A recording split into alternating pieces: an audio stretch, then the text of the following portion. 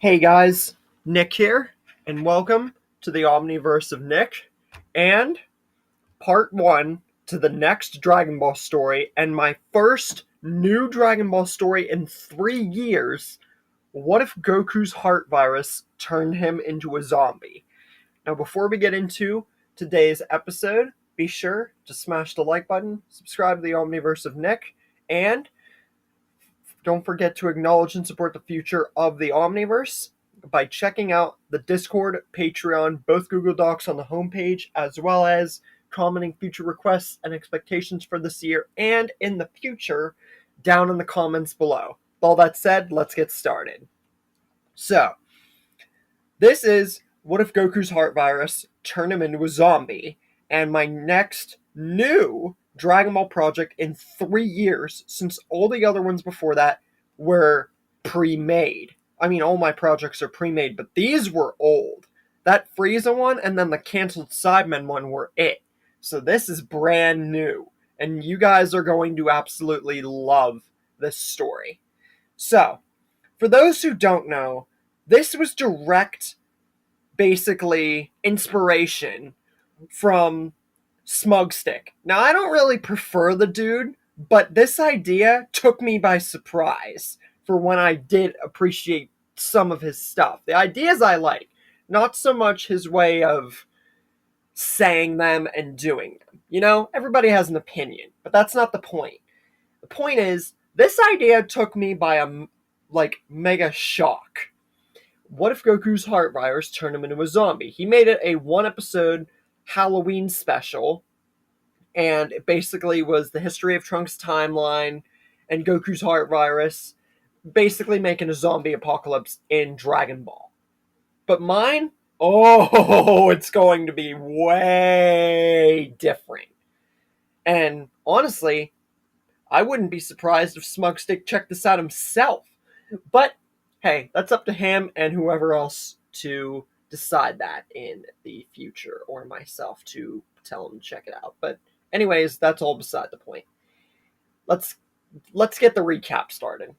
So, for those who don't know, in the history of Trunks and in the original Dragon Ball timeline, Goku did and was supposed to die of a heart virus just before the androids arrived. And in the history of Trunks, he did. He did die. And also in Cell's timeline, and, you know, the list goes on and on. But in the continuity that we know of because of Trunks, him traveling back in time made it so that this continuity, the one we know about, Goku did not die of a heart virus because of a vaccine that Bulma and Trunks were able to get to save one timeline from the threat of the androids, and so on and so on. But Trunks's, it was doomed from the start. Because ever since that day, losing Goku, his world was threatened by the androids, by Cell, by Majin Buu, and then what ended it all?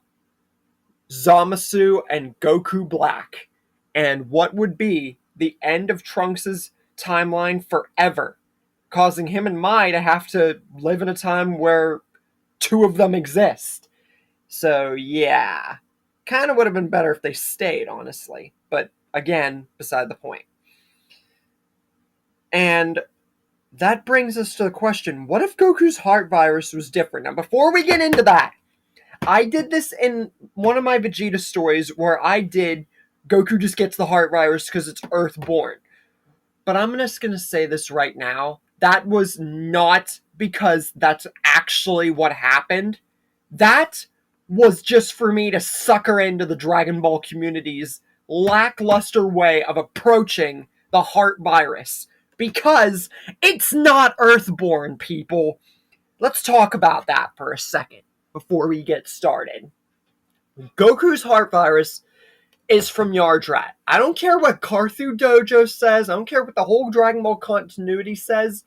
They say the Walking Dead continuity, that Troy was blowing up everything before Rick woke up. I proved that wrong, and I'm going to prove this wrong also.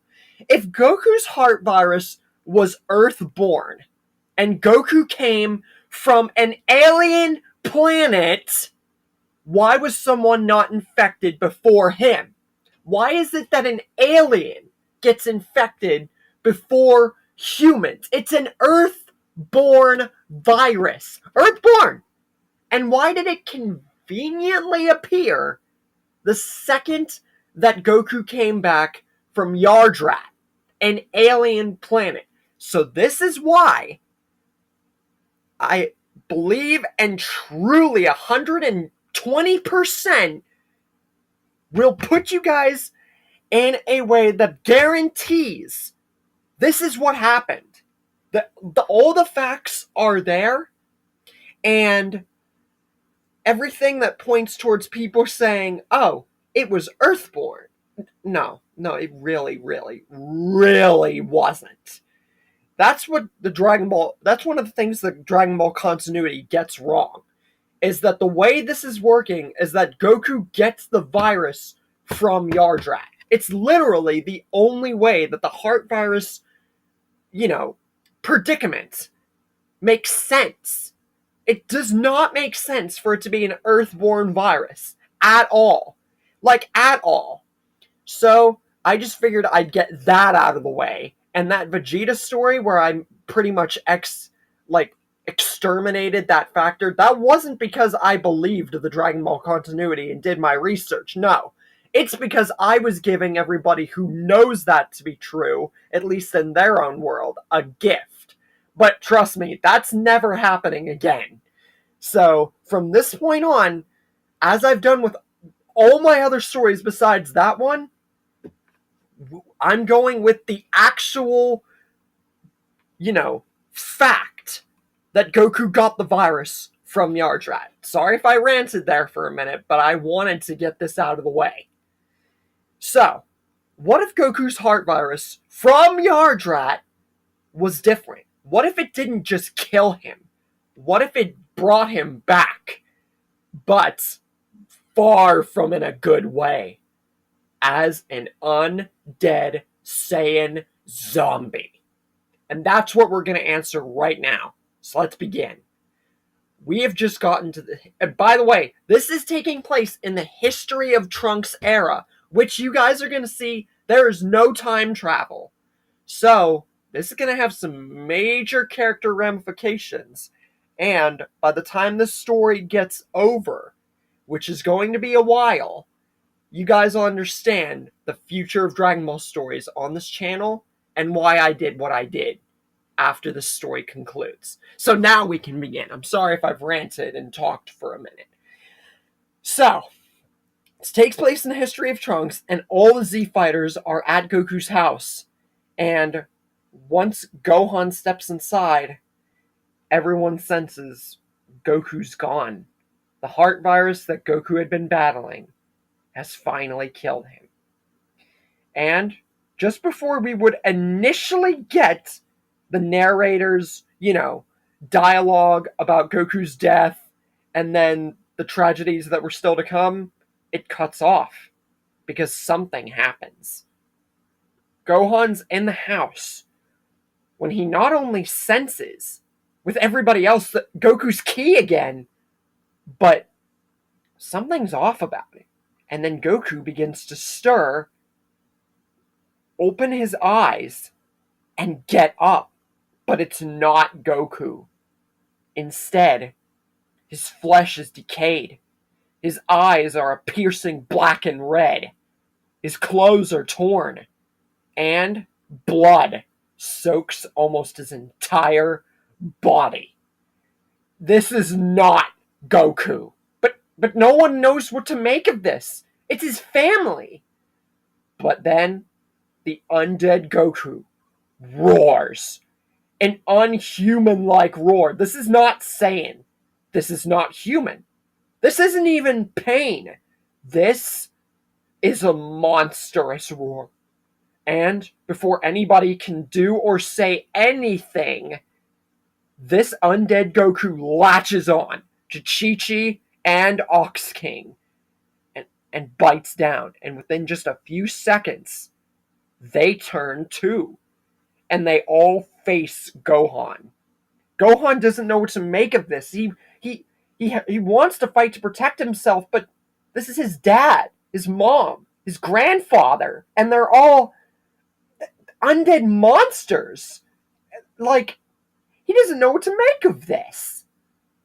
Piccolo, with everybody else, had sensed the commotion and sensed the key and the maliciousness.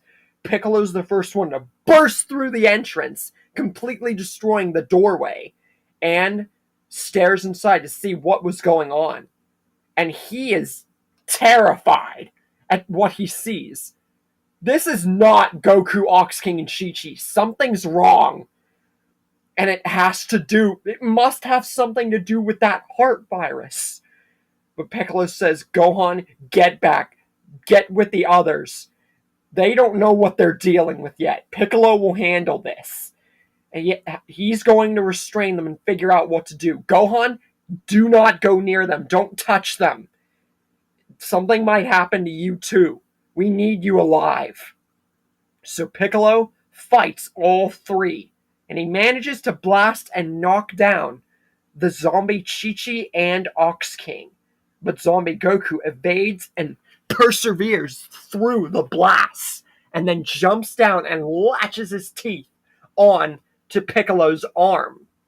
But if you guys remember from the filler Garlic Jr. arc, zombie and vampire and Blackwater mist effects don't work on Piccolo. So that would work here for a zombie bite. I'm just spoiling that right now. But Piccolo doesn't know that, because this is way different than the Blackwater mist.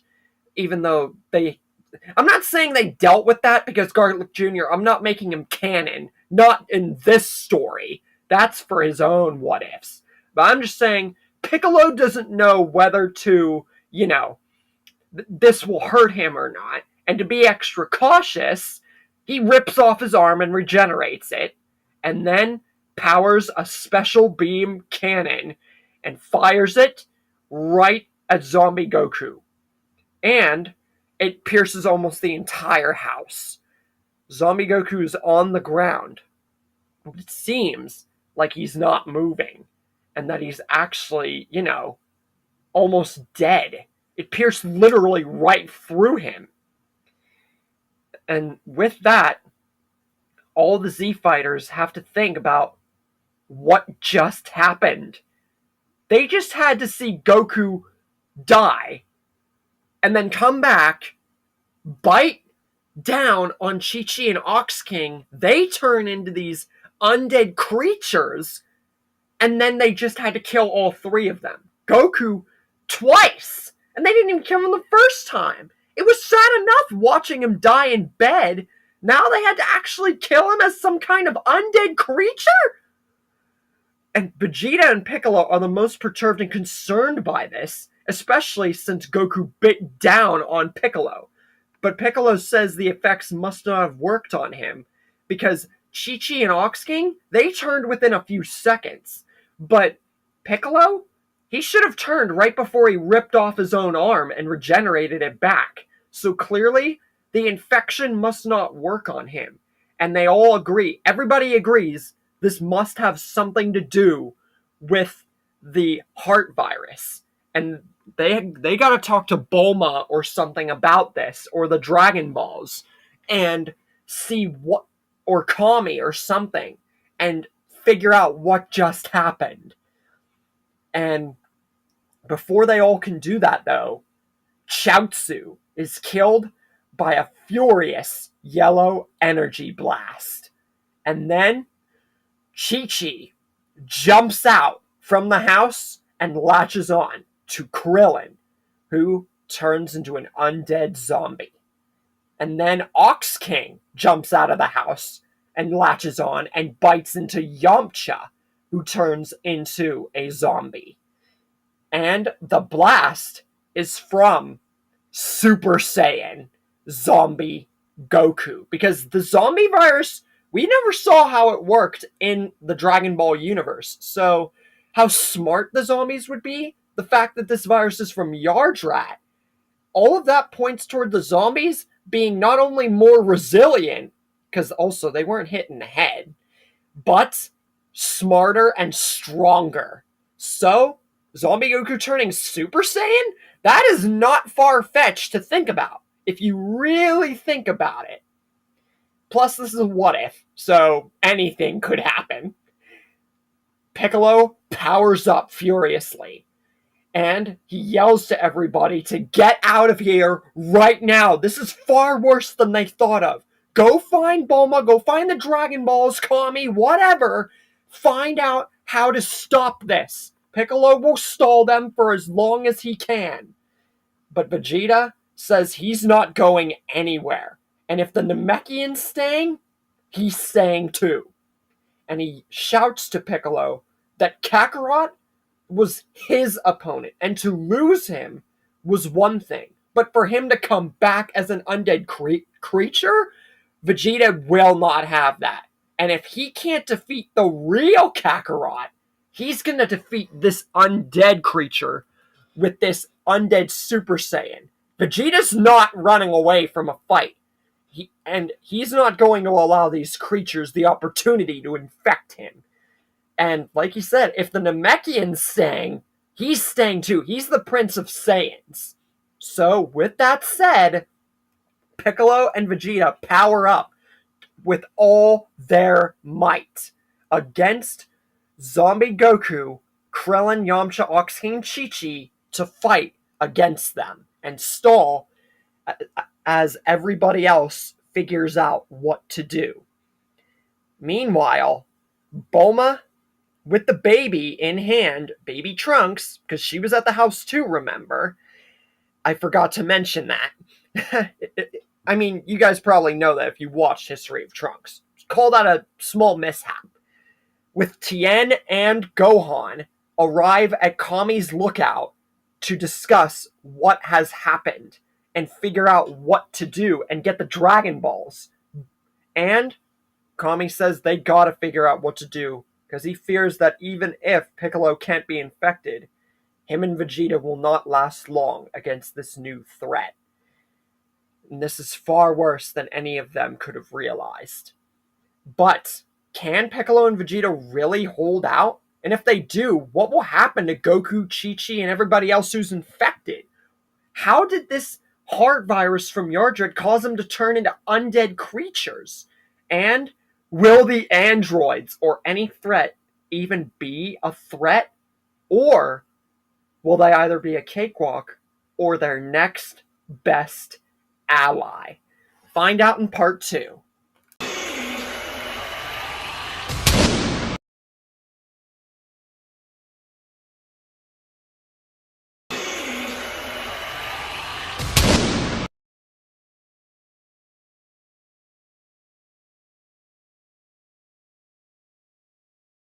Hey guys, Nick here, and welcome to the Omniverse of Nick, and part 2 to what if Goku's heart virus turned him into a zombie.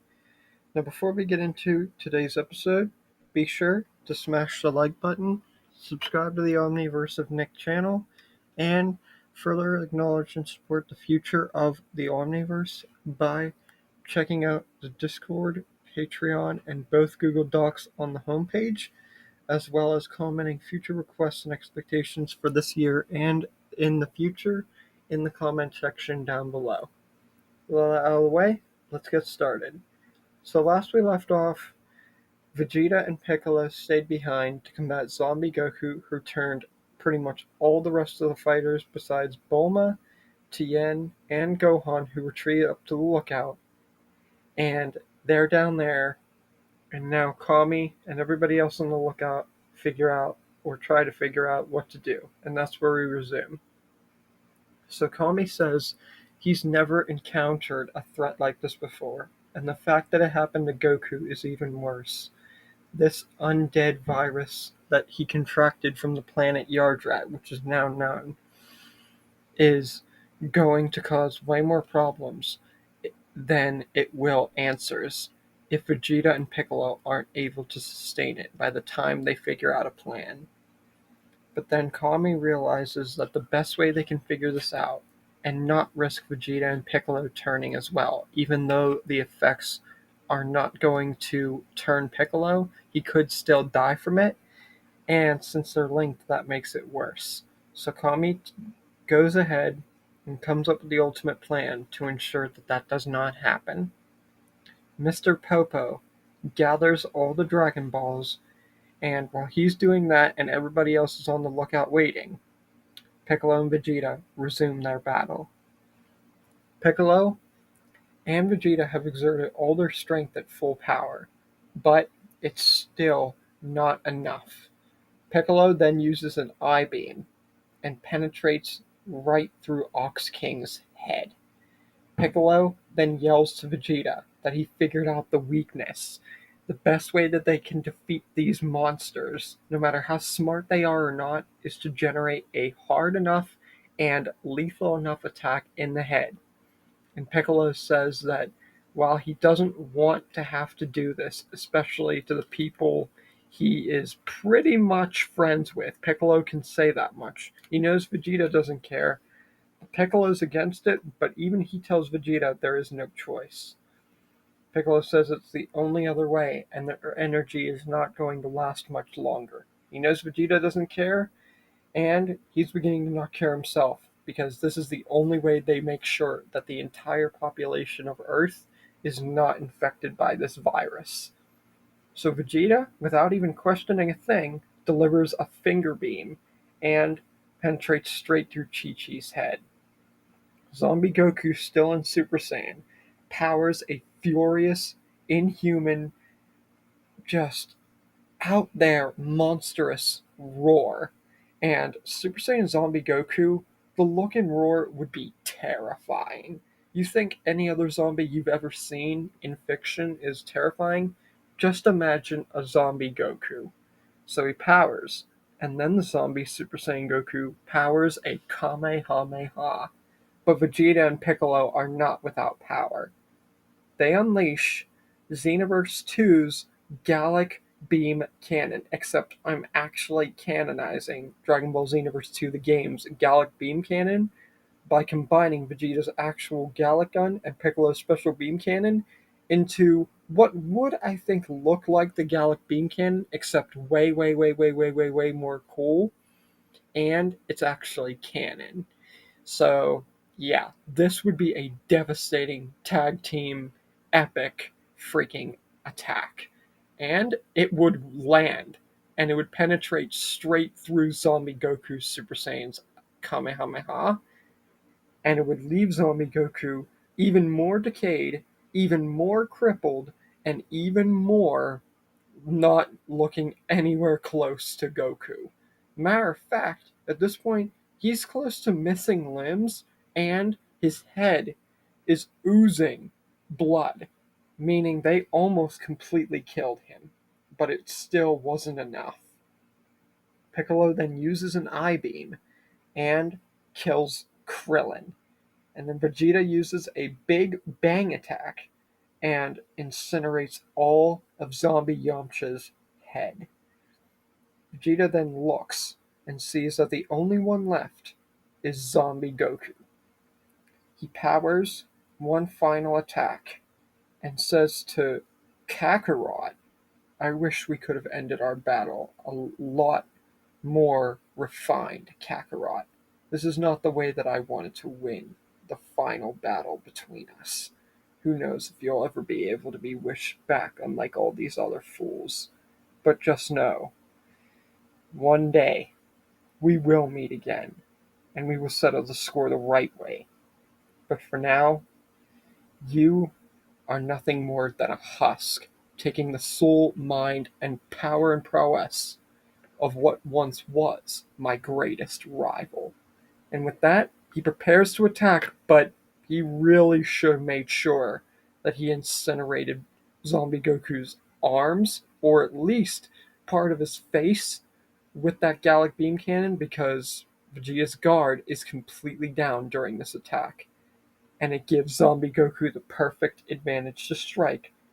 And with his Zombie Saiyan claws, he scratches and manages to scratch right at Vegeta's eye. But this gives Piccolo the perfect advantage, knowing the zombie Goku's nowhere close to being able to be defeated, and Vegeta's eye scratched, and no other solution. Piccolo uses the Mafuba, or the evil containment wave, and seals Goku, or zombie Goku, away in a bottle.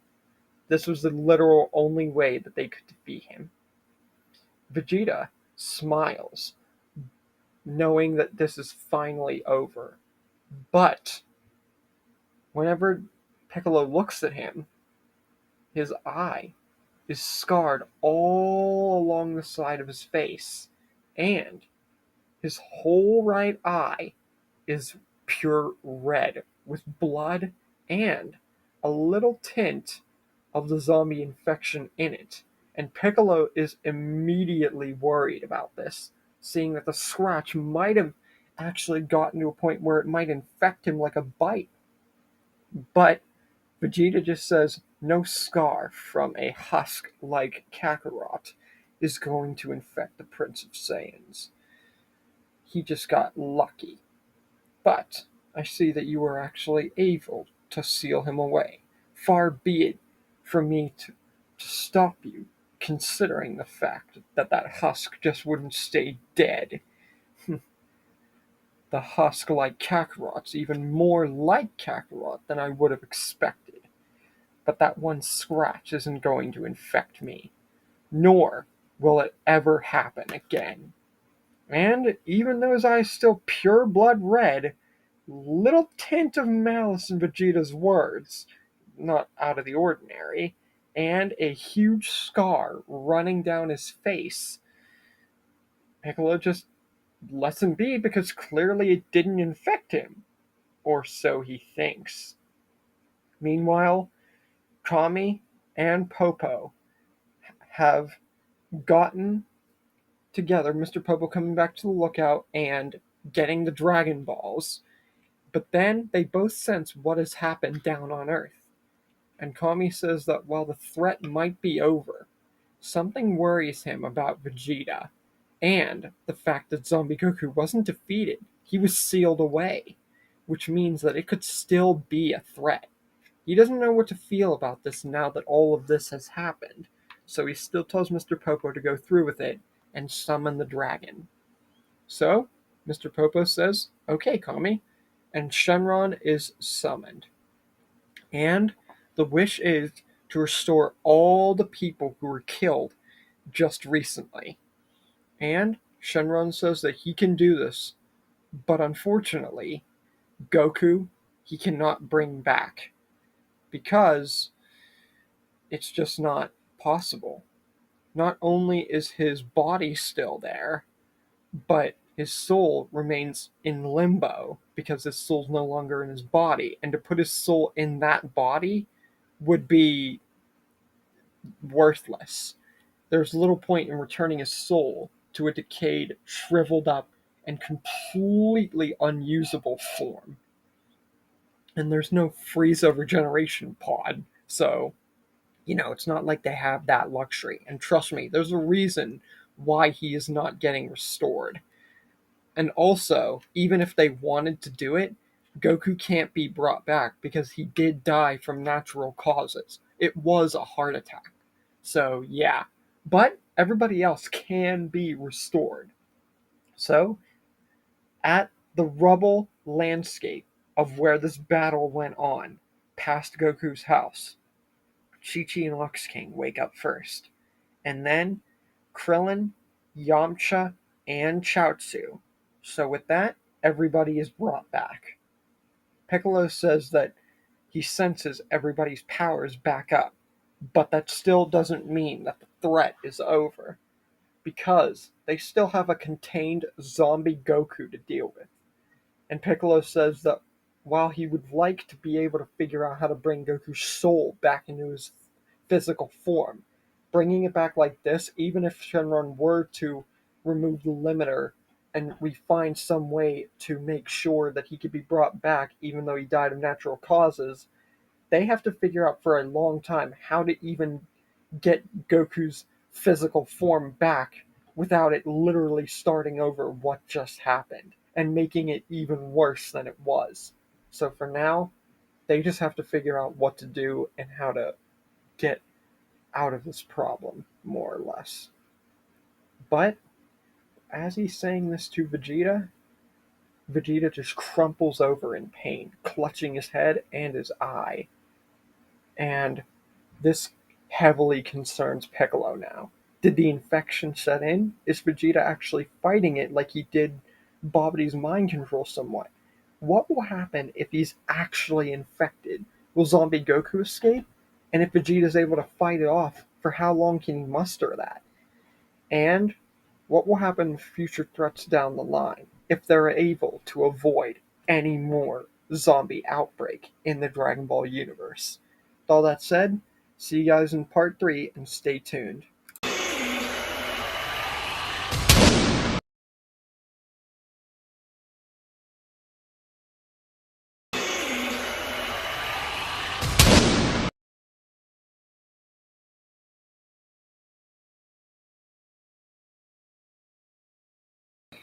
Hey guys, Nick here, and welcome to the Omniverse of Nick and part 3 to What If Goku's Heart Virus Turned Him into a Zombie.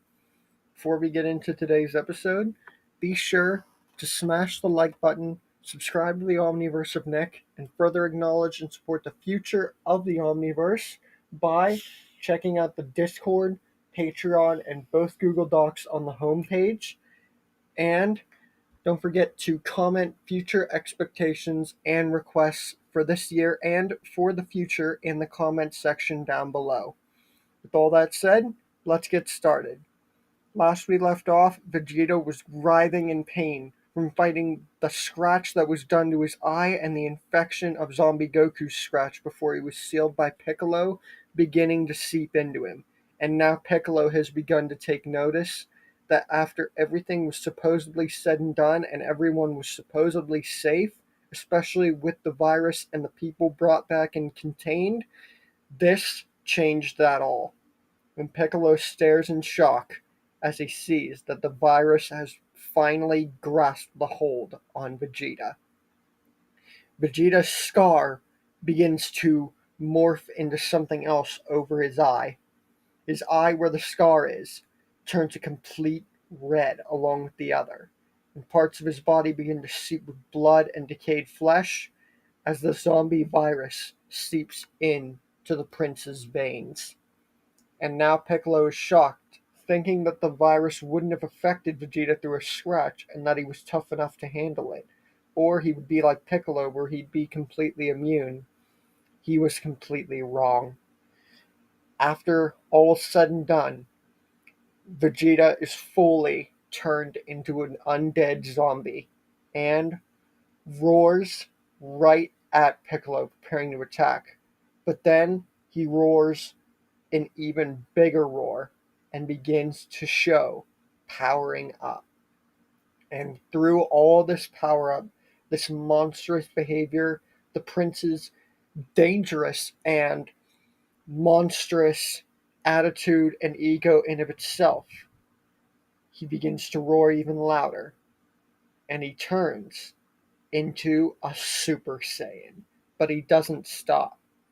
He keeps on powering up and continuously gets more and more angry, roaring, and then something happens. All the zombie virus begins to seep back into the prince's veins and even starts to expel itself out, because this transformation was not done through the like Zombie Goku, where it was natural. This was intentional, because no sooner does Super Saiyan Zombie Vegeta power into the state, unlocking Super Saiyan for the first time in a zombie state, all of the zombie essence expels itself, and Vegeta alone roars, now with more of his own voice, at the top power that he can muster with the Super Saiyan transformation. And then all of the zombie essence is completely obliterated from Vegeta, and even some of it seeps in, like he's absorbing and expelling it at the same time. And then With one final shout and power up, Vegeta smiles, no longer any scar or zombie essence surrounding him, and it shows that whatever lack of control he had trying to fight off the virus, Vegeta managed through fighting off the virus within his brain just moments before it seeped into his complete and total soul, managed to unlock Super Saiyan and destroy the remnants of the virus while seeping some into his own being. Now, I know you guys are like, what the entire F word is up with this? How could Vegeta possibly do this? How could he fight off the virus if he's just like Goku and died pretty much from getting infected with it? But with Vegeta, he got scratched. And as we know, especially from The Walking Dead, there's really no way to stop yourself from getting infected unless it's amputation or it's not a scratch. So, how did this happen? Well, here's something that you guys got to remember. In canon, Vegeta was able to fight off Majin control from Babidi and managed to keep his entire soul intact despite being controlled and manipulated and hurt by Babidi. And even though this is not canon and doesn't count, we're going to incorporate Dragon Ball Xenoverse 2 here, when Blue Evolution Vegeta fought off Fuse mind control. So, and for all intents and purposes, with that stuff included and looked into, there is absolutely no way that Vegeta would allow the zombie infection to get to him. He would take his own limbs off before getting infected. The only reason Piccolo did here and didn't just let the virus take a hold of him is because it's way different circumstances, and honestly, the filler arc had so many different problems. And that's just completely out of the question. This is looking into what canonically would happen if a zombie infection took over. And Vegeta would definitely be one to be able to fight this off. If he can fight off mind control from an evil wizard and mind control from a demon, he could definitely fight off a zombie infection before it actually seeped into him. Now, if it were more than just a scratch and it was multiple bites or something, that would be much harder for Vegeta to fight off, if at all.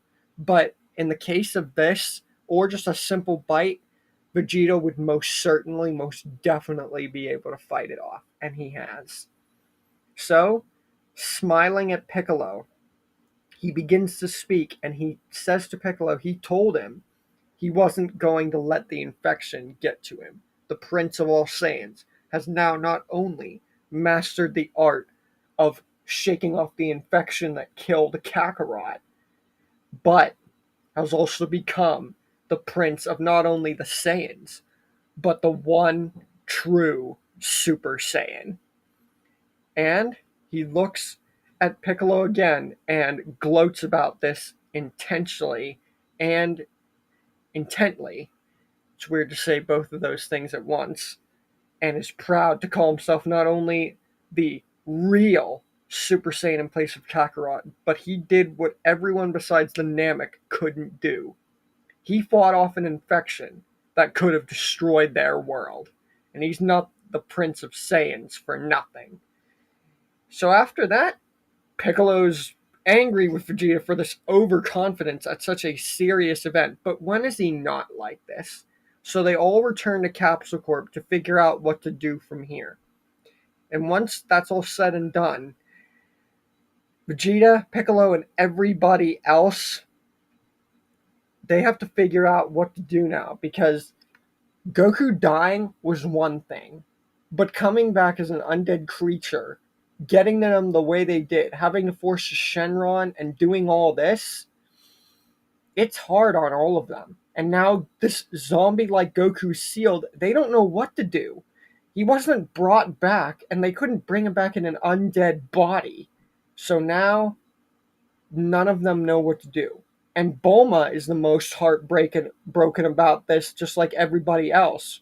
Because Goku's her old friend, and to see, like everyone else, that the fact they can never really bring back Goku because of natural causes or because of this virus and infection, it sets on her and everyone else deeply, especially considering the fact that that infection could have literally wiped them all out if Kami and Popo hadn't brought the Dragon Balls into the equation. And they're lucky Piccolo was able to fight off Zombie Goku and all the other infectious people before they had to bring him back. Otherwise, they would have all died because they would have had no Dragon Balls. But Kami says there's only one thing that they can do. They have to make sure that what Piccolo did by sealing Zombie Goku away was not for nothing. They need to make sure that he cannot get out. They might not have a way to resurrect him or bring him back to his senses or do anything like that, but they can contain him. And he goes on to say that no matter if there's a way to bring him back or not, they cannot risk it. At this point, they all have to accept the fact that Goku is never coming back. And if that's the case, they have to make sure that this new abomination, which is nowhere close to Goku, cannot get out. They are the protectors of Earth now. And even though he's unsure about it, Piccolo and Vegeta, ironically, are the only two main defenders of Earth now. And honestly, yeah, there's no way to bring back Goku, so the only thing they can do is stop this new abomination version of him, of ever wreaking havoc and doing what he almost did, destroying and infecting all of Earth. Because this was their biggest threat ever. So that containment that Piccolo used for the evil containment wave, that will not be enough. He has to be fully contained.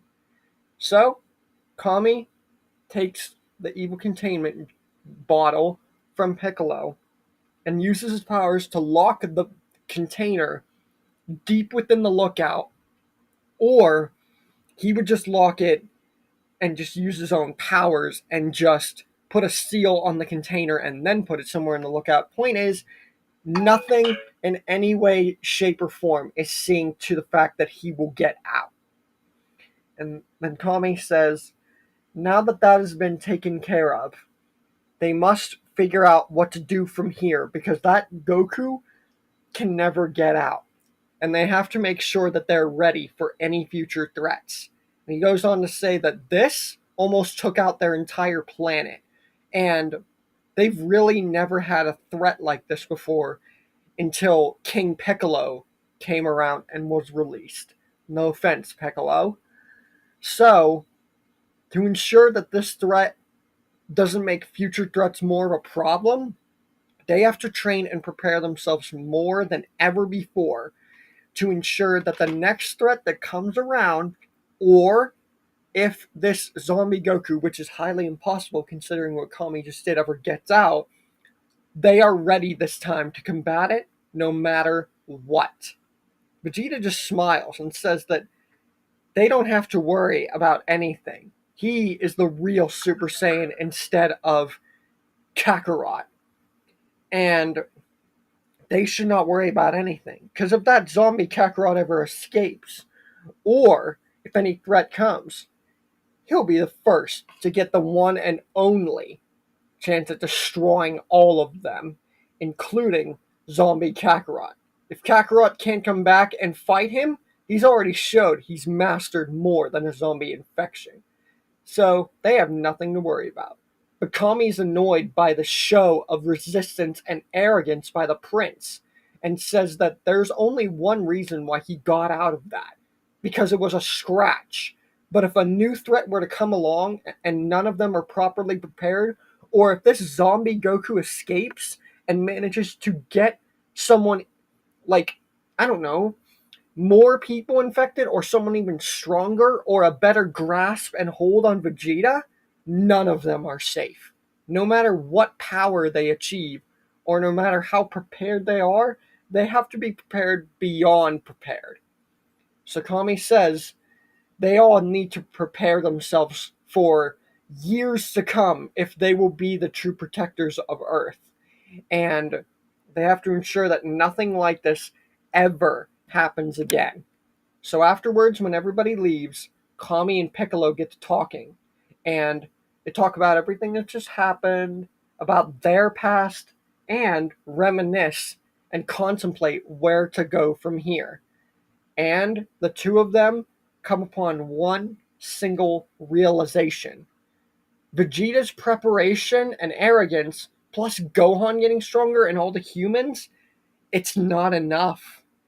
They are still severely outmanned and outprotected, because without Goku, that takes away the vast majority of the power and protection that will come from this planet.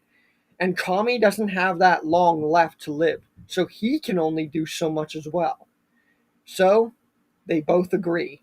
The time for Kami as Guardian of Earth is over.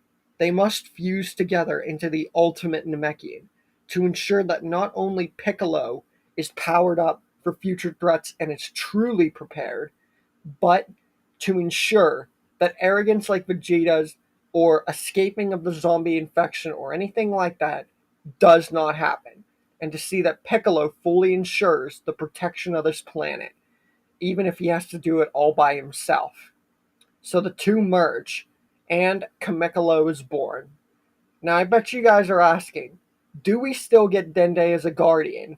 Or does Piccolo somehow become the guardian, or what happens? Will we even have a guardian or Dragon Balls anymore?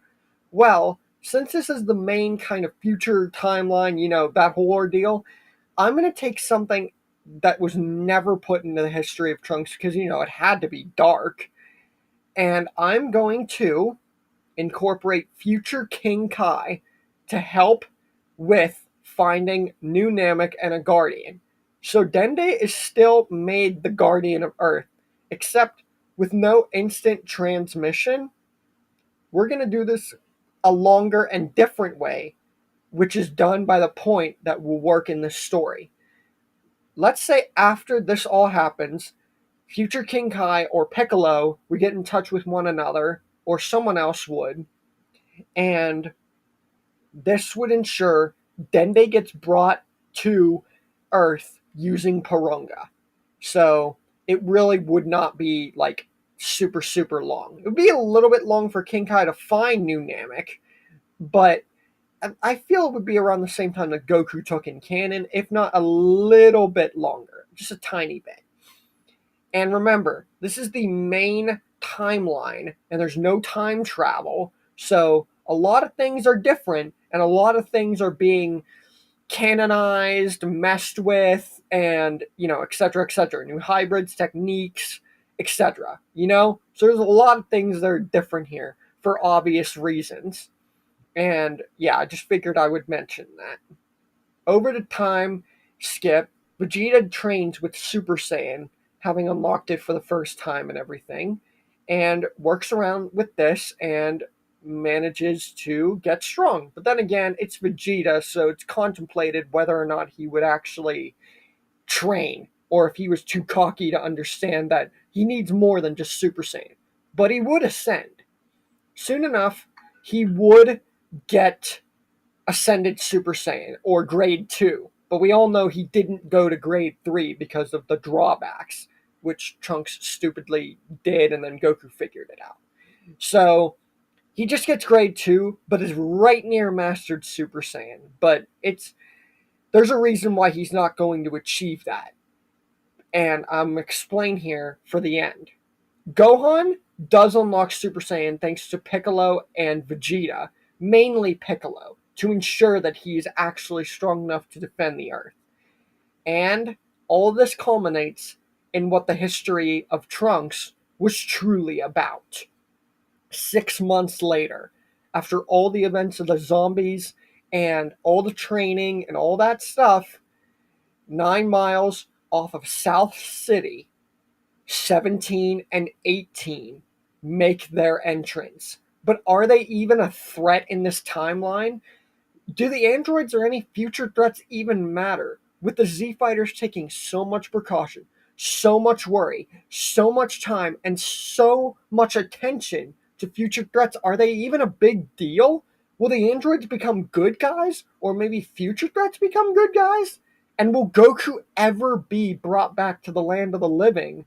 Or will that empty husk that's zombie Goku be sealed in that jar forever and be the only remnant of Goku that we will ever see in the story ever again? With all that said, stay tuned for part 4.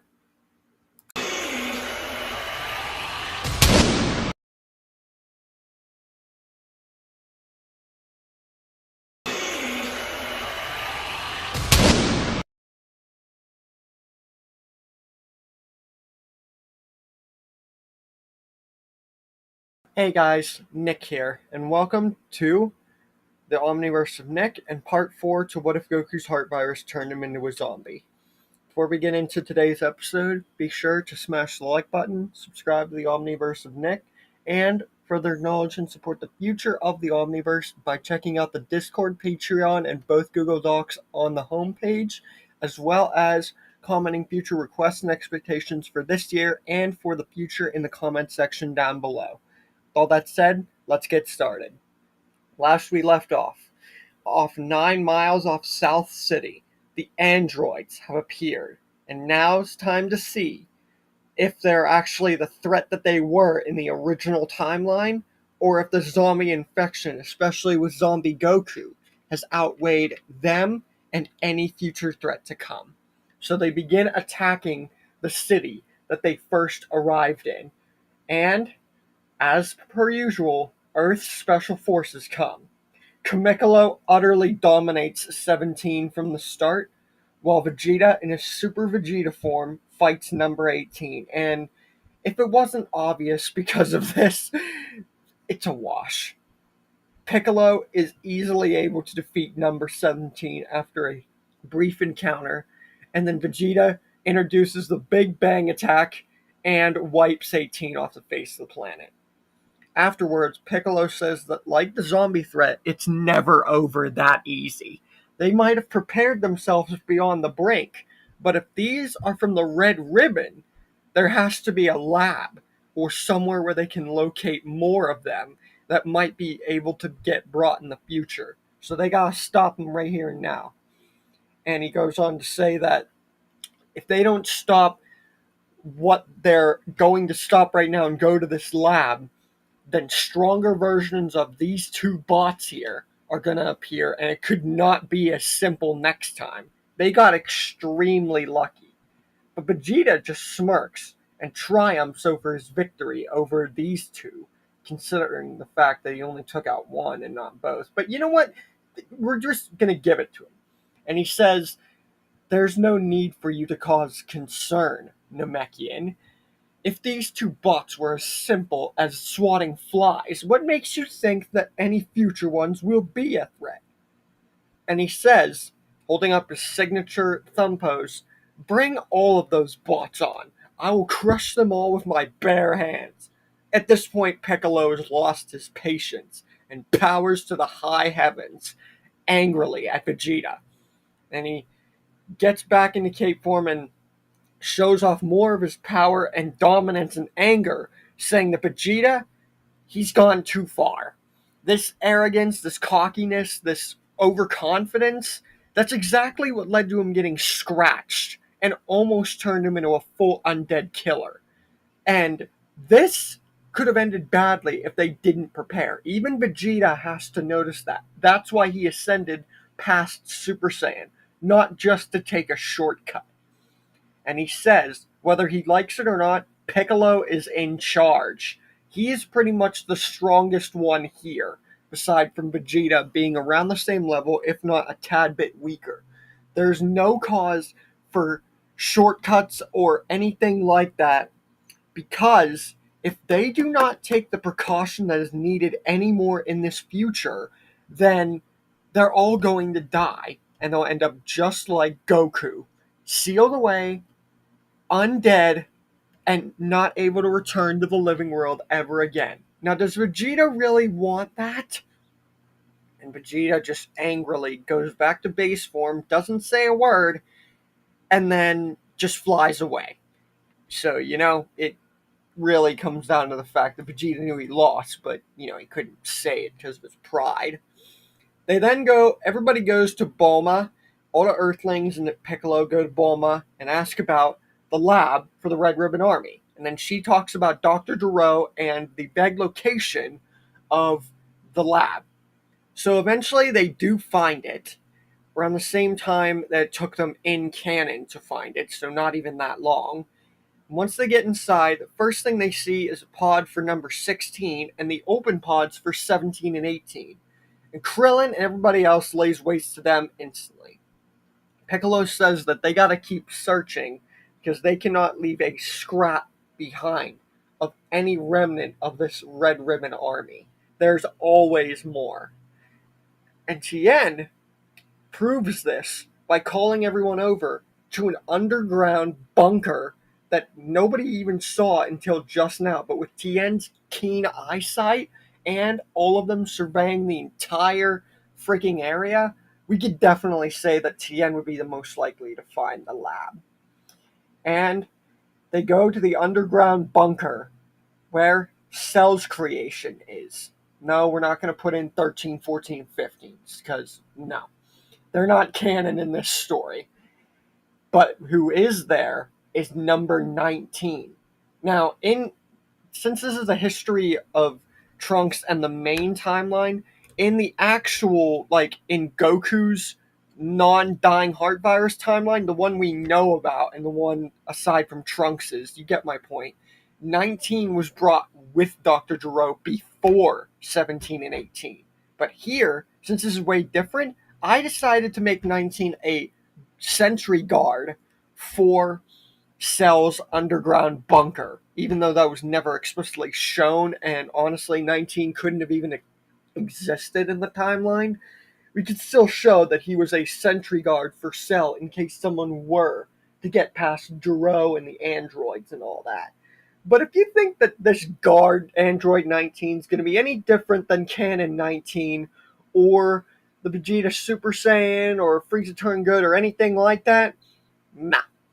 Piccolo instantly uses a finger beam and impales him straight through the head, or chest, whatever the frick. Point is, 19 is absolutely freaking stomped within a second of them seeing him. Then they see the chamber for Cell and destroy it and all of the underground lab. So everything's destroyed. Little do they know about Dr. Hedo, which you guys will be very surprised to see the very end of the story and what I have planned for that. Vegeta has returned back to Capsicorp, and Bulma and the baby are there. And now it's all about Vegeta just training on his own. He explains what happened, how angry he is, and that he just wants to be left alone.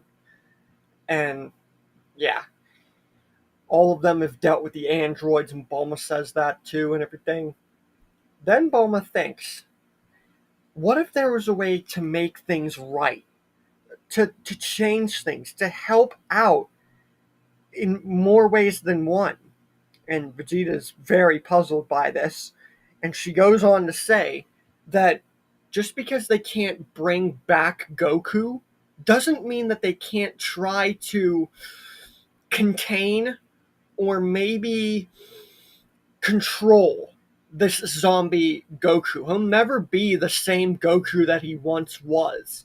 But if they can't resurrect him or bring back his soul into this body, then maybe they could talk to Piccolo and Dende and get it to be at a point where they can actually contain and control zombie Goku, and he can be on their side. He'll of course be an undead killer the rest of his entire undead life, but he could still be on their side. Vegeta just angrily and confusingly and bewilderingly looks at his woman like, "Are you daft, woman? That's the stupidest thing I've ever heard." And he would just start to go off on Bulma. But Bulma says she really thought that Vegeta would be somewhat on board with this, and that he would want to do anything to want to fight Goku again or have him back in their lives. And She goes on to say, is your pride really that daft? You forgot all that Goku did for you and everyone else? It doesn't matter if he's an undead killer or not. She still wants to save Goku in any way, shape, or form, and this is the best way to do that.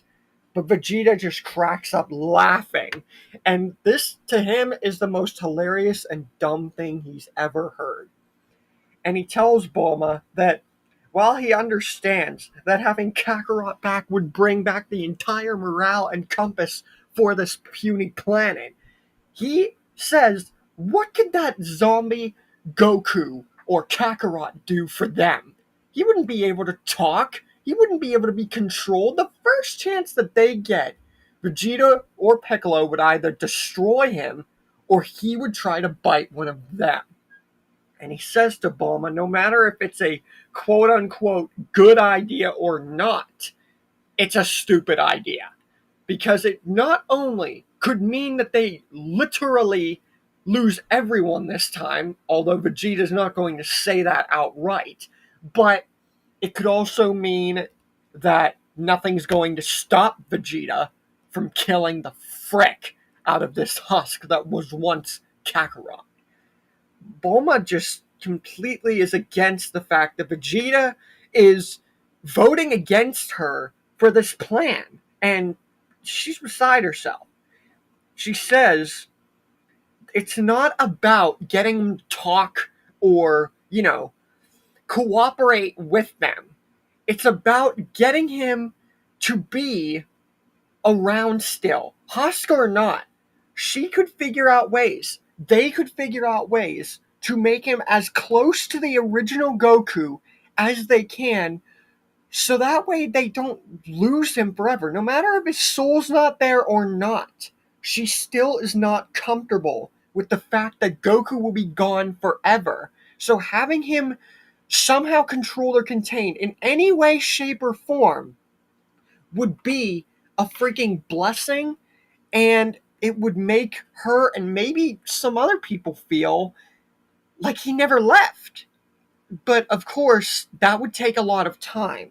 She goes on to say no matter if they agree or not, she would have to find ways to not only control his urge to eat and claw and kill people, but to make him actually compliant enough to not want to do anything unless, told to. Because if she can't bring him back to the old Goku he once was or resurrect him, she wants to find a way to make him a sort of defense mechanism for if they ever get into trouble. And then he can use those urgencies to protect them. So that way he would still be the sole protector of Earth, and it would be like Goku, even if it were a different side of him and an empty husk.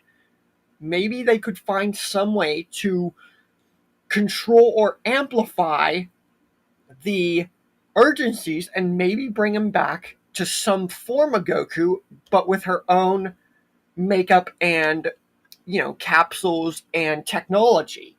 Like a sort of, think of it as like a Venom type Goku sort of deal. She's trying to control the urgencies and killing mechanisms within this husk zombie Goku and make them more controllable to make him the secret weapon of Earth. So sort of like Dr. Gero, except actually for good, And she begins to think about this more and more and says that this could definitely work, but she would have to get approval from everybody else. Because as much as she wants to do this all on her own, Vegeta's freaking pickheadedness and, rash attitude against it will definitely rub off on Piccolo and mostly everybody else. But she says that if they can actually make this work, Goku will pretty much have never left. He'll still be a part of them, even if his soul isn't. And who knows? Maybe somewhere down the line, they can resurrect his soul, whether it's a different pair of Dragon Balls or, something. But this is the best way that she can think of to bring Goku back to them. And Vegeta is still completely against the fact that Bulma would even consider having this monster of Kakarot, it's not even Kakarot, be a part of them, and she wants to control him. And he is totally confused by this. But he knows that Bulma's not going to stop or, listen to reason. But he's not going to be the one to relay the message about this seemingly retarded plan. So he's just going to go off and train, and if she manages to make this work, only then will he have a look. But that doesn't mean he's going to not want to kill this husk the minute he sees him. But I guess he'll just see what happens. Piccolo and Dende and everybody else are soon informed, and they are just as beside themselves as Vegeta as to why Bulma would want this. But when they really think about everything Goku is, about everything he did, everything he worked to, everything he made them out to be, this plan could work. In theory, could work. But it doesn't mean that it's an unsafe as frick plan. So, Piccolo, Dende, and everyone agree, mainly Piccolo, since he's the protector of Earth, mainly. He says that he thinks it's a good idea, and he will agree to this along with everybody else on one condition. He will see to it that Zombie Goku is contained his way, and he will let Bulma take over the other 30% that she wants to, maybe 50. But if this is going to be done, he is going to supersede this his way to make absolutely certain that Bulma's plan here doesn't backfire and kill them all. And Bulma agrees. Piccolo makes a strong argument. And it is a strong argument because it's a freaking zombie Saiyan. They literally have to do this the safest way possible. So Piccolo gets the container containing Zombie Goku and releases him. And once he is released, he looks exactly the same as for when everybody left him.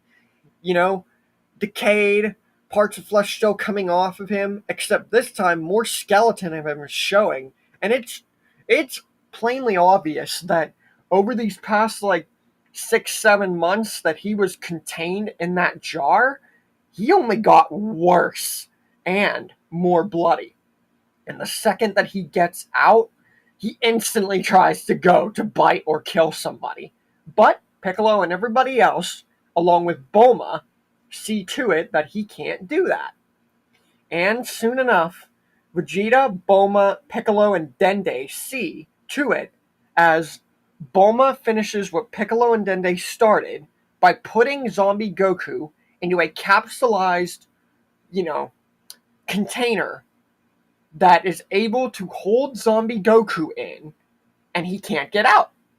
So in that container, which would honestly, it's basically like a prison security vault container sort of deal, which is all security-wise in case he tried to escape, and he can't get out. But will he be able to eventually get out? What about the Majins and everything like that, and future threats? Is this the way that Zombie Goku will be forever? Will we even ever get Goku back, or is that just a pipe dream to have this creature replace him as the hero for Earth? Or is this literally what Bulma said it to be, the worst plan imaginable? And as for everyone else, can they hold back from killing this monstrosity that was once Goku? Or will future threats or anything like that force them to have to do it? And with that said, stay tuned for part 5.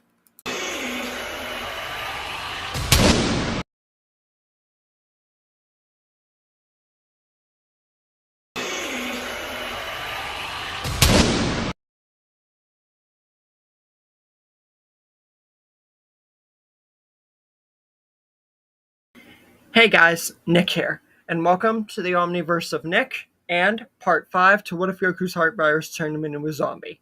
Now, before we get into today's episode, be sure, as always, to smash the like button, subscribe to the Omniverse of Nick, and further acknowledge and support the future of the Omniverse and our channel mascot Omni by checking out the Discord, Patreon, and both Google Docs on the homepage, as well as commenting future requests and expectations for this year and for the future. Let's get into today's part. Last time, we got into Zombie Goku being released after the androids were basically nothing.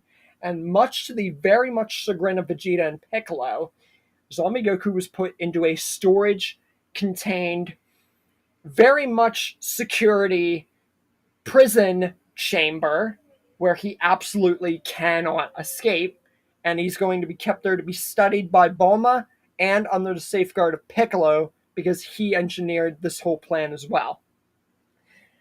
Zombie Goku tries to escape. He roars, he claws, he bites, he gnashes, but he can't get out. Even going Super Saiyan, he can't escape. And Vegeta, even though they all know that he can't escape, this still makes Vegeta want to destroy him. Not one, because it's Kakarot, but two, because it could literally cause them to have to go through the same thing they went through, and it could end up just like before. And this abomination is not Kakarot. Piccolo says as much as Vegeta is right, Piccolo's proved him that he's already wrong. And if Bulma really wants to do this, there's nothing they can say or do that will stop her. And I don't know, maybe some way she can control this abomination, even if Goku's soul isn't there. Or maybe somewhere down the line, they can find a way to resurrect Goku's soul, even if he died of natural causes. But it's all up to Bulma and whatever else happens. Time will tell. Meanwhile, Gohan breaks the news to Chi-Chi and Ox King about everything that happened since the ordeal with the zombie virus, what happened here, and then the androids, because they've all been away, you know? They've had no, guaranteed time to relax because of everything, you know? This is still the main timeline. History, future timeline, and that whole thing. Remember? No time travel? So it's much more serious. So yeah, it would be forever since Gohan had actually been home. So yeah, he breaks the news and Chi-Chi breaks down. And big thing here, Goten will not exist because Goku wasn't around to birth him, you know? So for this whole story, no Goten. Meanwhile, at Capsicor, Bulma is looking through her stuff, her computers, her engineering, her tools, everything, and she's making really steady progress. And then she looks through her capsules and everything and decides to merge her capsules with her computer tech and hardware, and maybe she can come up with something that she never thought possible. So she does this, and for about several months to about a few years, it actually manages to star something. And with the help of the Dragon Balls helping this process, Zombie Goku is transformed into the closest thing resembling Goku. Even though there's still blood everywhere, a maniacal look, no human kind of figure. I mean, his skin's still gray. All of his body is still bloody and, decayed. But his clothes and mostly his looks are they're like 45 to 50% there. So it's like he's not Goku, but Bulma made him to look the closest thing to Goku. And Bulma's really happy with this. Now the only thing she needs to do is find a way to control Zombie Goku to fight for them. Because this has actually made really good progress. And she didn't even think she'd get this far. And Vegeta says, well, woman, you actually got farther than even I thought possible. But then he turns angry. And he says, no matter if it looks more like Kakarot or not, that makes me want to kill him even more. But Bulma smiles and says, that's Vegeta for you. Whether it's a decayed form of him or not, Vegeta will always feel the same towards Goku, but she will not change her mind from doing this. So meanwhile, Vegeta trains Trunks, who is actually growing up now, And it's going to be Teen Trunks here because it's the closest thing, because we never got shown like the kid Trunks in the future timeline. So I think that he would still look like this. So Vegeta trains with Trunks, and Trunks manages to have Super Saiyan, but he has it thanks to Vegeta because there's no Goten, you know? So yeah. And then Vegeta masters Super Saiyan completely and manages to, over time, not only get through Mastered Super Saiyan, but unlock False Super Saiyan 2. But he's more behind this time because it's a much more serious and dark timeline for them to focus on, you know? So I'm at least giving him False Super Saiyan 2. As for Gohan, future Gohan, since he grows up, like I said, it's going to be really hard to get used to, but you might have to. He masters Super Saiyan as well and unlocks Super Saiyan 2, and he's much stronger than Gohan, you know? So, yeah, he would, of course, have Super Saiyan 2 beyond Vegeta. And because he's also Gohan, and it's much more balanced Gohan, so I'm comparing him more to Goku, which he was. He was much more comparable to Goku in that timeline, which is what made this Gohan likable. And over time, he begins to sense that he has a higher power that he can achieve. He just needs the right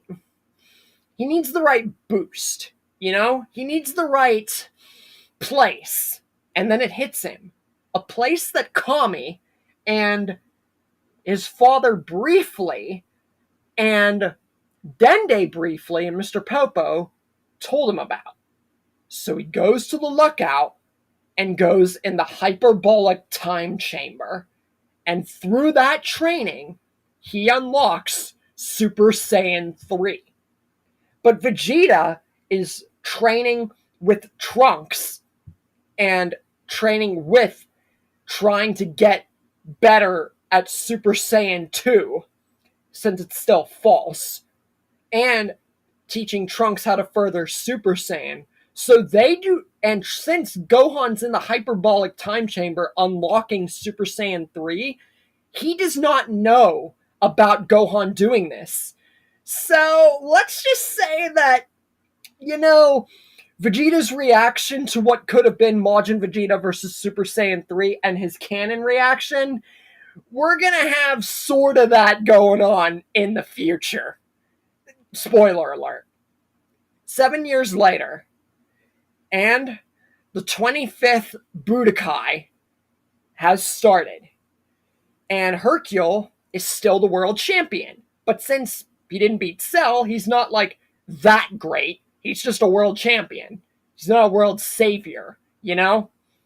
And you guys might be asking, do Gohan and Videl still get together? Does Gohan go to school and everything? Heck no! Future Gohan's not gonna go to school! You kidding me? Not future Gohan? Not this Gohan? No! Absolutely not! Because future Gohan, and the Gohan that's actually likable, is far more serious and balanced and methodical than the canon Gohan. The canon Gohan's just all about school, and Chi-Chi basically poisoned him, to say the least. Chi-Chi was the hardcore, destruction for Gohan's character. So, this Gohan, he wouldn't go to school, frick that! And without school, there wouldn't be any reason for him and Videl to get together, not even down the line. So, Hercule and Videl are going to basically not matter at all in this story. So, frick them. Sorry, not sorry. Not that I hate them, but, I did make a story about Hercule and Videl, so check that out. Now, who is going to the 25th Budokai? Gohan, Vegeta, Piccolo, Trunks, Tien, Yamcha, Krillin, and Chaozu. And since Goku's soul is separate from his physical body, he's not going to be joining Fortune Teller Baba. So I'm just going to throw that out there right now. But for the Majin arc, will Vegeta finding out about Gohan's Super Saiyan 3 provoke him just like Goku to side with Babidi and turn Majin? Or is there more to that scratch and having that essence within him and out of him that we weren't aware of? And if that's the case, will Zombie Goku get out or just get out in general? Or will Bulma actually find a way to make a zombie fight on their side? And will the Majins even be a threat if Vegeta doesn't turn? Or just even at all? And will Buu even be released? And what about further down the line? Find out next time.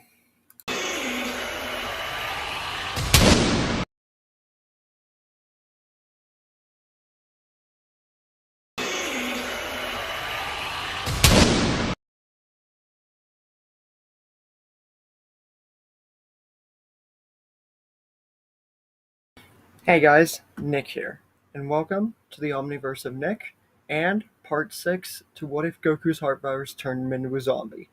Before we begin today's episode, be sure to smash the like button, subscribe to the Omniverse of Nick, and further acknowledge and support the future of the Omniverse by checking out everything the Omniverse has to offer on the homepage, as well as commenting future requests and expectations for this year and for the future.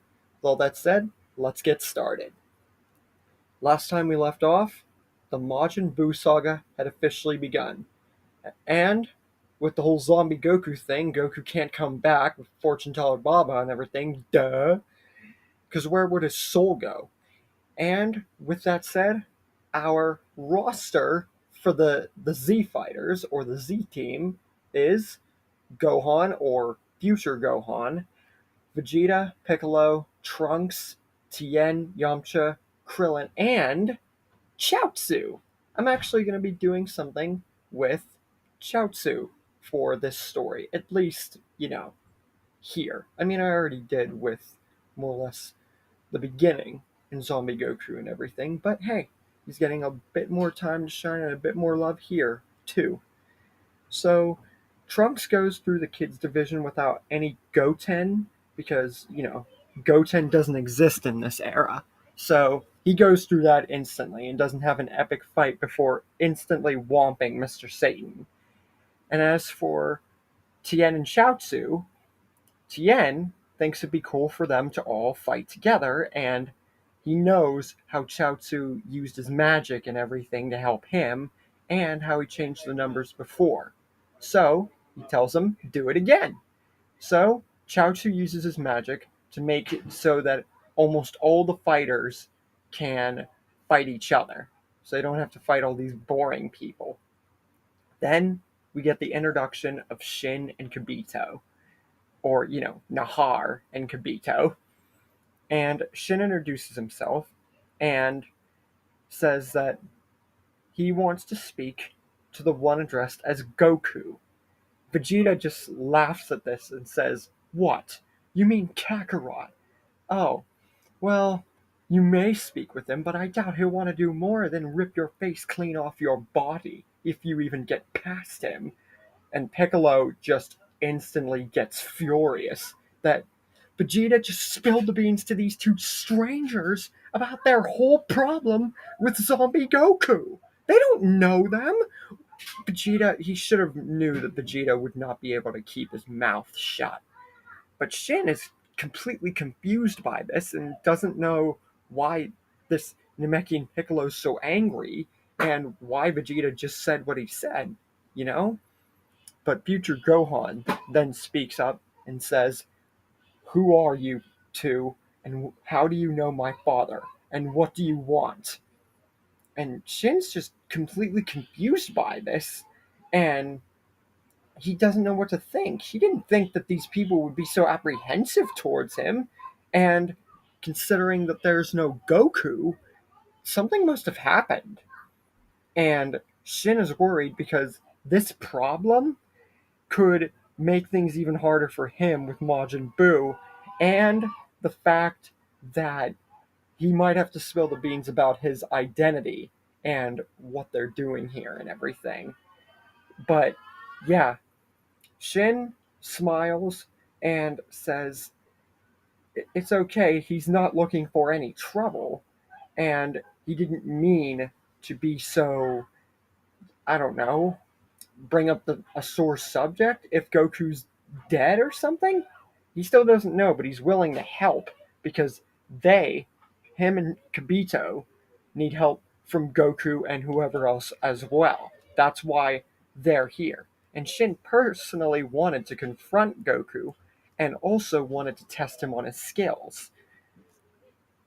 Piccolo then starts to think that maybe these two aren't like as bad as they were getting led up to be because, they've been apprehensive since the whole zombie Goku ordeal. But seeing these two, maybe they're not the bad guys. They want to help.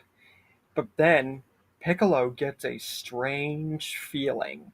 The feeling that he knows who this person is. He starts to read into Shin a little bit more.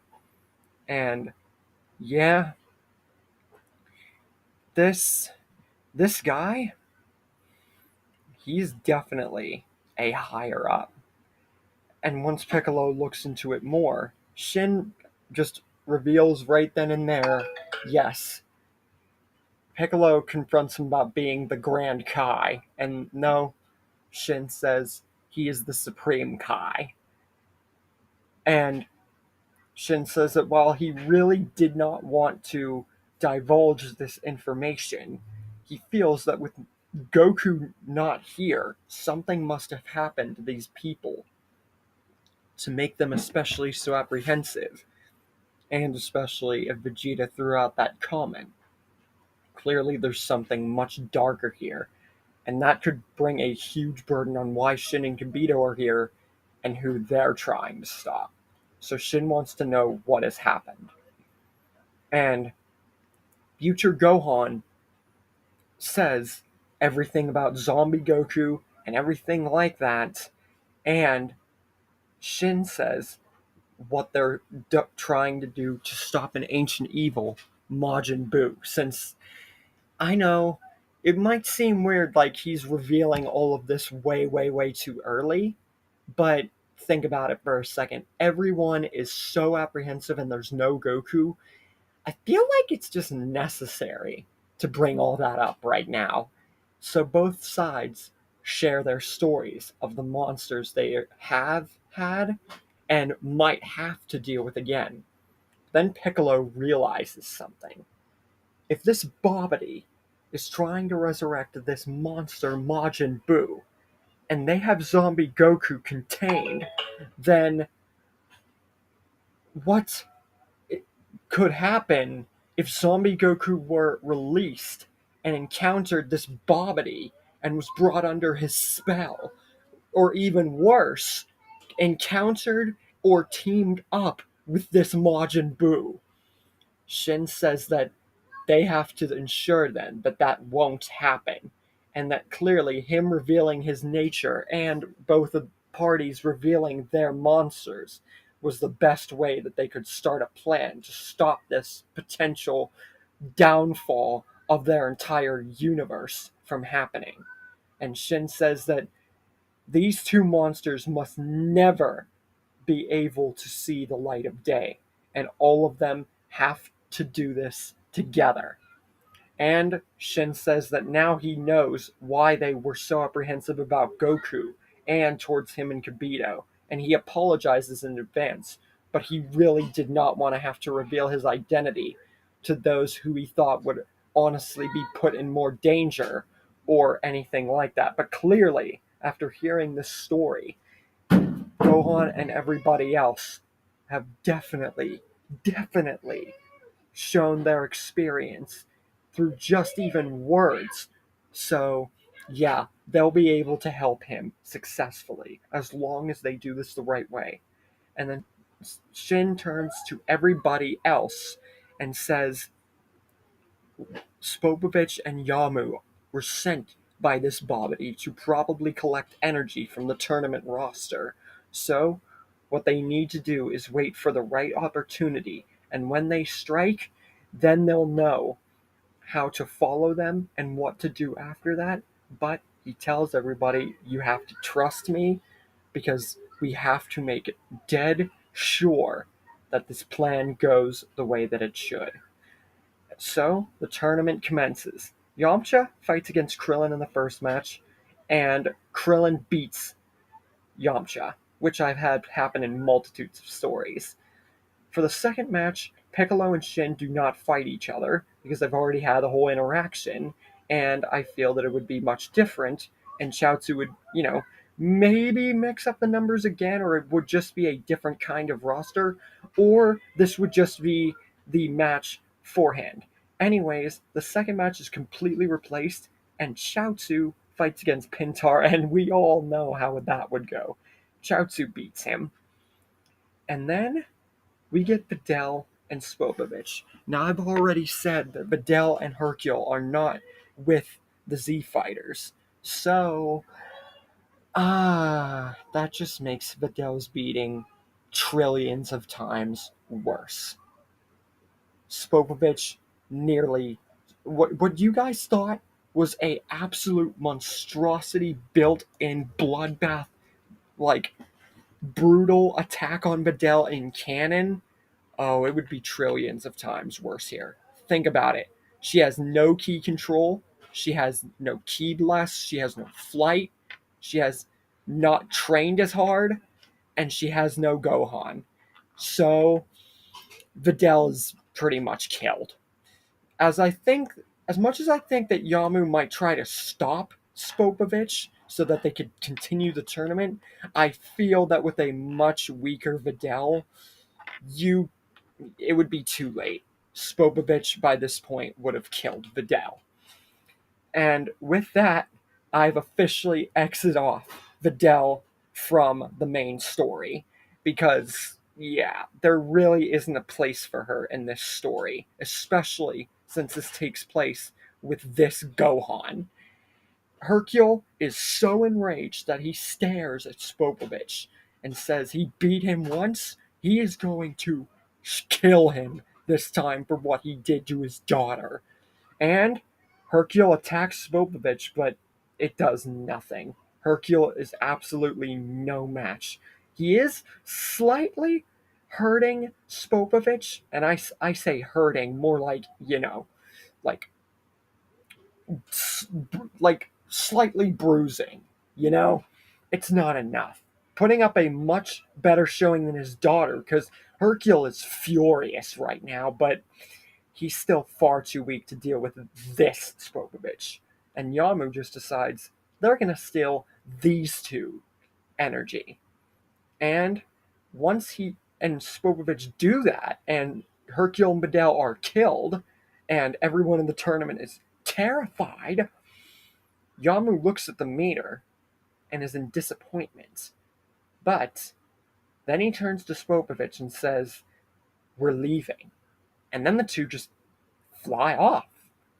Shin's very surprised by this and thinks about, everybody going after him like he planned.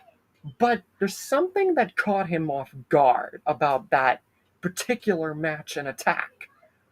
And he thinks to himself, if they were truly going away, they would be going at full speed, and they would have gone for someone stronger.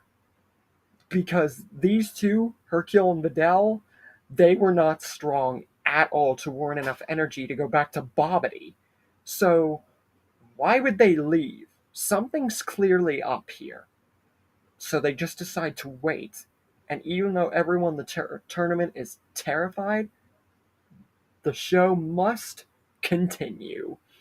So, Gohan and Kibito confront each other. Future Gohan, whatever the frick you want to call him. The main Gohan, the one we actually care about. And then Gohan turns into Super Saiyan, and then Super Saiyan 2. Just then, after Gohan powers up, Shin senses, sees, hears, and alerts everyone to the attention of two figures up above. And now he knows it was a ploy. Spopovich and Yamu weren't planning on leaving. And sure enough, Spopovich and Yamu are all the way high in the sky, showing they had been there this whole time, waiting for someone truly strong to put in attention for them. And it happened to be Gohan. But this Gohan's far stronger, the situation's far different, and it's far more awareness as to what's going on. And Gohan kills them instantly with a full power special beam cannon.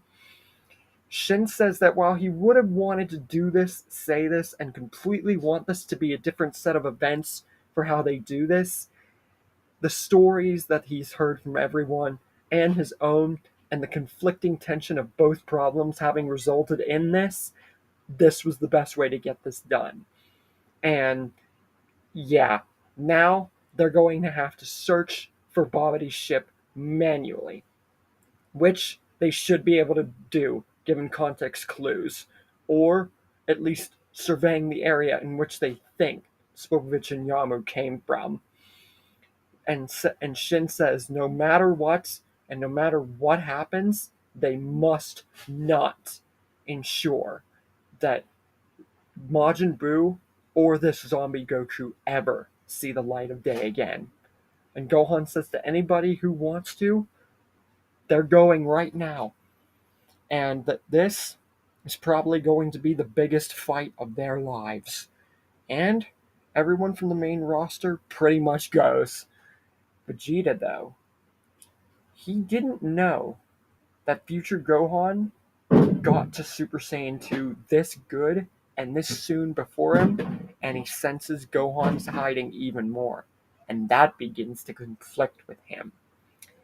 But he just lets it go, even though a seething scent of rage is coming about the inside of him.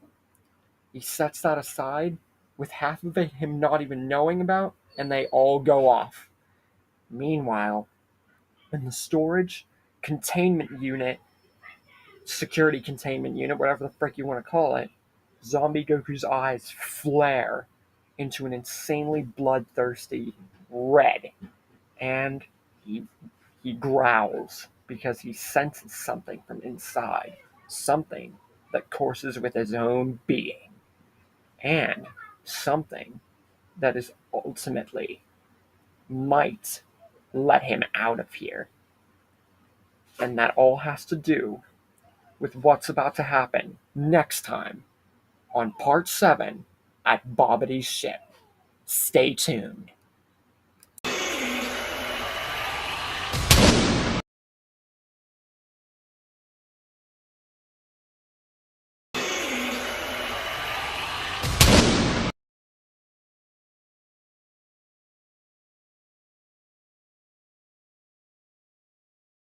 Hey guys, Nick here, and welcome to the Omniverse of Nick and Part 7 to What If Goku's Heart Virus Turned Him Into a Zombie. Before we begin today's episode, be sure to smash the like button, subscribe to the Omniverse of Nick, and further acknowledge and support the future of the Omniverse by checking out everything that the Omniverse has to offer on the homepage, as well as commenting future requests and expectations for this year in the comments section, along with for the future. With all that said, let's get started. Last time we left off, Vegeta's rage and something boiling inside him flares Zombie Goku's eyes, and he growls because he senses something within himself. Something on the outside. Something that urges him to get out, but it's not strong enough yet. And it all has to do with what's about to happen in this episode at Bobity's ship, which the group finally locates after sensing a faint power that Supreme Kai and Kibito know all too well. And they all get behind the rock formation that they did in canon. Pui Pui is the one that they sensed, surveying the outside of the ship waiting for Spopovich and Yamu. But nothing. And before he can even think about anything or go back in the ship, he is suddenly caught off guard, blasted, kicked, and completely eviscerated by Vegeta, who just rushes in and utterly dominates Pui Pui. And he says, I would have expected a threat such as this to be worth a little bit more of a fight. This one didn't even fight back. And Vegeta's acting rather strange. You know, in canon, he thought about taking them all on himself. But here, feels like something's making him do this. Gohan and everybody has gotten away from the rock formations, and Gohan's the first to speak that Vegeta, that was a stupid move. We were supposed to all wait for the right opportunity to strike. And he tells Vegeta, we have a plan. What is with you? You're acting really weird lately. And your power, it feels like something is feels like something's off about you. Did someone or something tick you off? Does this have anything to do with the fact that this whole Majin Buu zombie Goku or my dad thing's happening? What's going on with you? And Vegeta says, you should know more than anything what's going on with me, especially for someone who likes to conceal his power from me. But Piccolo says that no matter what the issue is, Vegeta still isn't the one in charge here. He is. And they have to make sure that these two threats never see the light of day. When it was their threat alone, and they had to contain Goku in a way so that Bulma could do her little thing, that was one thing. Piccolo could tolerate that. But what he can't tolerate is the fact that there's another threat, Majin Buu. If they let these two threats together, no part of any universe is safe. Screw Earth. The world, the universe is in danger, and Vegeta possibly just ruined their advantage. But Vegeta says he's no longer in debt or down to the Namekian anymore, because he knows that his power at full power from his training could surpass Piccolo. And he's not going to mention the fact he knows Kakarot's boy Gohan is holding back, which is one of the main reasons why he's angry. He is the Prince of Saiyans, and if they have a little threat here, he's going to do to Majin Buu and these minions and this wizard what he should have done to zombie Kakarot, and that is put him down. And once they're done here, he's going to go back to Capsicor, his home, and completely eviscerate zombie Kakarot. But Shin says that's enough. Piccolo and everybody is right. This is much more than just the greatest piece of evil and destruction personified. Majin Buu, a creature of the darkest magic whom not even the Four Kai could stand, along with this zombie manifestation. Screw the universe being twisted into a barren wasteland.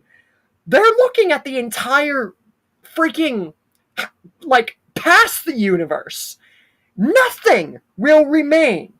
And Shin says now more than ever, if their advantage is still here, that means that Babidi probably lost one of his top soldiers. Vegeta did a good job eliminating Pui Pui, who he thought to be a bigger threat. And he wasn't even warped to his home planet. But that doesn't mean that they're need to be so careless and carefree about literal destruction across the cosmos. They have to do this right. So, he says now more than ever, no matter what, everybody needs to be on the same page. No more freaking rash actions. And with that, they all agree, and Vegeta very, very, very, very, very begrudgingly, and even more so annoyingly, just all go. They go into Babidi's ship. Meanwhile, Babidi and Deborah have seen that not only did Yamu and Spopovich fail to return, even also with a speck of energy, but Pui Pui just literally got eviscerated by a guy who honestly is a lot more angry than they gave him credit for. But they're not looking to control him yet. They don't know that. they don't know enough about them yet from seeing them on the mountainside and then, doing that. Bobbity and Deborah don't have the advantage this time.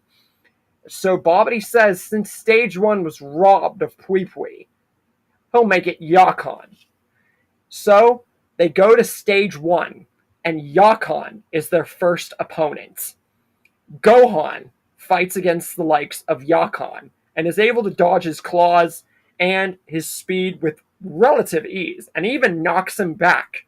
But then Yakon is requested by Bobbity if he wants to take it to his home planet, the planet of darkness. And Yakon, like with Goku, is getting overwhelmed.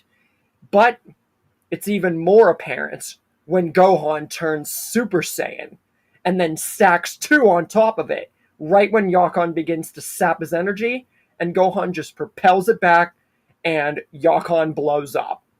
Vegeta now knows more than ever before that he was surpassed, and that Gohan, he unlocks Super Saiyan 2 before him.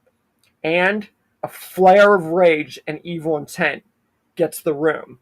But no one's focused on Vegeta right now, since nobody's happy with him right now.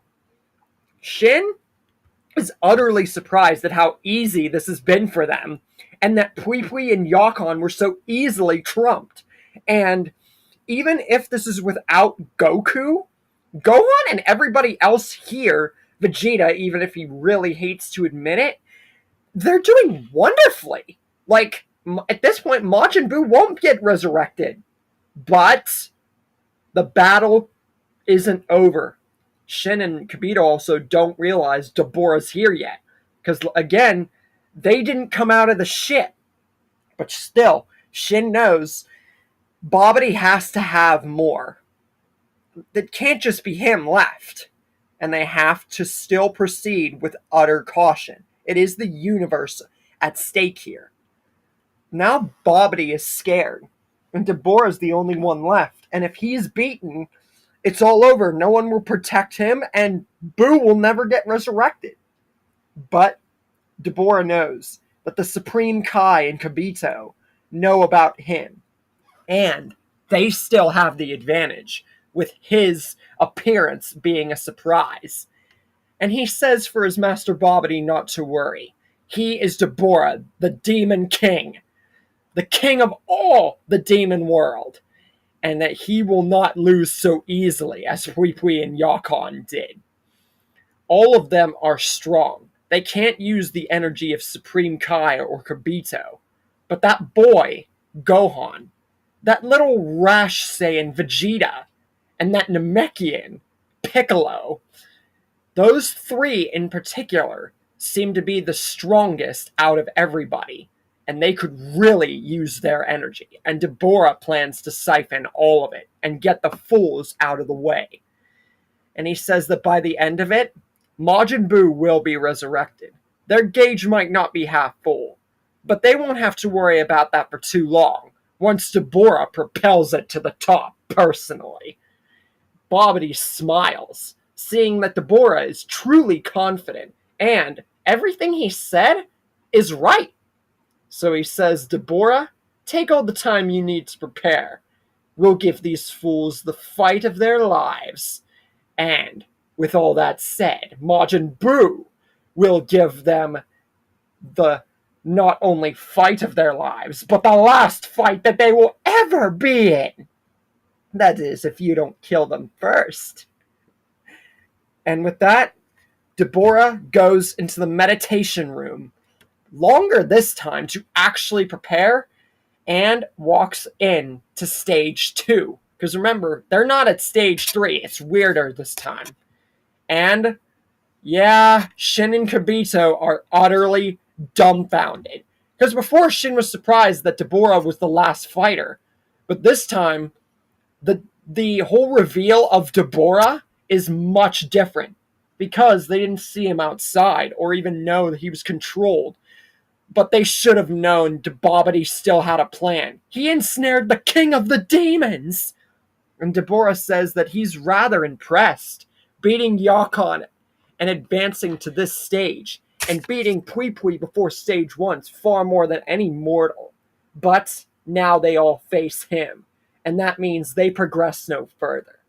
Vegeta laughs and says that, your boss must be really scared if he sent out his number 1 guy. Well, after I'm done with you, he'll have nothing left but a pile of scraps. And Deborah says that, I want you all to attack together if you're so overconfident. Vegeta just powers up into Super Saiyan and tells everyone to stay back. This fight is his. He cares not that white Pui guy was his first target. Now it's time for him to actually get a fight. And with that said, they're transported to the same place that Gohan and Deborah were, and the fight between Vegeta and Deborah begins, with Vegeta going all out from the start. Now, Deborah is surprised, but he's able to use his quickness, his cape, and his demon skills to outmaneuver the prince for the beginning. And Vegeta's not strong enough to outright, beat him. This isn't a super strong Vegeta. He's pretty much around canon, if not a bit weaker. He hasn't fully mastered Super Saiyan 2, because the situations have been a lot different. So Deborah's able to outmaneuver him and get some strikes in. And then Deborah goes for the spit, which catches Vegeta's glove and he throws it off just like Gohan. And Vegeta says, if that was your number 1 technique, it is rather peculiar and seems easy to ensnare someone into complete stone. If I wasn't the Prince of Saiyans and experienced in combat, that might have actually stopped me. But you're going to have to do far more than a paltry technique like that. And so, the battle continues. Deborah uses his split wind attacks and other techniques, like his flame, and then he does the Hell Blitz, and all of this manages to wear down Vegeta.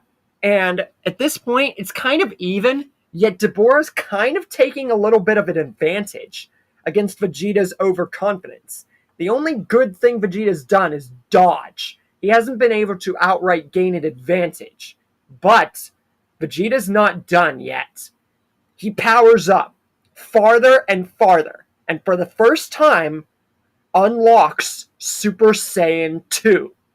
And with this, Deborah is actually taken aback, because he wasn't expecting this prince to have more power in him. And now, this might actually prove a problem. And Vegeta uses his little Hell Zone grenade he used on Buhan, which he also ripped off of freaking Piccolo, by the way. I know many people probably don't talk about that, but yeah, he uses that move, but this doesn't catch Deborah. The other shock for Super Saiyan 2 did, but once Vegeta did this, it gave Deborah time to think of a strategy. He pulls out his Demon Blade, and with that, he slices through all of the blasts. So no barrier, no explosion, no nothing. He just slices through all of them faster than Vegeta can even blink. And then Deborah rushes with his blade, and then prepares to strike, but right when he does, he's met with another. And it's not Vegeta's, it's not Gohan's, it's not Piccolo's, it's Trunks, who uses his sword for the very first time, and clashes with Deborah's. Gohan comes in with Super Saiyan and demands to know why Trunks is here, because, forgot to mention, everyone did go, except Trunks, because, he might be a Super Saiyan, but Gohan didn't want to endanger him in a case like this. So Gohan says, you should have stayed back, Trunks. And Vegeta yells at his son too. This is his fight. Sword or not, Sun or not, Super Saiyan or not, this is his battle. And he better stay out of the way if he knows what's good for him. And then he starts to yell more and get more angry at Trunks and everybody else for daring to interfere with his battle. He was beginning to win. And now, everybody has gotten in the way. And they all begin to notice something as Vegeta's shouting. His aura, the lightning, it's beginning to change colors. it's no longer fully yellow. Sparks of it, yeah. Those are still yellow. But outlines of the electricity are beginning to turn red. And then parts are starting to turn gray. But the most weirdest and troubling thing to everybody is Vegeta's eyes. His eyes are a piercing red with the pupils. And his ki is beginning to get more malicious. And Shin's worrying that he's getting controlled. But no, Gohan and everybody else sense a familiar presence, but they're given no time to process it. No one is, because Deborah takes advantage of this, and he rushes forward past Vegeta and instantly kills Kibito, and then teleports away back to where Bobbity is, after they're warped back, of course. And then Bobbity looks, after being informed by Deborah of what's happening, something's up with the prince. And Bobbity looks into his past. He looks into his evil past, being a Saiyan killer. Then he looks about this zombie Goku, and that the fact that Vegeta was scratched and seeped some of that ki into his own, expelling it, but not all of it. And it seems like it's finally been let out. And this zombie Goku, if he were to get him out of his shell, that place called Capsule Corp, he would be able to control him. So he would have two mass destroyers, not just Majin Buu. But for now, let's focus on the prince and recycle his old past with that zombie curse and make him the ultimate puppet. So, Bobbity uses his magic, and we get Majin Vegeta. But the spell doesn't stop, and Vegeta didn't let him get controlled this time. Something begins to happen with him further. He's loyal to Bobbity, but it's much different within the few seconds that he's Majin Vegeta, because he begins to power up and roar. And then it happens. Vegeta, Super Saiyan 2 Majin Vegeta, transforms again. It's not Super Saiyan 3, it's not Zombie, and it's not any other Super Saiyan form, but a completely new Super Saiyan form. Super Saiyan Hell. Yes, this is my first Super Saiyan fan-made transformation. The zombie essence, his old self, the maliciousness of the Super Saiyan form, and Bobbity's magic have culminated into a new Vegeta. And with this, zombie Goku's eyes flare again inside of his pod, and he is ready to escape his prison, while Vegeta is ready to lay waste to everybody with his malicious power. And it seems like we're going to be getting the ultimate either downfall of Earth, or this timeline will finally have time travel put in place. Find out next time what exactly happens.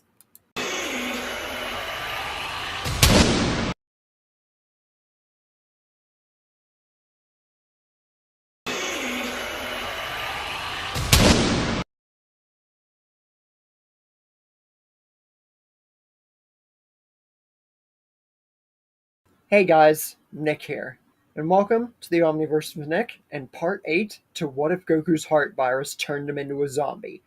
Before we begin today's episode, be sure to smash the like button, subscribe to the Omniverse of Nick, and further acknowledge and support the future of the Omniverse by checking out the homepage to check out everything the Omniverse has to offer, as well as commenting future requests and expectations for this year and for the future in the comments section. With all that said, let's get started. Last we left off, Vegeta's own pride, his past, the zombie blood still coursing through parts of his veins from the energy he let seep into his body, and not purposely letting Bobbity control him has brought on a new Super Saiyan form, which is kind of on par, in my opinion at least, with the pretty much best Super Saiyan fan-made transformation. The other one I'm talking about not being mine, Super Saiyan 5. So yeah, that's how high I'm crediting this form, which I think you guys will pretty much agree to, especially for those of you who have seen Super Saiyan 5, with one side being completely red and the other side being completely gray. I really wanted to give the new kind of Super Saiyan feel, and this was the best way to do it. And it's also given Zombie Goku that urge to get out, that feeling that his the claws had struck the right person before he was sealed and then put in this container. Zombie Goku now knows his claws sunk into the right person. Because even though Vegeta's not a zombie, because, you know, the Majin spell, his own pride, and this new form are basically keeping the zombie virus from completely sinking in. But it is present. And that gave Zombie Goku the best advantage to get out of his chamber. Now, that urge to get out, it's clawing at him. That urge to claw, bite, and just sink his teeth into something. It's too strong for Bulma anymore. And now, she's gonna regret all of them not killing Zombie Goku when they had the chance. Just because he was a manifestation of Goku, is nothing but a beast. And this is the ultimate downfall that Bulma should have seen coming. Zombie Goku roars, and he roars, and he roars ferociously, powering up. And at this point, Bulma and everyone at Capsule Corp is made well aware that Zombie Goku has struck to get out this much for the first time ever. And he transforms past Super Saiyan, and all of his body turns a crimson red. And he ferociously cackles, roars, and fights his way and breaks straight through the containment storage pod that he was put in. And before Bulma can even scream that much, Zombie Goku bites all around her and scratches. And before long, Zombie Bulma and Zombie Goku step out after infecting Bulma's parents, and they begin to lay siege to all of West City. Meanwhile, Babidi uses his magic to transport all of them off the ship, so that way they don't wake Boo prematurely. They even have less energy here. It's not even half full because of Yamu and Spopovich. So, yeah, he definitely wants to ensure this gets done, because he did not expect this. This is wonderful. And then, once they do that, once he does that, not zombie Vegeta, Super Saiyan Hell, normal Vegeta, close to zombie Vegeta, with the zombie essence. That's a handful, isn't it? He roars and powers up. You can tell the zombie essence is, almost prominent here, but it's the Super Saiyan manifestation form that's beginning to let it be known to everybody that the zombie essence is present and out of Vegeta. He's letting it out for the first time since he got scratched. And everyone knows now that him being left alone to just have some of that energy expel, but also stored in him, they should have made, dang sure with Shenron or something. Now it's too late. And Babidi, since Vegeta did not actually let Babidi take control of him, because way different circumstances, yes, you can make the argument hey, Gohan's hid Super Saiyan 3 and all this power just like Goku did. Wouldn't that make him want to let Babidi in? That's true, but he's also not the one who... He didn't stay by with the fight with Deborah, which is what mainly set him off. Gohan's lazy fight against Deborah and almost blowing up the ship. That's not a thing here. because of a different Gohan, no Goku, and way different circumstances. So Babidi has complete control of him. And this Super Saiyan Hell is actually making his mind weaker while, making it stronger. It's weird, but you guys understand mainly. The main point is that Babidi has complete control over him and tells him to get energy and kill everybody.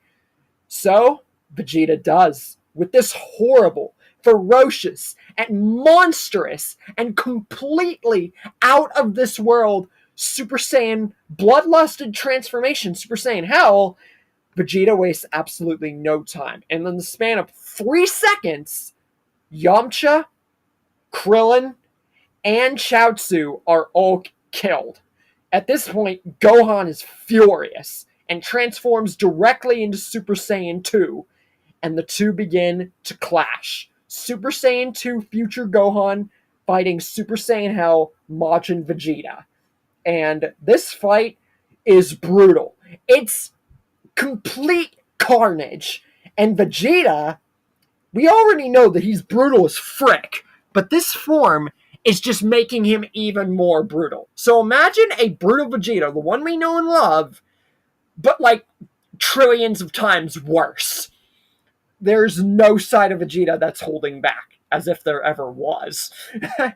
But yeah, this fight is brutal to the core, and it's just started. But then, while they're fighting, Tien senses something disturbing, something dark, and there's more than one signature.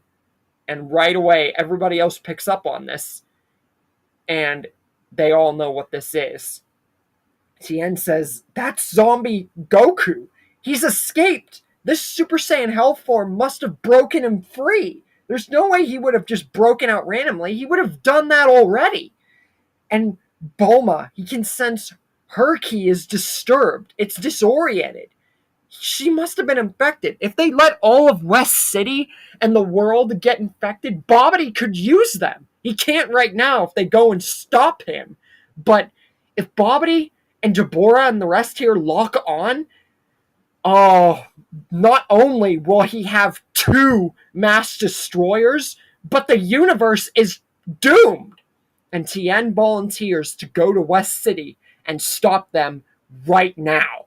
He can do it, but he has to do it now. He can stop this once and for all. He's strong enough. Gohan says while he doesn't want to risk any more people, he knows that Tien is more than capable by this point to stop Zombie Goku. Because remember, Zombie Goku is not a Saiyan. He is a pure zombie. And yes, while he is a zombie Saiyan, the Zenkais won't work. Because, he doesn't have Saiyan blood anymore. It's full zombie blood. So what that means is, the whole time, for all these years, past freaking over 7 years, Zombie Goku hasn't gotten stronger. Just because he can go a higher grade of Super Saiyan, it's not really, not even mastered Super Saiyan. So he hasn't gotten any stronger, So what that means is Tien at this point can kill Zombie Goku and Zombie Bulma and all of them, just as long as not more than West City is infected.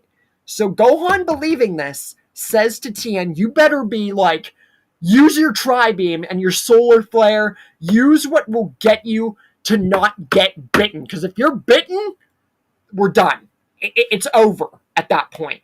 True, everybody else here could stop them, but with Vegeta under Babidi's influence, if they don't kill Vegeta at least, or if they don't contain the problem in West City, it's over. The Earth, it's done. So Gohan says this, make sure, Tien, you do not get bitten. We need you. And Tien says, don't worry about me. You guys just get what's done here. And make sure we all save the universe together. So, Tien goes to West City to contain that problem. And while that's going on, Piccolo, Shin, and Trunks all go into Babidi's ship to stop Babidi and Deborah. Because they want to ensure that if for some stupid reason, if for some insane reason, Gohan cannot beat Vegeta in this new form, or Tien cannot stop the zombie infection from West City, that at least they can stop Babidi and Deborah, and Boo will not be able to get resurrected. You know? And they won't be able to control Zombie Goku and all those zombies. So they're all trying to stop 3 problems at the same time before they lose anybody else. And losing Yamcha, Krillin, and Chaozu was a bit of a bummer, but they're strongest here. They should be able to do it. So the 3 of them go into Babidi's ship to stop Babidi and Deborah, while Tien goes to West City, and Gohan at Super Saiyan 2 continues his fight against Super Saiyan Hell, Majin Vegeta. And the fight is brutal to the core. And it seems like they're even. Sort of. That is, until Super Saiyan Hell Majin Vegeta introduces something that's different from the normal Vegeta or anything. It's not biting. It's not the Big Bang attack. It's not the Gallic Gun. It's not the Final Flash. And it's no Final Shine attack. He brings out claws. I'm talking Wolverine-style bloody claws. Yeah, this is to show that the zombie virus is making itself more known other than just the transformation. You know? He's letting it be known. And again, Vegeta is not, like, there. He hasn't spoken a dang word. Not just because he's under the influence of Babidi, and he's not full zombie, but he's still not talking. And once he claws, it becomes well aware that this was not expected. And it slices Gohan's arm completely off. Yeah, we're doing that. And since this is the right Gohan, it makes sense for only this Gohan to get his arm cut off. Because President Gohan's never had his arm cut off, and there's no sense in doing it. So this Gohan, I had to do it somewhere. So yeah, Gohan has officially lost his arm. And you're probably like, oh, well, won't he get infected now? No. Because the zombie virus is in Vegeta, but it's not fully in Vegeta. And it's still human. It's still blood. You know, like his normal blood. The infection is there, but it's not strong enough to infect Gohan. Vegeta hasn't become a zombie fully yet. So all this does is it brutally tears Gohan's arm off. So it hurts a lot, and there's a lot of blood and gore. I would show it, but you guys get the point, you know? Gohan isn't done yet, though. He angrily, furiously turns into Super Saiyan 2. And then he powers up more, and more, and more, until he reaches the level of Super Saiyan that even Vegeta knew he was hiding, and that Gohan secretly unlocked in the hyperbolic time chamber. Future Gohan shows off Super Saiyan 3 and ferociously prepares himself to fight again. And at this point, Vegeta's eyes, they go from a red and gray back to their normal blue pupil standard because Vegeta's beginning to get his consciousness back. The Super Saiyan 3 transformation is bringing him back to his senses.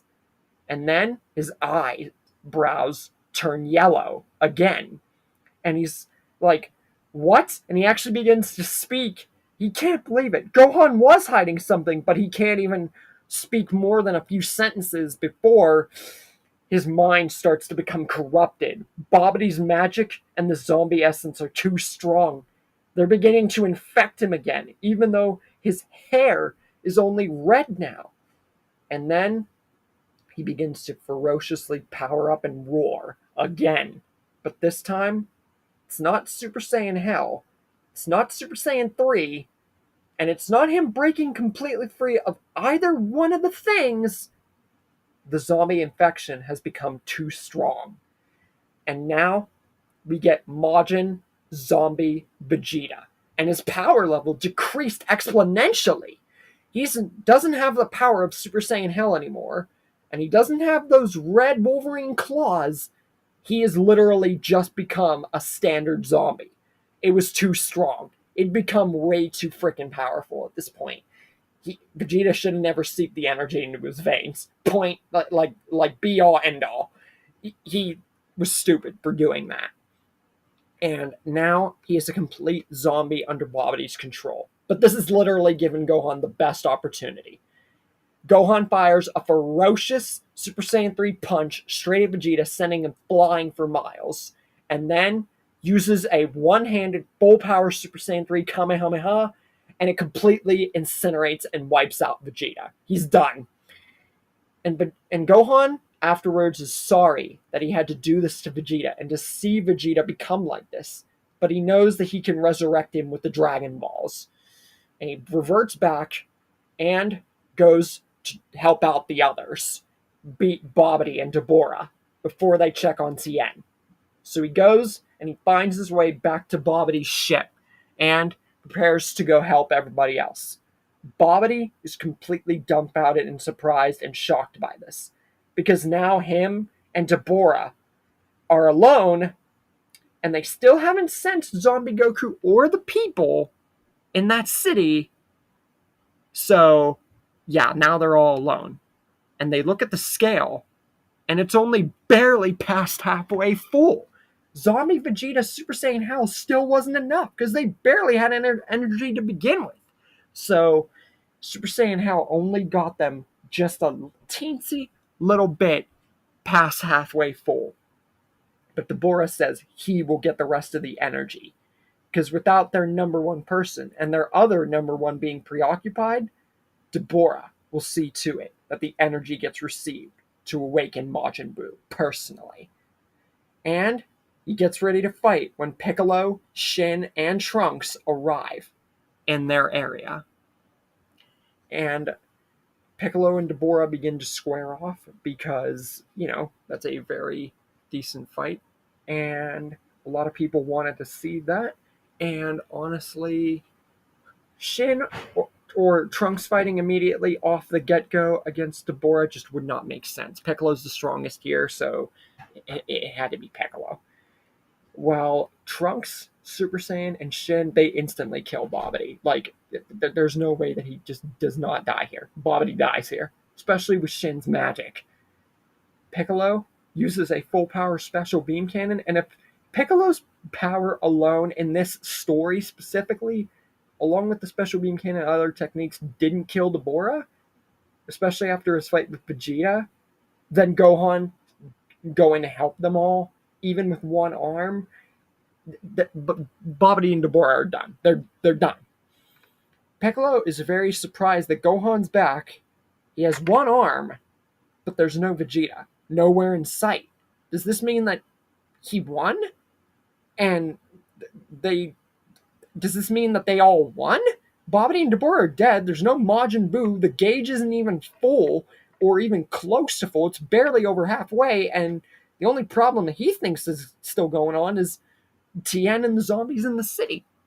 And Shin says that the problem isn't solved yet, but he tells Gohan and everybody to go to West City and find out that zombie problem with Zombie Goku. Buu, Shin will take care of Buu.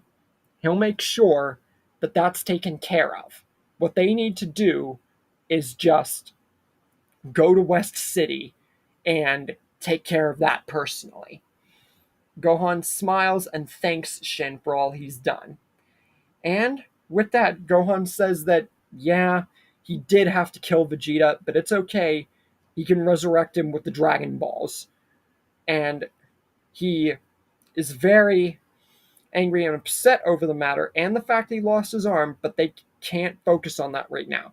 They gotta deal with the main problem, going and making sure that Tien took care of the threat, no one else has died, and whoever has, and their friends included, even Vegeta, they gotta put this all right with the Dragon Balls. First things first, they gotta go to the city. So, Gohan, Trunks, Piccolo, and then Shin, just because Shin kind of pushes Buu's ball back to the side, because it's really not the main problem anymore. Nobody can resurrect Buu, so what's the big issue? Buu hasn't even been resurrected. And with another problem like the zombie virus, he says that he'll take care of it, But we all know Shin is like a very lazy Kai. So him going with them to check out this threat specifically would kind of push Boo to the back burner because it's not really the main focus of anything anymore. And he also wants to resurrect Kibito. So Boo's ball is just an afterthought. It's just going to stay in that ship. There's no one on Bobity's side to resurrect him anymore. You know? So yeah. So they go to West City and they find it almost completely destroyed. And they find a huge, huge crater all in the center of it. And Tien, barely alive, but conscious, like barely conscious, but he's alive, meant to say, and no zombies in sight. And once they give Tien a senzu bean, or he gets healed, whatever, he says that he was able to stop all the zombies, but it was very close. Zombie Goku put up the most fight and almost infected him.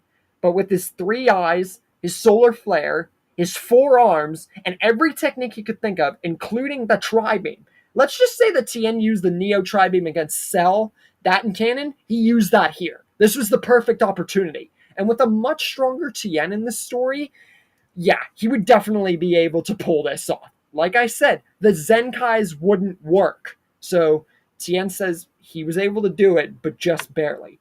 And he asks everybody if they did all right, where's Vegeta, what happened to his arm, and he asks about everything that happened while he was gone. And Gohan just says he's glad that Tien took care of everything, even if he wanted his dad to live on in some way, shape, or form. But he was able to take care of everything. Vegeta's dead, and Boo, Babidi, Nabora, that's all taken care of. And Gohan is sad about everything that's happened, especially seeing his dad's body now be gone forever. But he does smile because he says his dad's soul can finally have a body again, and hopefully he's happy in the afterlife with King Kai and everybody else. He knows he can't wish him back anymore because of natural causes, but he knows his dad's happy up there. But he wants to wish everyone else back, though. So, future Gohan gathers up the Dragon Balls and wishes to restore all the lives that were killed on this day except for the most evil ones. And then, Piccolo and Shin ask him a question. Are you going to bring back your arm, too? That was sliced off by Vegeta. Why don't you bring back your arm? But Gohan thinks about this for a second and tells them, no, he's not going to wish for his arm back. And everyone's asking him, like, why? Don't you want 2 arms again? Why would you want to stay one-armed? And Gohan says that, while yes, it's true, he could wish back his arm and he could be 2-armed again, it wouldn't be his. It wouldn't be his arm, you know? It would just be basically just be a copycat. You know, it would be a copy of his arm. It wouldn't be the arm that he had before. It would be a completely different arm. He doesn't want that. And Gohan was able, one-handed, at Super Saiyan 3, to take Vegeta in this new Super Saiyan Hell state. So Gohan knows if he takes his dad's place as the rightful protector of Earth, and Piccolo B is like master / second protector, since he needs to be the main protector. With his arm gone and Super Saiyan 3 at his disposal, Gohan needs to achieve higher power. He needs to be able to do this on his own. And with his dad's body now completely gone and that threat out of the way, they can worry less and less about big threats, but Gohan himself still needs to prepare. Vegeta's form like that brought back the urgency that their world needs to be properly protected. And him mastering Super Saiyan 3 and mastering fighting with one arm like he did against Super Saiyan Hell Majin Vegeta, he knows that he can do it. He just has to do it alone. And Gohan says while he is sad about losing his arm, wishing it back just isn't right. He knows what he has to do. And that's just how it has to be. Shin says that while he understands Gohan and everything that's gone on, and that Boo and these zombies aren't a threat anymore, he does have a way that Gohan can get stronger, along with anyone who wants to. Something that can completely ensure that no threat will ever put them in this situation ever again. And Kibito, who's wished back, that he knows what Shin's referring to. The Z Sword. And Trunks wants to come along, but Gohan says that he's just not strong enough. He needs to get stronger with Super Saiyan first. Get close to 2 at least. And then Gohan promises he will let him in on this training as well. But who gets the Z Sword training is Gohan and Piccolo. They get to train with the Z Sword. Elder Kai gets released. They both get Mystic. You guys know the story. Meanwhile, Vegeta's, brought back. But his training is going to be trillions of times more potent than in canon. Because that's Super Saiyan 3. And the fact that he achieved a Super Saiyan form that wasn't through his own means, he's not only going to get past Super Saiyan 3, but he is going to get that form, Super Saiyan Hell, his way. And he's going to prove he's the strongest Saiyan in the universe, whether Kakarot is alive or not. And this will all show everybody's training fruition and gains into a new level just before Super when it comes to Dragon Ball Daima. And that's where we leave things for the moment.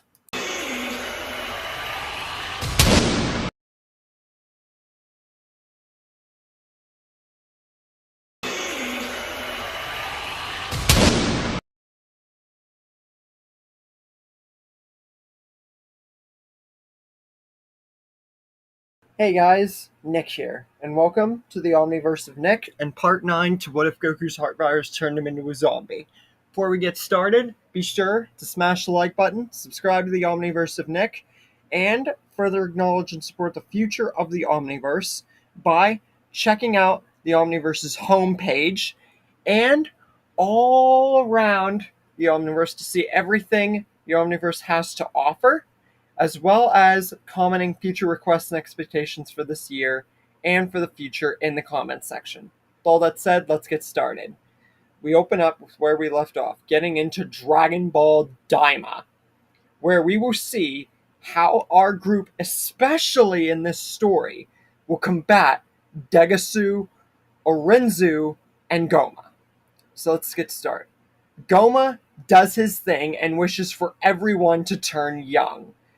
And Gohan turns young. We did not get him in the original timeline because basically after the Buu saga, it was again and pretty much for the future a symbolization of Gohan never getting any character at all. You thought he got screwed at the end of the Cell saga? The end of the Buu saga solidified it pretty much. Tournament of Power and Beast Form or not, but that's beside the point. He's present in this story for very obvious reasons. I have to make him part of the story. And it would be really cool to see a teen or kid Gohan with one arm. How awesome would that be? And as for Trunks, he turns into a baby. Pretty much the same thing as in canon, except it's a way different Trunks here. And there's no Goten, so I can't say anything like that. And there's no Goku. You guys have watched the story so far. And Goma and Degasu kidnap Dende from the lookout. And Gohan, Shin or Nahar, and Kibito all go to the lookout and get ready and see Shin's ship and get ready to leave. But Vegeta, Bulma, Kibito, and everybody else get stuck behind while Shin, Nahar, and Gohan go out into space. And there's no Goku power pole or anything like that, because Gohan never used the power pole, nor would he even have a need to want to use it. So there's no need for that. So our group, Gohan, Glorio, and Shin. And they all go, and they are stopped by the big fish spiky password thing, and they go to the first demon world and everything like that. And Gohan and everybody else fight off, hide, and explore that demon world as everybody did in canon. Eventually, they come across the shop with the fusion bugs and the healing bugs, the bug lady. You guys know the story. And Pansy, they meet Pansy, and Gohan fights off the people who are trying to attack her and everything. And she still has distrust of the group, Goku or not. You know, it's Pansy. You know. And meanwhile, Goma is trying to nurture and take care of Dende so he can make them Dragon Balls and so on. Stupid plan, if you ask me. It would have been better to keep him an adult. But, you know, story is story, and there's no point in changing that part in any way, shape, or form. Then they meet King Gadan, Pansy's father, and Gohan takes out all of the guards and the demon people and everything. And then Pansy and Kadon both agree that these people can be trusted. They can all be trusted. And Pansy wants to come along with them. And King Kadon agrees. And then Gohan and Shin get to talking about everything that's been going on. Glorio, their own past, Shin telling them more, and about Pansy and everything like that. And talk more about Goku because, you know, he's not here and everything they've had to go through and how they were lucky to not have dealt with, you know, Majin Buu. And little does Shin realize he left Buu's ball out of the... Because some stories, you can make the argument, and some other What If people have done this, Shin takes the ball to Beerus, or, you know, Whis, so he can destroy it when he wakes up, but Shin and his laziness as a Kai and the zombie infection going on to Earth, that kind of made him stupid to the point where everybody forgot about Buu's ball, which is still in the rubble and everything of Babidi's ship.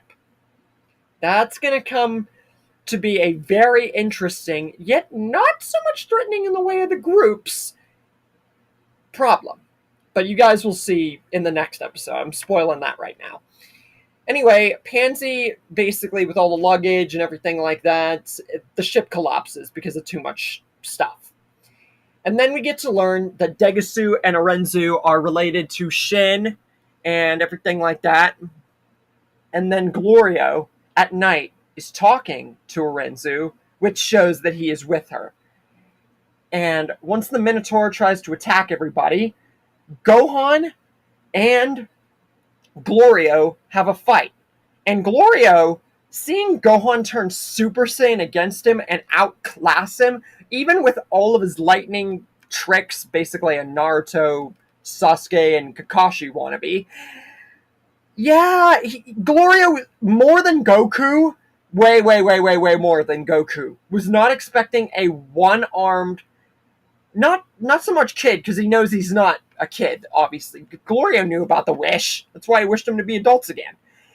He did not expect a one-armed person to be fighting this good against him, especially.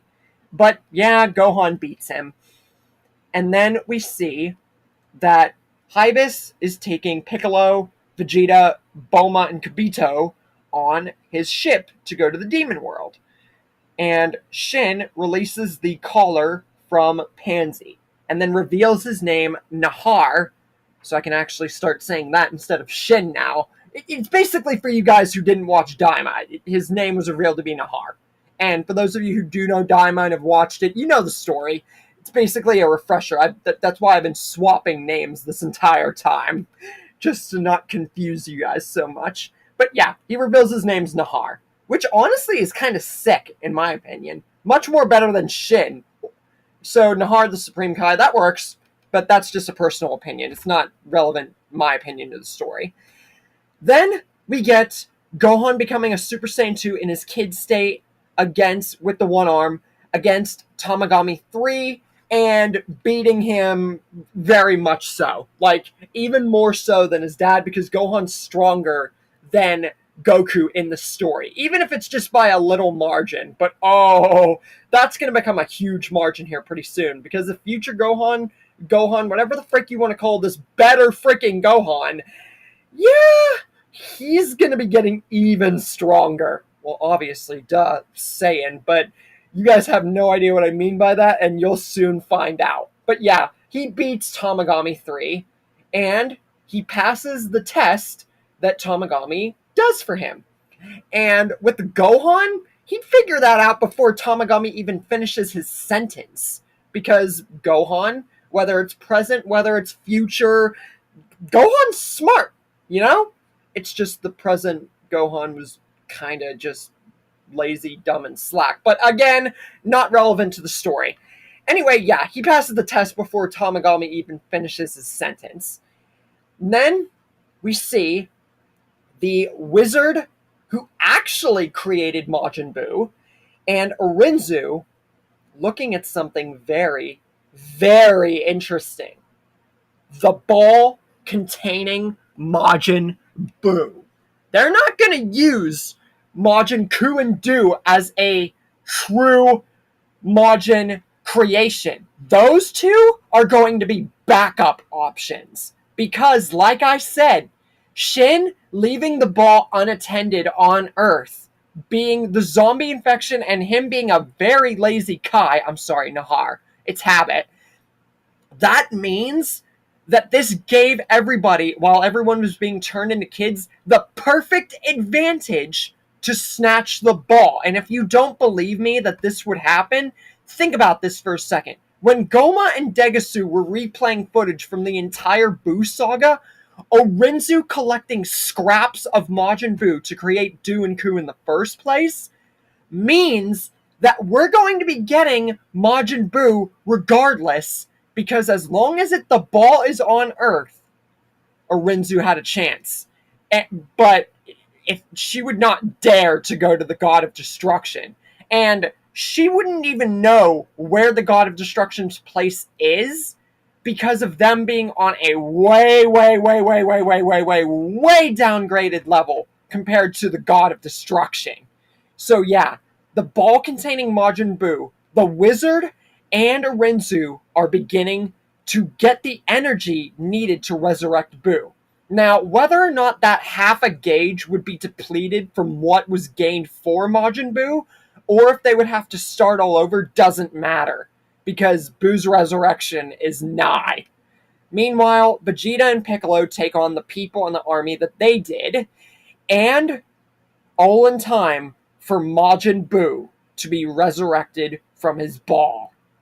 And we see Orenzu and the wizard, who I keep forgetting the name of, working on a backup plan in case this Buu is somehow, not controllable enough, or, isn't enough to get the job that they want done. And Orenzu also states this because, in all likelihood, this is the Kid Buu that was released so long ago by this very wizard who helped Bibbidi, and how it eventually backfired on Bibbidi and Bobbidi. So, what they're about to create, Ku and Do, is the perfect counteraction for if this Buu goes rogue. And Ku and Do are created right whenever Buu's being released. But what comes out of that ball shocks everybody. A fat Buu is released, and without much to worry about since Ku and Do did not fight at all, this fat Buu utterly dominates Tamagami 1. And yeah, this is even more potent than Do. Yeah, Do copied Super Saiyan 3. So what? This Buu still has the potential of the Kai's and his Evo self. So this means Fat Buu would be way more potent than Do. Copy Super Saiyan 3 or not. Buu could copy stuff. He copied the Kamehameha. He copied Instant Transmission, which are kind of more potent than 3, at least at this time. Because until Goku showed off 3 here in Daima, and when Vegeta showed it off, 3 was not that special. Let's face it. Gotenks and Goku or not, yeah, this just all proves to the fact that Fat Buu is way more potent and strong, since he is the OG Majin creation. So he beats Tamagami 1. And with South Supreme Kai and the Grand Supreme Kai within Fat Boo, he wouldn't need Ku's help to be able to complete this question. Yeah, Fat Boo had problems digesting information, both literally and figuratively, but I feel that with the Kai's knowledge, that even if it didn't hinder him to a point where he wouldn't be able to answer the question, that doesn't matter. Ku would help him regardless. And Do would just be sitting there just, enjoying the view or eating some chocolate or some crap. Anyway, the Kraken then swallows their ship, and that whole thing happens.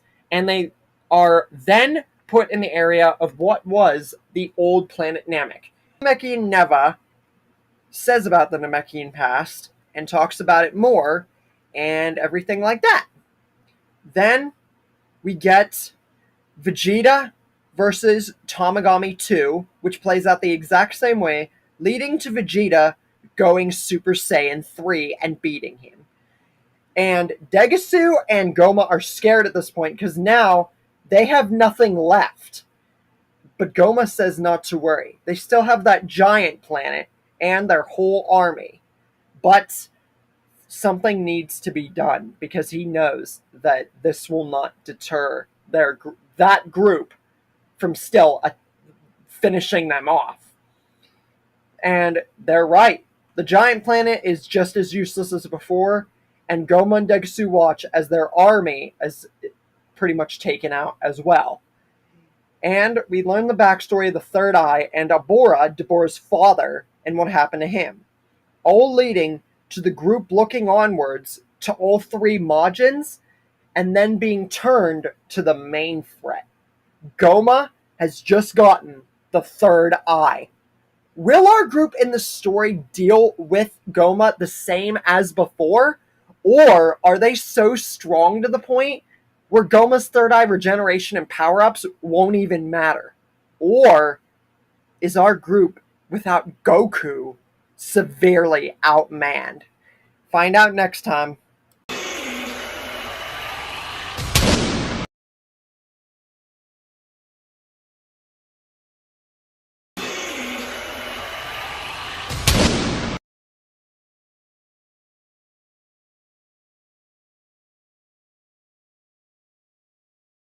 Hey guys, Nick here, and welcome to the Omniverse of Nick, and part 10 to What If Goku's Heart Virus Turned Him into a Zombie. Before we begin in today's episode, be sure to smash the like button, subscribe to the Omniverse of Nick, and further acknowledge and support the future of the Omniverse by checking out everything on the homepage and all around the Omniverse to see everything that it has to offer, and comment future expectations and requests in the comment section for this year and for the future. With all that said, let's get started. We ended off last time with Goma using the Third Eye, and that whole thing finessing to the end of Daima. And Arinzu now planning to use her Majins not against the heroes, but against Goma, and then eventually make her the, Demon Queen and everything like that. But the big thing is Fat Boo is there. So Ku and Do, remember, the OG Boo is here. So yeah. Then Arinzu sees Goma appear, and Goma challenges them all with the Third Eye, and demonstrates his power by creating a giant ring for all of them to fight. And everybody else is completely outmanned. Gohan at Super Saiyan 2, Boo, Do, and Ku all are the main ones to put up a great fight against Goma.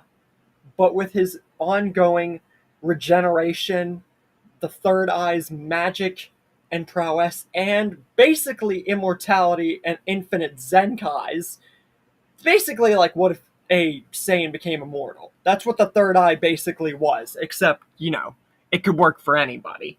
But that's just a personal opinion. Anyways, Goma still outmans them.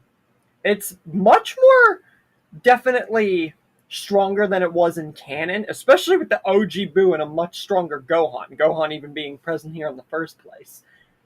But it's still not enough.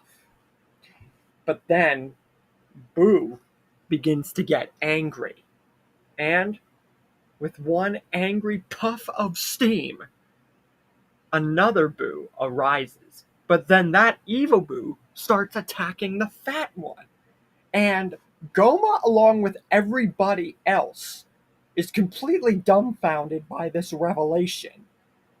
And Nahar, Shin, whatever you want to call him, he knows that something's up. This evil manifestation and this good one. This ain't good. Even for Goma. Then Super Boo arises. But Goma uses his magic, and it traps Boo, just like he trapped Goku in canon. But this time the reverting effect has a different effect. Because in canon, he reverted Goku from Super Saiyan 4 back to base. But with Super Boo, the magic does something different.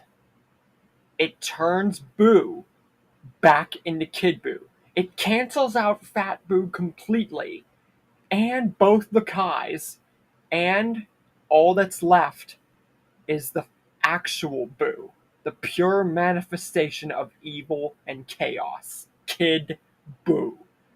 And Nahar is completely terrified. Goma doesn't know what he just did. He unleashed the worst kind of Boo back to normal. And now he knows they're all like, now they got two Mass Destroyers. Thought it was bad with Zombie Goku and Majin Buu in general. Now they got Boo and a freaking Demon King with the third eye. This could not get any worse. Kid Boo devilishly smiles, and all it's needed to know is that his eyes are square set on not only Goma, but destroying everything. But Goma, he doesn't seem scared. If anything, he looks down on this little Boo and sees not but just a weak, defenseless shell of what was the destroyer Majin Buu. And he knows that, at least to him, Boo is no threat now. But then Boo prepares his signature move, the Planet Burst, or the Vanishing Ball, whatever you want to call it, his basically death ball, to destroy the entire demon realm. And he fires the ball, but it doesn't go the way that everyone thought it would, with the demon world almost pretty much being destroyed and all of them having to vacate. No, something else happens.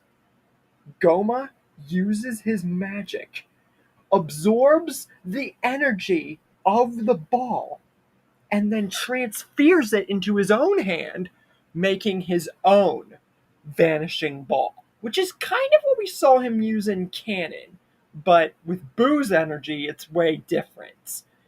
Then, with one swift hand motion and the third eye's magic, he blasts it straight towards Boo, which incinerates him, killing him essentially with his own attack. Gohan has had enough. One Mass Destroyer's out of the way, now they have to get rid of one, and he will do it. He powers up to the absolute max of his potential, and turns Super Saiyan 3. But Goma is still too powerful. And we get the same scene with Goku and Neva, now with Gohan and Neva. With him giving Gohan energy. And this in turn is the catalyst for Gohan's Super Saiyan 4. Now, if this were present Gohan, it'd be very debatable because of his ultimate form, etc., etc. And Gohan has ultimate, but you'll understand, I've done many things with this future Gohan, etc., and you'll understand why he's getting Super Saiyan 4 like Goku. It's not going to go like, he's not the new Goku. You know? You'll understand. Vegeta is completely dumbfounded. He has been surpassed again, but he's not all that worried because Vegeta, he's thinking about something, but he can't pull it off while he's a child. So for now, all he can do is watch. But Gohan, even with this power, a full fiery Masenko, new moves, a new power-up, it's still not enough. And Goma uses his magic and reverts Gohan to base. But that's when the demon Shenron is, or, the demon dragon Porunga, or whatever you want to call it, is brought in. And then Goma tries to attack before the wish is made, and he gets flicked aside, which is, my opinion, makes up for the whole King Piccolo and everyone trying to kill the dragon. Good moments. Anyways, we know Glorio betrays Orenzu and makes the wish to turn everybody back into adults. And then we get Vegeta versus Goma, which goes basically the same exact way until Goma begins to outmaneuver Super Saiyan 3 Vegeta. And if you would think that Vegeta would revert and it would go back to Gohan, but this is Vegeta's perfect opportunity. He says that he's not done yet. He still has one ace up his sleeve, and Goma should have killed the Prince of Saiyans when he had the chance. And Vegeta powers up and roars with fury and power, and he doesn't stop. This is a cinematic and almost terrifying moment. And as he powers up more, everyone begins to sense something familiar. A presence, an aura that they know from Vegeta and from their past all too well. Once Vegeta's final roar of anger, power, and fury commences in a big explosion, everyone looks in amazement, horror, and complete dumbfoundedness as to what is behind the smoke. Vegeta has mastered the form that Babidi pretty much gave him the catalyst for. Super Saiyan Hell. Because, yes, while the zombie essence was kind of brought out, so to speak, after Vegeta was killed, turned into a zombie, etc., Vegeta still knew he had that power in him. It was part of his being. So no matter if he was killed or not, that power was still in his blood. So he knew that there was a way he could unlock this form. It might not have been as dominant as when he had it before with Babidi and everything, but if he could learn how to maneuver, master it, and fight with it after unlocking it again, then maybe he could get it back to that level. So yeah, Super Saiyan Hell has officially returned. And we go back to Vegeta and Goma fighting. Vegeta's red and gray blast mixed and his claws reawakened gives Goma more of a fight with Vegeta than he even thought possible. And then Vegeta starts to get more offensive with his claws, which he now has on both hands, and is beginning to utilize more and more moves besides that. And when all that finally starts to die off and Goma starts to get stronger, Vegeta pulls off a final Gallic gun, which would honestly be the perfect moment to combine both Vegeta's best moves into one. But it still doesn't work. Goma is just too immortal, and obviously they don't know about the weakness yet. So Goma just still outmaneuvers him. And though Vegeta still continues to fight, we get the whole bath scene, Vegeta and that. So Vegeta surrenders. Then it's up to future Gohan. And Goma laughs, saying that you might have held the edge when you were little, but even as an adult, it will be the same outcome, especially when you only have one arm. But Gohan says, "You have no idea the potential I have now that I'm grown again. Vegeta was right. You should have ended us when you had the chance." Then Gohan begins to cycle. Super Saiyan, Super Saiyan 2, Super Saiyan 3, and then he throws off his top of his uniform like Goku did and powers furiously, but not so much more furiously as Goku did, into Super Saiyan 4. Goma is utterly surprised at this, and like canon, but he isn't. He's quickly caught back to the fact he's going to still crush him. And he smiles, saying that you can power into however many forms you want, but like before, when you were little, especially with one arm, it will be the same outcome. But Gohan says, "You didn't think that this was the root of my power, did you? I'm not even close to done." And he reverts back to base form. Goma just laughs, says that, "What, are you surrendering like that Vegeta guy? You don't want to play anymore, knowing you're no match for the Demon King Goma?" But Gohan says no. He just has a higher power that no Super Saiyan regular form can match. And Goma, he's gonna regret even looking at it. He turns into Mystic form, or his ultimate form from Elder Kai. And he begins to flare up his aura and power up. And then a weird grayish, pinkish, bluish aura encompasses him, and he begins to furiously power up. Everyone is completely dumbfounded. They didn't know Gohan had this power. Mystic was one thing, because they barely knew about that. 4 was an accomplishment done here. But this? What is this? And he furiously, with a gigantic red, pink, blue, purple aura, flaring the entire demon realm, future Gohan transforms into Beast Future Gohan. And he flares up his one hand and says, "This is the end of you, Goma, and the end of your reign," and fires a special beast cannon. And this incinerates through Goma and just all of him within seconds of it even touching him. But when he regenerates again, this is no ordinary regeneration, because this future Beast Gohan, it encompasses not only near Battle of Gods like Daima did, it encompasses like Universe 6 versus 7 / the Black Arc power.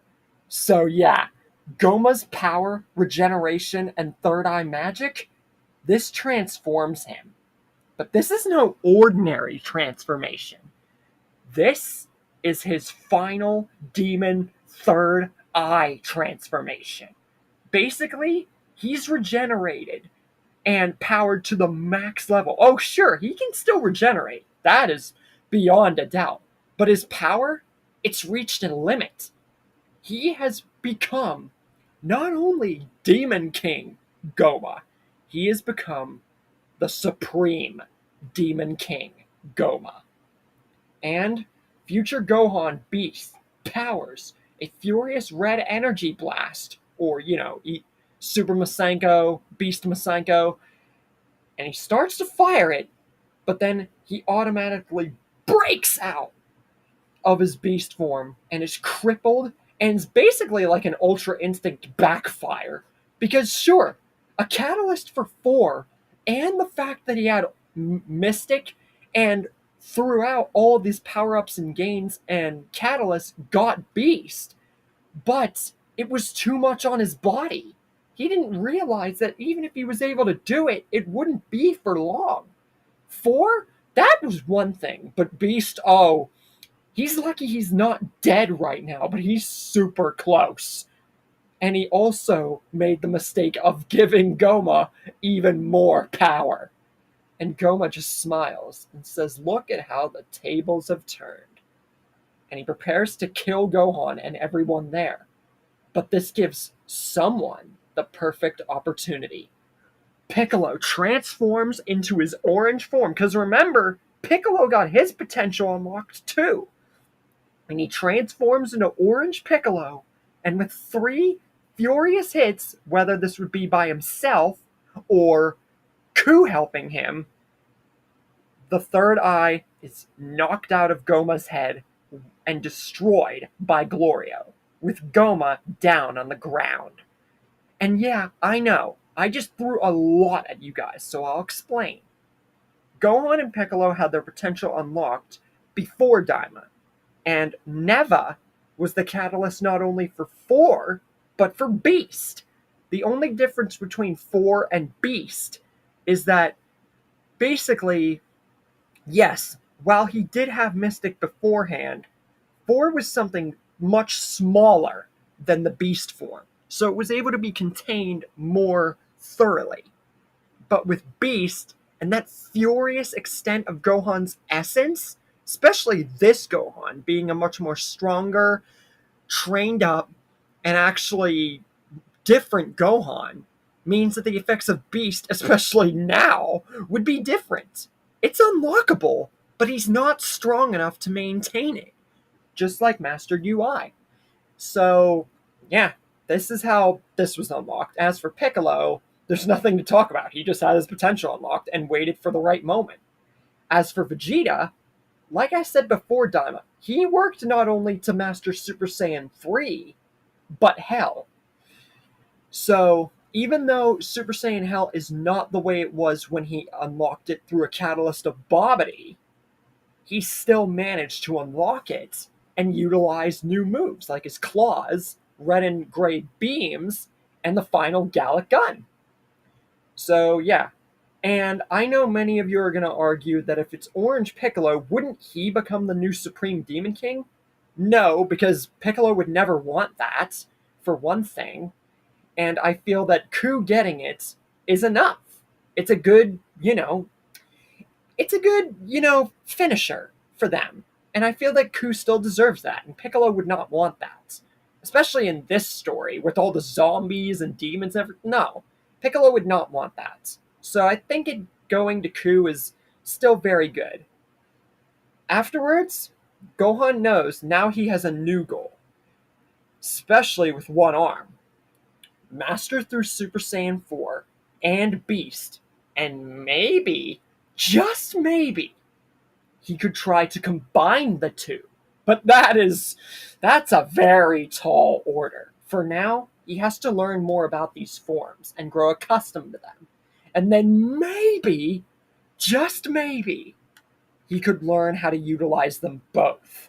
And Vegeta now knows that if he ever wants to catch up to Gohan, since Gohan's now, without a shadow of a million doubts, he needs to master Super Saiyan Hell.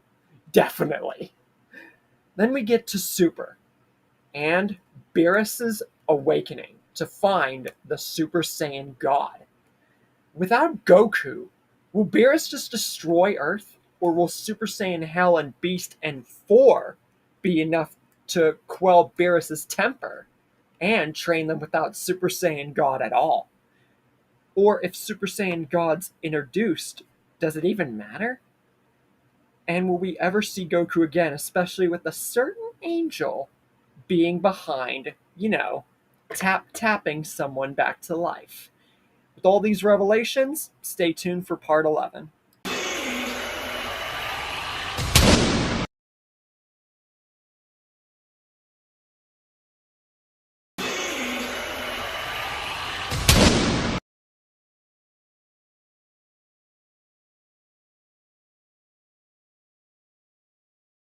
Hey guys, Nick here, and welcome to the Omniverse of Nick and part 11 to What If Goku's Heart Virus Turned Him into a Zombie. Before we begin today's episode, be sure to smash the like button, subscribe to the Omniverse of Nick, and further acknowledge and support the future of the Omniverse by checking out the Omniverse's homepage to see everything that it has to offer, as well as commenting future requests and expectations for this year and for the future in the comments section. With all that said, let's get started. We open up where we left off last time, at the end of Daima and the entrance to Super, and Beerus has just woken up. Beerus and Whis get to talking about why Beerus chose to woke up at this time, and both of them talking about Frieza, etc. Except this time when Whis mentions Frieza, he mentions something particularly different. He mentions the fact that while Beerus wants to find this Super Saiyan God, the Saiyan who he thought had that power, is long since dead. And the Earth that they were all on, that one, Prince Vegeta, and some other Saiyans, including that one's particular offspring, have actually gone through a very, very strange and dark time on that planet. From Majin Buu to a zombie or undead kind of virus, which that one that Beerus wanted to become a Super Saiyan God and fight him had grown to be infected with from a heart illness. And since he is now gone and the virus has long since been taken care of, Prince Vegeta also registered that power into his own blood. And ever since, very few Saiyans even preside on Earth. But if Beerus still wants to find the Super Saiyan God, Whis won't stop him from seeing if the so-called premonition will actually come true, with the lead Saiyan that Beerus thought would have it now dead. Beerus still wants to go to Earth and find the Super Saiyan God, so they go to the Oracle Fish, yada yada, and they prepare to go to Earth, not North Kai's planet. So, Bulma is having her birthday party, that goes the same, and Vegeta is warned by King Kai about Beerus, and they introduce themselves when they get on Earth. Bulma comes up, that goes about the same, as well as Beerus talking about King Vegeta and properly reintroducing himself to the prince. And then Beerus meets Gohan, future Gohan, whatever you want to call him, and all the other Saiyans. And Beerus is rather impressed with the power on display from these very few Saiyans that are left on Earth. Especially since the one he was originally wanting to look for is now dead. And that brings Beerus to his main question. He wants to know if any of them know about the Super Saiyan God. And since nobody does, Beerus offers a counter-offer. If any of them possess the power of a god, or show signs of a Super Saiyan God, or can find a way to make one appear, he'll leave the Earth intact. But if he doesn't get his wish and has a good time at this party, he says that he will turn Earth into dust, along with everybody residing on it. And they never have to worry about any threats ever again. No Dragon Balls can resurrect them either. And at this point, Vegeta, seeing that they're basically being forced to fight Beerus, knows that he's going to have to show off what he's been doing in his training, and he wants to go first. So without telling anybody, he bursts right into Super Saiyan 2 and rushes towards Beerus. But Beerus just stops him with a finger and then flicks him back, reverting him out of Super Saiyan 2. But then Vegeta goes 3 and immediately goes straight on the offensive for just a few seconds, catching Beerus off guard. But since he didn't slap Bulma, Vegeta's not going to get a huge power-up or anything. And honestly, he should have used 3 against Beerus. But hey, we got it in Daima, that's good enough. And he's not able to land immediate hits that actually hurt Beerus, but he is proving to give Beerus somewhat of a fight, at least beyond 5% of his power. Then Vegeta pulls off the super final flash that he used in Daima and excels it, but Beerus stops it and it doesn't really have too much effect. But Vegeta uses this opening to try and attack Beerus, but it's still no good. He doesn't even get him past at least not even 20% of his power. So With Beerus now holding Vegeta in a Hakai disadvantage, he really expected more from the prince, but he did give him a decent showing. And now he will die with his honor intact. And if any of the other Saiyans don't hold as much or more promise than the prince, they're all doomed to die. But Vegeta says, no way is he dying to the god of destruction.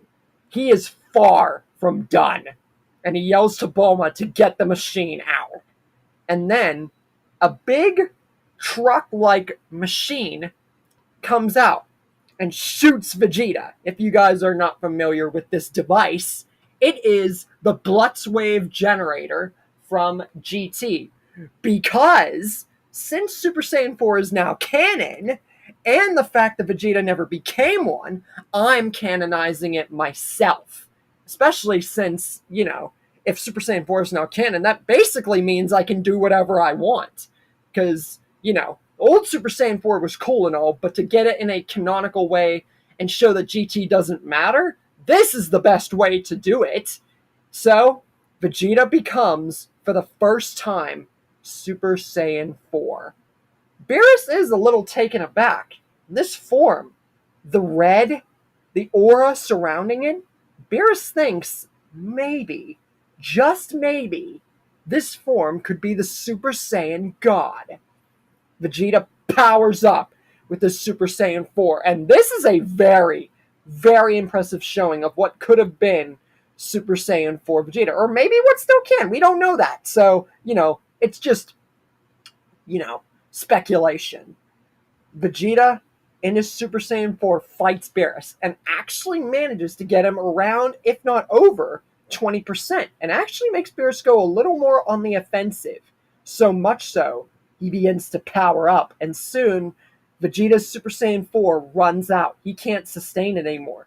This is his first time using the form, especially with the Blitzwave generator, and he can't refuel himself, but he has another plan. Even though he's reverted back to base, Vegeta's not done. Vegeta rushes towards Beerus in his base form.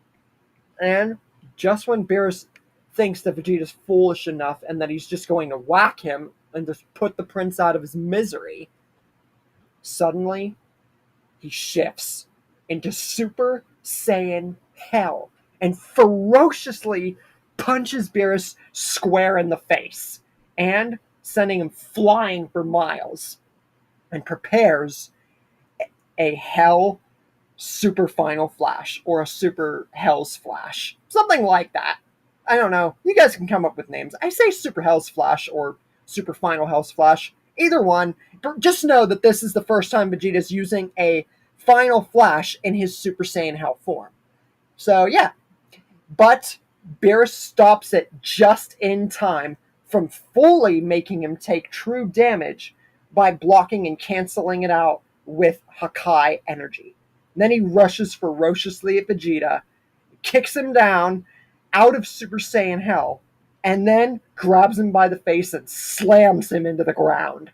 At this point, Vegeta can't fight back. That was all that he had left. But before Beerus can kill him, Gohan steps and turns into Super Saiyan, catching Beerus completely off guard, punching him with his one good arm, his only arm, and sending him flying, but not for miles, because Beerus catches himself and is angry that he was caught off guard, especially since, he did tell all of them to attack. Gohan and Vegeta pretty much being the mains, because Trunks is the only other one there. And Beerus just kicks Gohan and almost basically kills him.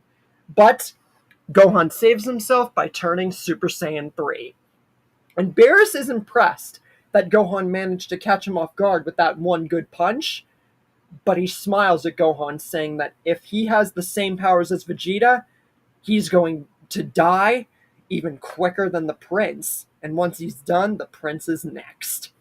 And Gohan says, "Don't underestimate me. I'm the son of the man you wish to be the Super Saiyan God. And if you think that I'm weaker than Vegeta, think again. Don't underestimate a Saiyan." And he turns into Super Saiyan 4, goes into Mystic, or his ultimate state, And Beerus, seeing that he transformed into that force state and now seems to be normal, just with a little bit of different shade of eye and a little bit of lightning, it, it Beerus is just not impressed at this point. And he flares up a Kai energy, preparing to kill Gohan.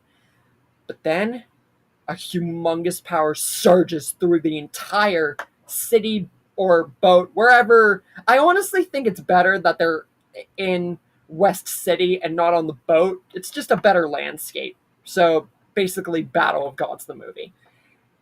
Gohan's eyes flare red, and he flares up his energy into a humongous array of aura and transforms into Beast Future Gohan.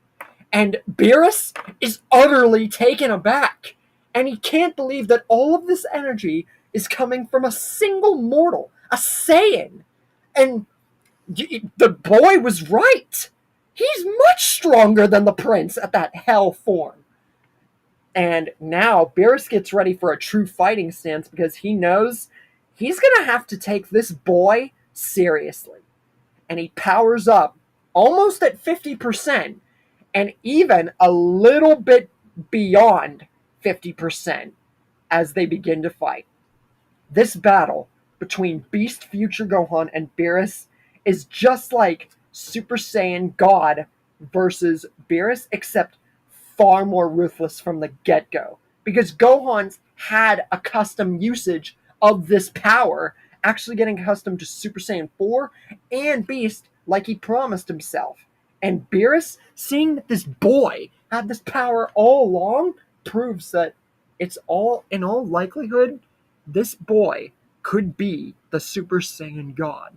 That red form seemed to have a tint of what could have been the Super Saiyan God, but if he knows anything, this beast form might not be godlike, but it is Kai-like. And this worries Beerus that no, he couldn't have gotten.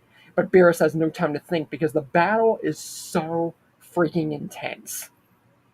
And it sends Beerus into his God of Destruction's Wrath move and just starts blowing up everything and anything just to try to get an advantage. And he starts flaring up more and more and more energy. But Gohan uses his shield and other tactics like the Senko Ki Blast, which was the smokescreen attack he used against the androids, and other things to make sure that he doesn't get vaporized, because he can see Beerus is starting to get angry. And he uses a one-handed full power Kamehameha, or a beast Kamehameha if you want to be specific. And Beerus says, "This fight has been fun, but it ends here," and uses a little sphere of Akai energy and kicks it straight into the Kamehameha, and it bursts into a huge purple explosion, showing that the beam was no match for the power of destruction. But Gohan flares up his beast aura and says that he is just getting started. Beerus flares more small spheres of destruction, while Gohan fights more with blasts of energy like Beast Masankos and more Kamehameha waves, and just more arrays of moves from Piccolo, Goku, and himself, showing that they're both starting to use way more of their tactical and awesome arrays of moves. But then Beerus shows all the might of the spheres of destruction by literally arraying the sky with them, like he did against Goku. Gohan uses a full power Beast Masenko, and all of the balls of energy from Beerus and the Masenko burst together in a huge gray explosion. Once it's done, Beerus is utterly surprised and taken aback, but he says that Gohan's going to have to do better than this. He might have him past 50%, but if this is the best he's got from what's left here, it shows, since Gohan's not landing any blows, but neither is he, that he is not the Super Saiyan God. But then Beerus's eyes shift widely as to what Gohan did during the huge ball of smoke from their combined blasts. Beerus looks, and Gohan used for the first time the Hell Zone grenade. And we've never seen Gohan in any shape besides custom variations, which is not canon, use a Hell Zone grenade. But using it here would be awesome. It'd basically be like a Piccolo versus 17 rehash if you want to be really specific. And Gohan Beast flares up his energy and says to Beerus, "You should have been more paying attention, especially since you're a destroyer. That Saiyans always have an ace up their sleeve." And Beast Future Gohan prepares a special Beast cannon, ready to seemingly finish off the destroyer. Beerus, he doesn't seem scared though. He did seem surprised, but now he doesn't seem scared. He says to Gohan, "Well done, Saiyan. You actually managed to throw the God of Destruction for a loop." And Beerus points a finger and says, "While you might be one of my strongest foes in the trillions of years that I have been alive, you forgot one thing about destroyers." And Beerus flares up his energy and says, "You haven't gotten me anywhere close to what a destroyer is capable of." And Beerus flares up his energy right up to 80%, almost showing 100%. Beerus is done playing. And with this energy, all of his Hakai aura just disintegrates all of the Hellzone grenade. And Beerus flares and speeds towards Beast Future Gohan right when he's still powering the Beast Cannon, and he sticks out a hand, impaling Future Gohan straight through the stomach like he did with Goku, except far more brutally, and uses a full power Hakai energy blast right at Gohan. Gohan is so crippled that he is almost dead. Like, this has him, out of all the fights that he has been through, counting the androids in canon, this has him literally 2% away from dying. And Beerus says, honestly, he thought about not killing him, but he's still not impressed him enough to want to call him a worthy foe, or even take him on as a student. And he also knows that he's no Super Saiyan God. If his father were here, the man who he wanted to see, the man in his premonition and dream, maybe he would have actually considered sparing them and planet Earth. And Beerus smiles and says, "You might have been a worthy foe, but you're no rival of mine. Say goodbye to yourselves and your planet," and prepares an energy blast of Hakai energy to blow up the Earth. But Piccolo powers into Orange Piccolo and goes near Giant to show that just because there's no Saiyans left that can stop him, the Earth is far from done. And Beerus smiles, because not only did the Saiyans secretly surprise him more than he thought without that Goku person, but that Namekian, he has never seen a Namekian turn into that. So Beerus thinks for a moment and has a change of heart. Beerus smiles and says he wasn't expecting Saiyans to be this strong, let alone a Namekian flare up his energy like that. So Beerus will let the Saiyans, the Namekian, and everyone live on one condition. He is willing to spare their planet and everything if they find a way to bring the Super Saiyan God into fruition. Beerus says that he all in likelihood, along with his attendant, could find a way to make that possible.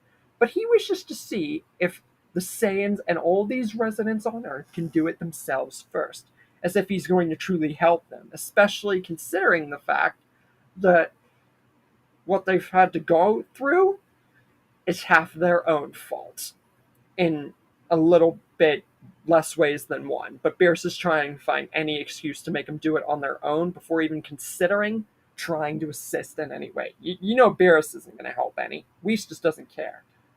But he points his hand and says he'll let them all live if they can find a way to bring the Super Saiyan God to him, and do it right now. By whether it's unlocking, whether it's figuring it out, he will give them a little bit of time. But if not, he's blowing them all up right now. they've impressed him enough to give him a little bit more patience, but not enough to completely not want to blow up the Earth. And Gohan says there might be one way, but he doesn't know whether or not it will work. And they bring Shenron into the mix. With not enough Saiyans in this timeline, will the Super Saiyan God even come back and be in this story? Will Beerus just decide to spare them overall, even without it? Or is there a way to bring back a certain Saiyan and find more? Or will Beerus just blow up the Earth and this literally will cause some sort of time travel / worst ending of all for the story and for the Dragon Ball multiverse and what if stories? Find out in part 12.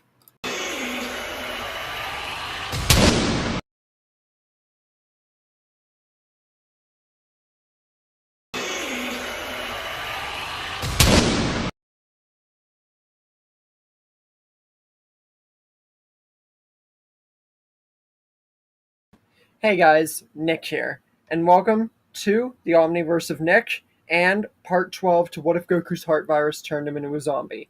Now, before we get into today's episode, be sure to smash the like button, subscribe to the Omniverse of Nick, and further acknowledge and support the future of the Omniverse by checking out the Omniverse's homepage to stay tuned to everything the Omniverse has to offer, as well as commenting future requests and expectations for this year and for the future. With all that said, let's get started. We open up where we ended off last time, with Shenron being summoned to figure out about the Super Saiyan God, after Beerus gives everybody a chance with his high, really impressive look at Piccolo, Gohan, and Vegeta, and everybody's gains in the story, Goku or not, because he's the one he saw in his dream about the Super Saiyan God, but he's still deciding to give the group a chance. There, Shenron would explain about the Super Saiyan God and how 5 righteous Saiyans possessing righteous hearts have to formulate a circle and empower their energy into another. And he leaves, being scared off by Beerus. But Piccolo just shuts his eyes, because this time they don't do the ritual right away, because Piccolo already knows what everyone at first fails to realize, but soon starts to pick up what even Piccolo is putting down. He tells everybody that the ritual is better left not even done at all. They don't have 5 Saiyans, let alone the right number. Think about this for a second. They got Gohan, they got Vegeta, and they got Trunks. That's it. That is literally it. They have 3 Saiyans, and the ritual said that they have to have 5 empower energy into another. That makes the total number that they need 6, which Whis would then go on to explain further, which means there's no point in doing the ritual because they don't have enough Saiyans to even make an attempt. Bulma is just sad, and everyone reminisces at the fact that if they had Goku and he didn't have that heart virus zombie thing, if that whole thing never happened, maybe they would actually have more. Like, they don't know, because remember, Goten doesn't exist here. As for Videl, she's not going to be boring Pan, so that the group is put in a very perplexing state, so to speak. And Bulma's thinking that they're pretty much done here, especially without Goku. But then she thinks of something and tells Vegeta, don't you have a younger brother or something? Because Tarbo was mentioned in DBS, so that officially made him canon. So of course she would mention it here. But Vegeta says there's no point. He was cast off a great deal before Planet Vegeta was destroyed. He doesn't even know what part of the galaxy or universe he's in. And Tien says that there might be a way to track him down and find other Saiyans or do something. They have to do something. They can't just sit here. That maybe they could find a way to track them down by using the Dragon Balls, or maybe they could pick up on Goku's instantaneous movement, the instant transmission. They have to do something. Beerus says that there's a simple fix to this. honestly something he didn't quite think about until now. And he tells Whis to head off and do a little bit of soul searching, so to speak, and see how many Saiyans are left. Whis says that from his note, what he's seeing right now, there's 3. Whis manages to find Tarbell, and then there's 2 Saiyans on a remote, desolate planet. But then he picks up an extra signal, and Beerus just looks at Whis as if to say, don't tell them yet, and tells Whis to head off and go get those Saiyans, leaving pretty much everything in the dark, because Beerus is in a good mood right now, and everything. There's no pudding, this is looking to get him the Saiyan God. So, he's not going to tell the Earthlings anything, because Beerus kept many secrets. He was a great liar. So, he's not going to say anything to the group. He just nods at Whis. Whis taps on his staff, and he leaves. 1 hour later, Whis returns with 4 people behind him. The first few of which are Tarbell.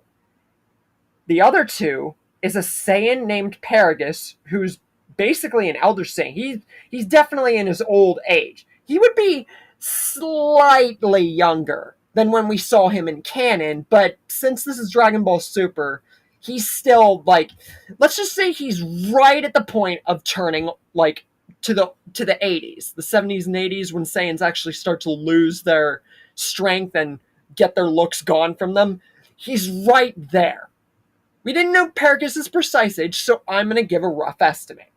And his taller and kind of more foreboding yet kind of shy son, Broly, and lo and behold, the final figure that they stare at, the one that Whis and Beerus kept a secret, is Goku. And there's no halo. He's not a zombie.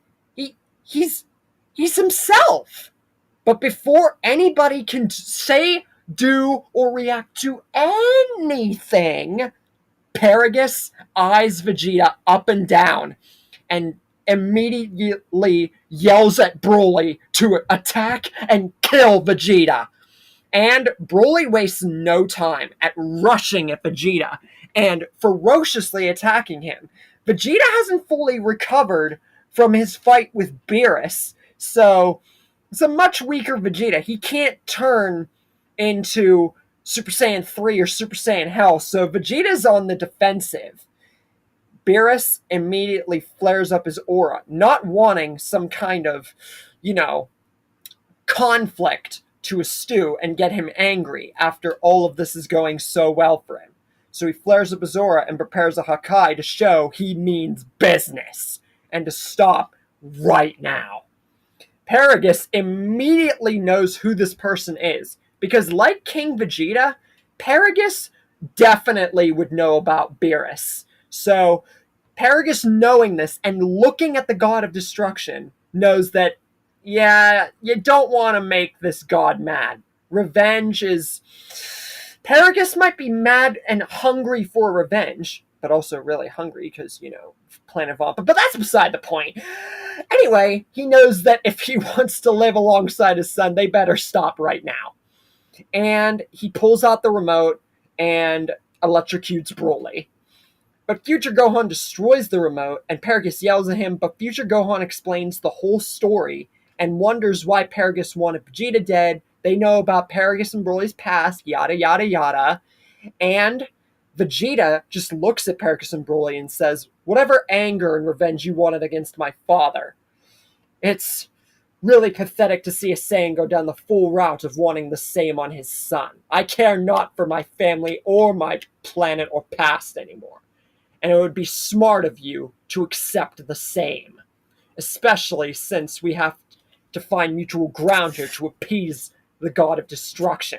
And who knows, you might actually get something out of it.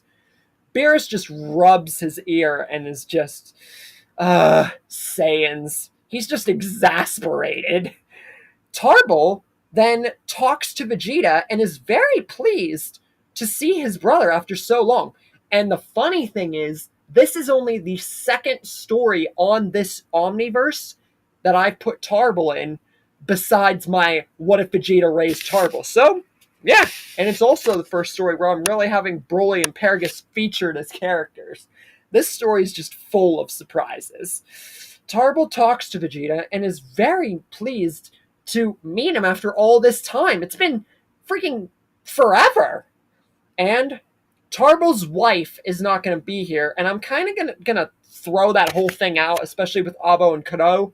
Let's just canonize Tarble to just be on his own, like the Vegeta raised Tarble thing, and because that whole thing made that movie, it was kind of dumb. I'm not gonna lie. Tarble just being by himself makes so more of his character can be rationalized by making him the central plot of his own makeup, so to speak. But he's really happy to meet both Vegeta's son and his family and get to see his brother after all this time. And Tarble meeting Bulma and everything like that, it's a really nice brotherly meeting. And Vegeta's just like, you've barely grown your power since the last I saw you. But really, it is somewhat, happy seeing his brother again. It's somewhat. Vegeta was one whose thing with family, he more or less barely showed it unless it was actually vital. Like if Trunks or Bulma would get hurt or slapped or something, or if the moment was to show true Saiyan pride, then Vegeta would show emotion. And then like when Bulma was born, stuff like that. But we all know that Vegeta in this moment wouldn't really be showing emotion. It's Vegeta. And then, last but not least, Goku. And just says as casual, hey everybody, how you doing? It's been a long time. Gohan, along with everybody, mainly Gohan, is the first to stare at his father. It's really him. And he goes in and hugs his father. This would be a tear-jerking moment. Goku has been dead for a lot longer than 7 years this time. Screw King Kai's and the Cell Saga death. He has been dead since his soul was erupt from his body during the heart virus thing and the zombie thing. His soul was in limbo until his physical form was actually brought back after the zombie corpse was destroyed after Bobbity and everything. So it's been a really long time since Gohan and everybody saw Goku like this. And Gohan and everybody go in and give Goku a really big hug. And it is a wonderful moment. They were not expecting this. And Beerus and Whis hid this on purpose. Because remember, Whis can bring people back to life. He brought Frieza back to life. So of course, he would bring Goku back. Come on, you guys didn't really think that Goku was gone forever, didn't you? Because Whis is a literal Deus Ex Machina and can do basically anything. So Goku coming back was a 100 out of 100. And everybody, and I mean everybody, is happy to see him. And Goku talks with Gohan and gets to learn everything that happened since that day at his own house before he died. And he talks to Piccolo, and he knows everything about Piccolo and the journey they did in the Demon Realm and all his power and how he became the protector of Earth alongside Gohan. And Goku also talks to Vegeta and learns about his new Super Saiyan Hell form.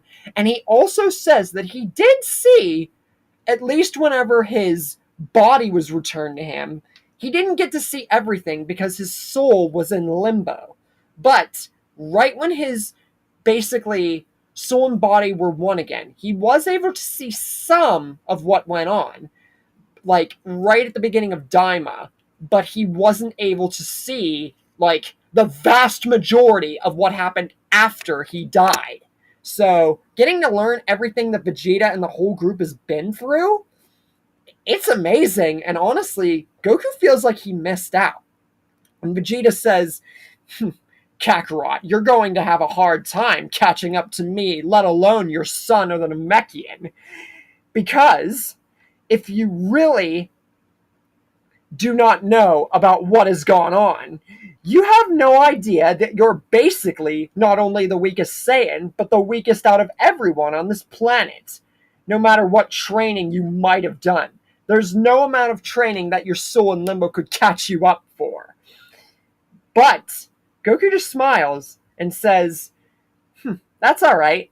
And then he shows a hand gesture with the peace sign saying that even through his soul being in limbo, I'm going to take some creative liberty here and say, like Frieza, that he did mental training as basically a soul, or maybe was given a body. Like Frieza did with the mental training and everything. But since that doesn't really make too much sense in the terms of Goku and what we would know him as a soul instead of a cocoon, it's much different.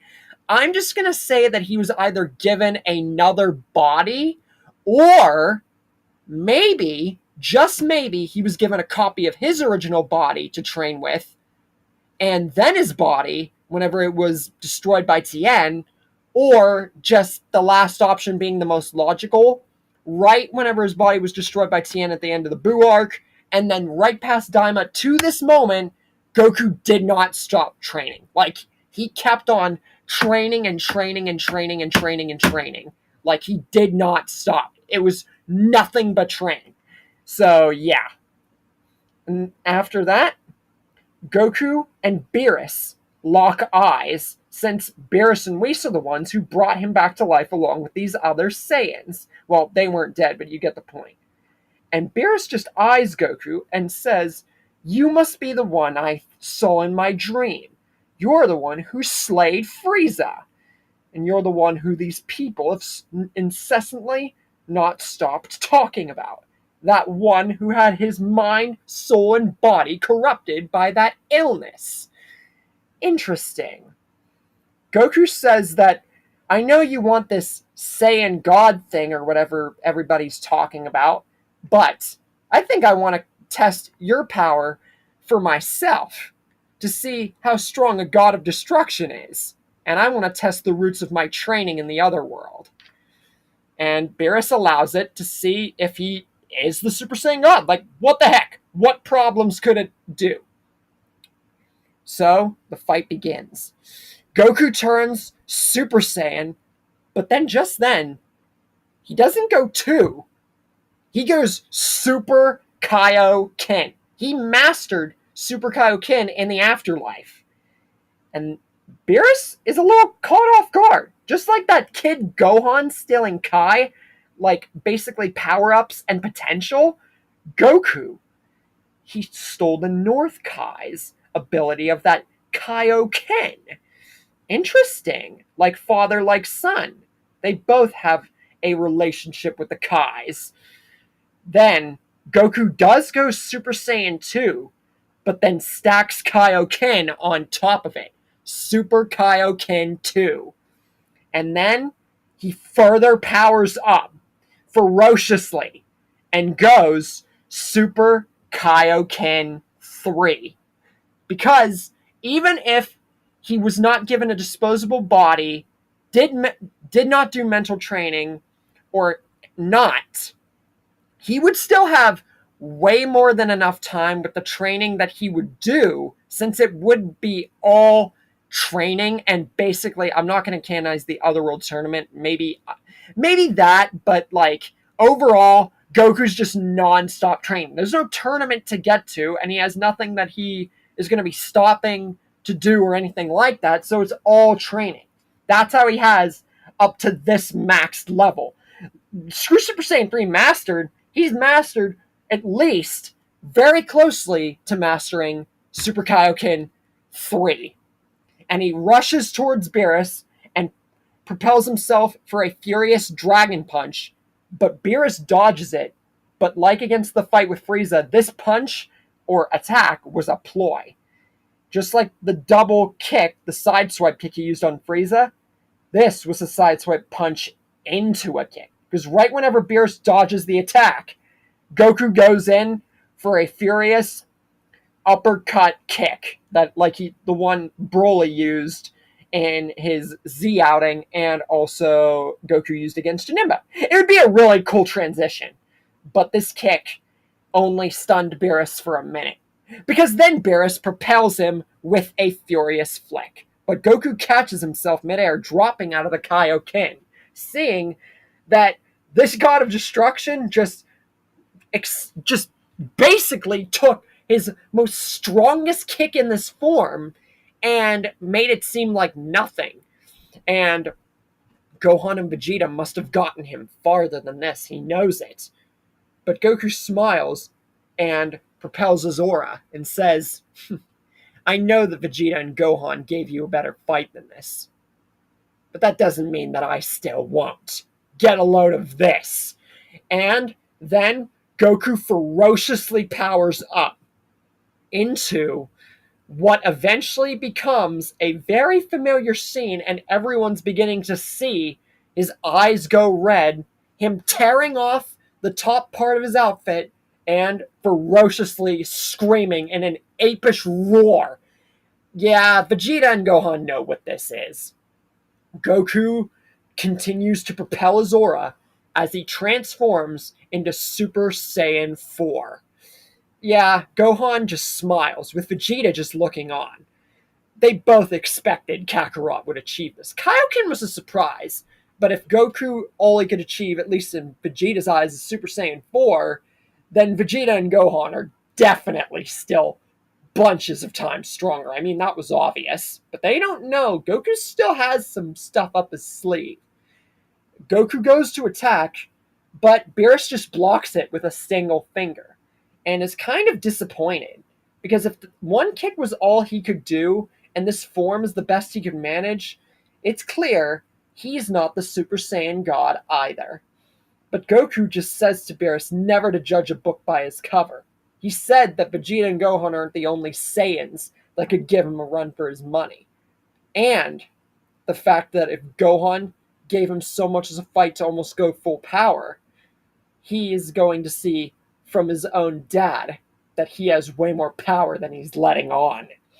And he fires his elemental fire Kamehameha he used on King Goma at full power, and this does catch Beerus off guard, and it explodes with a furious blue, orange, and yellowish explosion. But after the smoke clears, it shows that Beerus had excelled his Hakai aura and blocked the attack with a ball of purple Hakai energy, with the aura surrounding his hand and his entire body. And then Beerus uses a gravitational Hakai push and just forces Goku back. Goku knows that was pretty much his most deadly attack, and it basically did nothing. But he's not done yet. He refuses to give up. And he goes in for what seems to be a punch. But here, I am going to take what Daima should have done and canonize Dragon Fist. And he goes for this power, and Beerus is caught off guard, but then roars his own roar at the Dragon Fist, and then excels his entire body at the speed of destructional light, because I'm trying to make it, foreboding and destruction-like, and just slams his hand and his body down and just forces Goku on the ground. Beerus smiles and says, those were some interesting techniques you had there. You actually caught me off guard. But then he just says to Goku, your boy actually got me past 70%, while the prince got me at least somewhere around that area. But your boy definitely did more than either you or the prince, which shows you aren't the Super Saiyan God either. If anything, that boy seems to be the most likely candidate. I was expecting high hopes for you. I guess that illness took what excitement I was hoping to have and flushed it away. But Goku smiles and says, I didn't say I was done. And Goku begins to power up again. And it's just exceedingly powering up. Beerus is actually a little bit taken aback by this. He wasn't expecting him to have more power, but This was Goku's ultimate trump card. He didn't get to practice well enough in the other world. 4 was very hard for him to master. He hasn't yet gotten there. But this, he wanted to pull off since he mastered it with all his other forms, but he didn't do it yet. Like with the blue Kaioken, he's going for 4 Kaioken. Super Kaioken 4. But since he has wasted almost all his energy canonizing Dragon Fist and using the elemental Kamehameha and using what's not yet a mastered Super Saiyan 4, close but no cigar, he drops out of the forms, damaged, tired, exhausted, and injured, and collapses on the ground. Beerus smiles and says, "It seems like all that power took everything that was interesting about you and put you down." And then Beerus looks and says, "Now's the time to give me the Super Saiyan God. Otherwise, I think I'm starting to lose patience." So, the ritual is done, but it's agreed that since Goku hasn't had any kind of... Because what they just saw with Goku and how he hasn't been around them for so bloody long, they think that Goku deserves the power of the Super Saiyan God. So, they're all going to do it. So, Vegeta, Trunks, Broly, Tarble, and Gohan all empower their aura. As for Paragus, he does not have a righteous heart.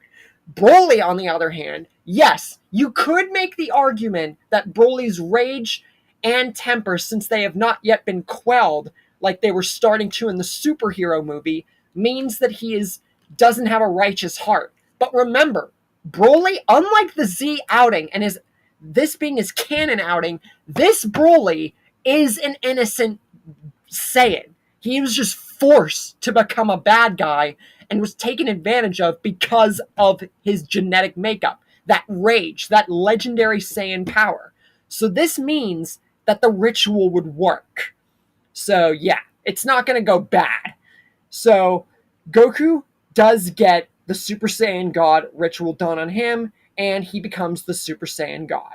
And Goku's and Beerus' fight goes pretty much exactly the same, except Goku actually gives Beerus more of a challenge, and I would have to say that Goku would give him about the same challenge that Beast Future Gohan gave, if not maybe a teensy little bit under. So it would be around the same.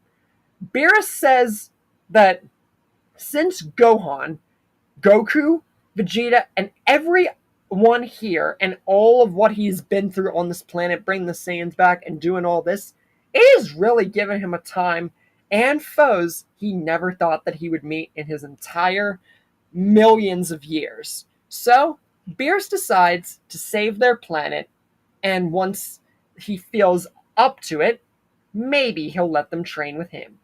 But for now, he says that he is going to leave them alone for now. And he says, "You all best keep up with your training, especially since you're so close to being able to master against me. But do not think that you were totally in control. I said that I was going 70 or 80%, when in actuality, I could be fooling you the entire time. But if I'm being honest, you are a few of my definite top 10 strongest foes. I would say top 5, but I don't know that yet, unless you people continue to train and exceed the Saiyan limits that even I didn't think that was capable for your kind." And then Beerus, before he leaves, tells them all about all 12 universes and how they had better be ready. Because one day, who knows, they might see those universes. And some fighters are even stronger than them. Over time, everybody gets to know everybody. Time passes. Goku gets to reunite with his family. And everything goes on. Peace ensues. Power-ups are gained. And everything goes on until Whis accepts Gohan, Goku, Vegeta, Piccolo, Broly, and Paragus onto Beerus' planet. How will the training and everything for the leadings past the Battle of Guards arc go? into what will be the closing arcs of this tale. What about Goku? Will he be near his canon self? Or is he already at his canon self, yet stronger? And if this is all going to pan the way that it's already gone, what about Resurrection F and all the other arcs? Will Frieza even matter? Will the Tournament of Power even matter? Who will Zamasu take as his basic body for the Zero Mortal plan? And is the zombie virus now just a distant thing of the past after Daima and Super beginning? Or is Super Saiyan Hell and other things destined to bring it back? With all that said, stay tuned for part 13.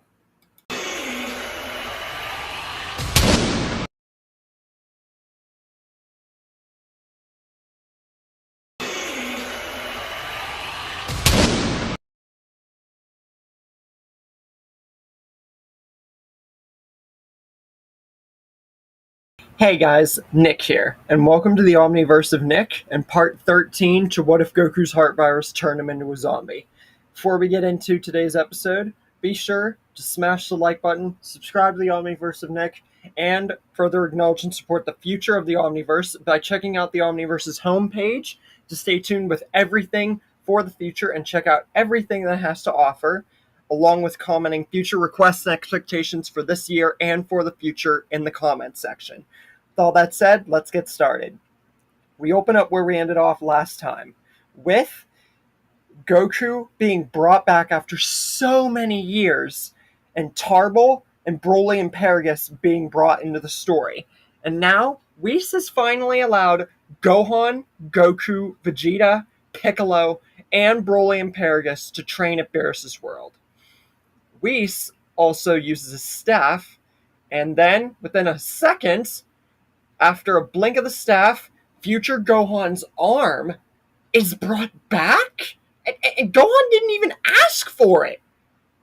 Gohan looks at his arms like he smiles because, like, for one thing, like, he didn't expect, for one, his dad to be brought back to life and being heard that it's by Whis, but for him to just get his arm back? But then he looks sad and disappointed and says that he wanted to be stuck with one arm after getting it taken by Vegeta because it wouldn't be his if it was just restored. That's why he never used the Dragon Balls. But Whis says there's no need to worry about that. Whis used his magic to restore Gohan's arm to the way that it used to be, not just some copy or new arm. He has the power. And Whis also says that now that new arm, which was his old arm, has also been made more durable and stronger. So that means he can not only hit harder with that arm, but he can also defend bunches of times more than he ever could with his old appendage. And if the same ever happens to his other one, Whis will just bop him and do the same.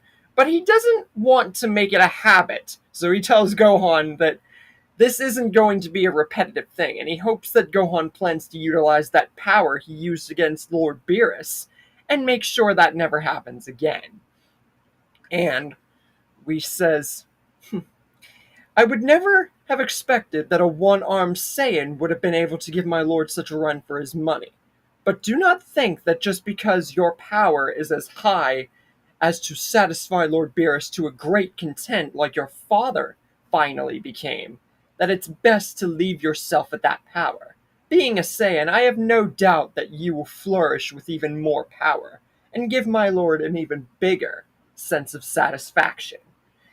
Gohan smiles and says that you have no need to worry, Mr. Whis. I have no intention of sitting still, which is a far cry from his friggin', the Gohan we know of, which I've already stated, but that's beside the point. So, you guys might be wondering, what does Gohan train for at Beerus' planning? I have made it plainly obvious as to what he does in every other story, but this is a different Gohan, remember. So, being this Gohan, what does he do? Well, he's not going to get God, or Super Saiyan Blue, or even Ultra Instinct. I am going to have him stay with his ultimate and beast form. So he practices with it and masters the beast form. But over time, he begins to think. He thought about something right after the Demon World expedition, going between Beast and Super Saiyan 4. Super Saiyan 4 and Beast were both catalysts thanks to that old Namekian Neva. So what if, this is a huge what if, ironically inside a what if he was able to combine those two forms, which were catalyst forms that he's now mastered? He could reach an even higher level of power, something that only these two catalyst forms are capable of. Something new, like Vegeta. Something that is completely out of the ordinary for any Saiyan. Something that no one's ever seen before. So, he experiments with it for a good deal of time, but then one day, everyone on Beerus's planet sees a humongously huge ball and array of gray silver smoke. Almost like a completely universal volcano, but all you can see is just smoke. Gray silver smoke. But when it all dissipates, a new Gohan has taken shape. One with a tail like Super Saiyan 4, but it's silver. His fur is silver too, and long silver gray hair. This is me canonizing Super Saiyan 5. Now, I bet you guys are all wondering, those of you who are fans and know of Super Saiyan 5 when I mentioned it with Super Saiyan Hell, how is this remotely possible to happening? Beast plus Super Saiyan 4 equals Super Saiyan 5? What? You guys are probably looking at me like I am doing what I did in the Cybermen story and completely fanonizing it. But not so. This actually makes sense. Think about this for a second. Whenever Goku pretty much needed the catalyst way more than Ultra Instinct, or around the same kind of Ultra Instinct, to get to Super Saiyan 4 in the first place. That's why he never used it in Super, and then just went with Ultra Instinct. Super Saiyan 4, as we know it, for general Super Saiyan forms in all of Dragon Ball that are canon, is Super Saiyan 4. And Super Saiyan 5 is a fan-made form. We got a small, teensy little bit of whiteness whenever Goku was going Super Saiyan 4 for the first time in Daima, but I don't think that was direct correlation as to Super Saiyan 5. Could have been. I don't think it was. Super Saiyan 5 is pretty much still and always will be a pipe dream, you know? So, I decided to take some very, very, very creative liberty here and canonize Super Saiyan 5. Because Beast has white hair. Super Saiyan 4 has red fur. So, combining not only the colors, but pure malice and power of both transformations, looks, power, and aggression, means that this is the perfect way to introduce Super Saiyan 5, especially with Gohan. Hopefully that clears stuff up. Piccolo masters his orange form in Giants and transforms into the Namekian god form, which I used in my Immortal Vegeta story. Broly, being featured in my stories for the first time, is practicing with Whis and everybody to control his rage, which they haven't seen firsthand yet, and that's a bad thing, because Broly starts to go into his wrath state, or Akari state, you know, the great ape humanoid form. And Whis has to be the one to step in and stop him, because he's dealt with this kind of stuff before with Beerus, so this is nothing compared to him. What would Vegeta do, you might ask? Well, he's not going to be going with God, Blue Evolution, or Super Saiyan Blue. None of that! he is going to be practicing still with Super Saiyan Hell because Beerus has a plan.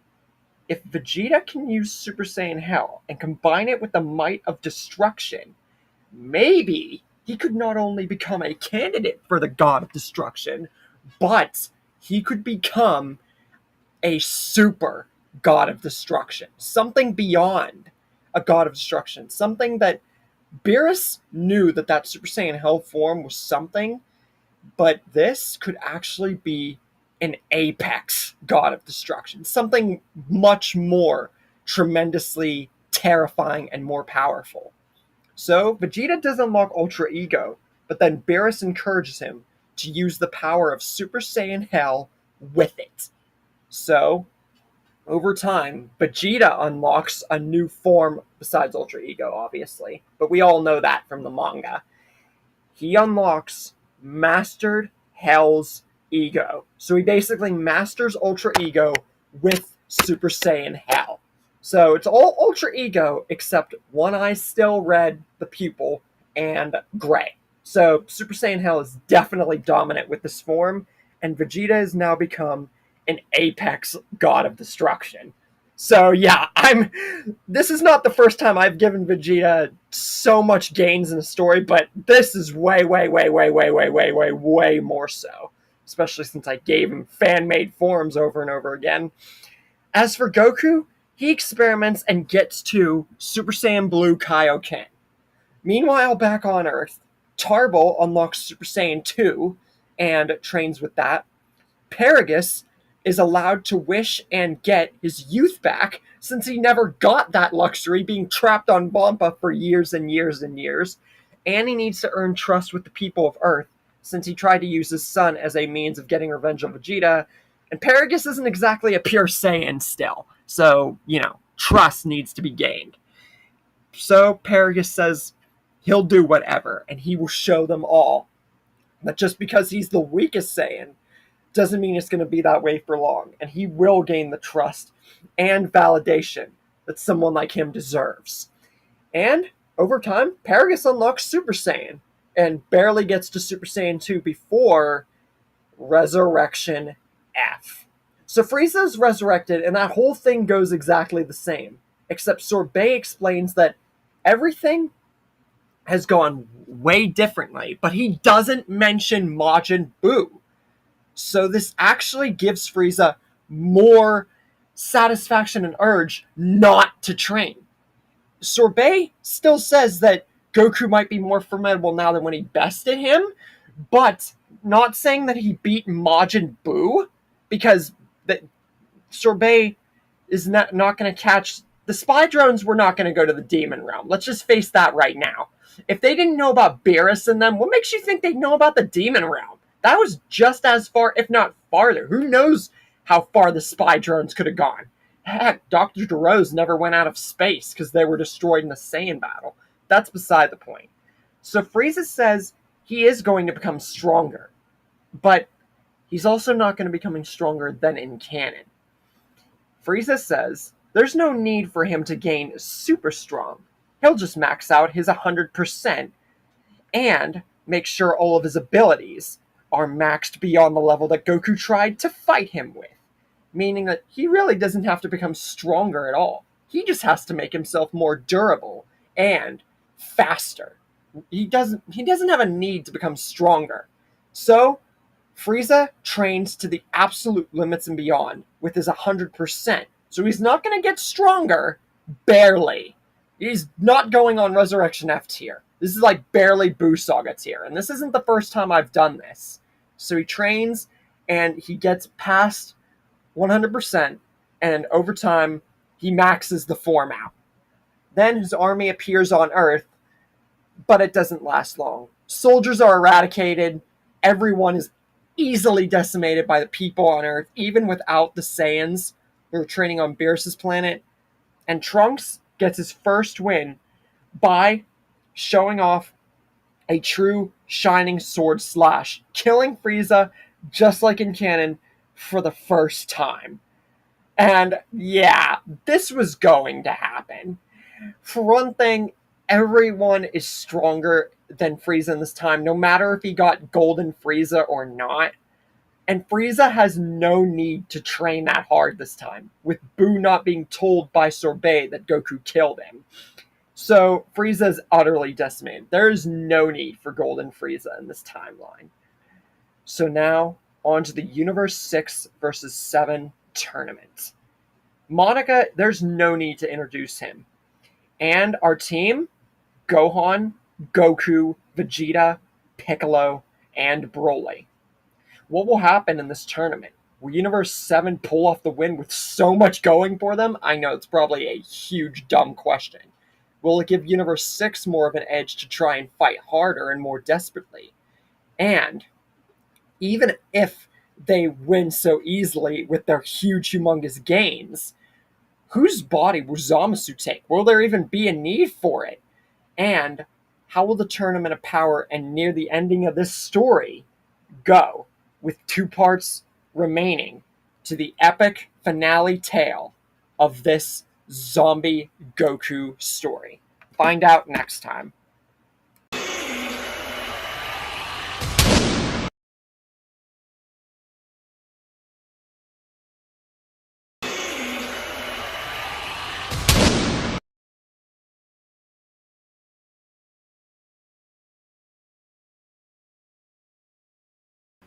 Hey guys, Nick here, and welcome to the Omniverse of Nick, and part 14 to What If Goku's Heart Virus Turned Him into a Zombie. Before we get into it, be sure to smash the like button, subscribe to the Omniverse of Nick, and if you don't want to miss anything that the future of the Omniverse has to offer, and to stay tuned with everything, be sure to check out the Omniverse's homepage and comment future requests and expectations for this year and for the future in the comments section. With all that said, let's get started. We open up for the Universe 6 vs. 7 tournament with Gohan, Goku, Vegeta, Piccolo, and Broly as the competitors. But this isn't going to be the whole 5-man thing that it seems to be. But trust me, it'll be decent. Goku beats Potamo the same, and then starts to fight Frost. But Frost finds himself at a much bigger disadvantage here because of Goku's array of Kaioken and techniques, preventing Frost from really getting a blow in at all. And he worries that he's not even going to be able to use his poison needle, and he might have to actually show he really is evil to these, befuddled people. But a few blows from Goku instantly knocks the sense into him, literally, and knocks him out of the ring. So yeah, Frost doesn't even get a chance to use his poison needle. Not against this Goku. Not because he's smarter, but because he has been used and just... It has been a situation for Goku in the story, obviously, that's put him in a situation where Frost just really doesn't matter. Not to Goku. Then Goku goes on to fight Kaba, and he does teach him the Super Saiyan form, because I do that pretty much all the time, because obviously, it's Goku. And Kaba, I feel, would want Goku to be his master, which I don't think I've ever really touched upon in this story. But that doesn't mean he and Vegeta won't interact. It just means that Goku is the more dominant master figure and better role because of the whole situation here in the tournament for him. Then Vegeta and his whole, condensed space and fire and flames and metal body thing starts to put Goku on the back foot. But then Goku uses Super Kaioken 3 at full power and Kamehamehas Vegeta not only out of the ring, but destroys the entire containment surrounding them. He doesn't even have to insult him. Then we get Goku and Hit, and the setup for that for the beginning goes the same. Hit time skips him, Goku tries to figure it out. He does in a few hits, just in base form, and then he has to escalate to powering up, but he doesn't go to blue. He goes to 4, because he hasn't had enough of a chance to fight in this form. And you might be asking, oh, well, if that was the case, why didn't he do it in Super? As I've said, they're catalysts. But this is a different Goku, meaning he could use this form more thoroughly because of how he trained in the afterlife. So, it only makes sense, So Super Saiyan 4 Goku and Hit fight, and I feel that Super Saiyan 4 Goku in this timeline would be around the time of Super Saiyan Blue Goku warming up against Hit at this time. Very close. And forces Hit to power up and show that he can improve too. And he has Goku on the ground and says he never thought to improve his time skip. And then Goku shows up, Super Kaioken 4, and rushes at Hit, but Hit uses his time skip because it's still not enough. And he starts to just mercilessly destroy Goku with everything that he is showing off, showing that he's far from done improving. Then we get a manga twist with Goku going God against Hit and fighting through the time skip. And like the manga, I feel a lot of those fight scenes would be choreographed perfectly for that, except maybe not like totally so to make it a great fight for the show adaptation, since I only take nods from the manga just like I do with the comics from The Walking Dead. And Hit uses his final stance, showing that, yep, he's still improving and Goku still can't beat him. Goku then goes God Kaioken, and then he says, if you think this is the root of my power, I'm just getting started.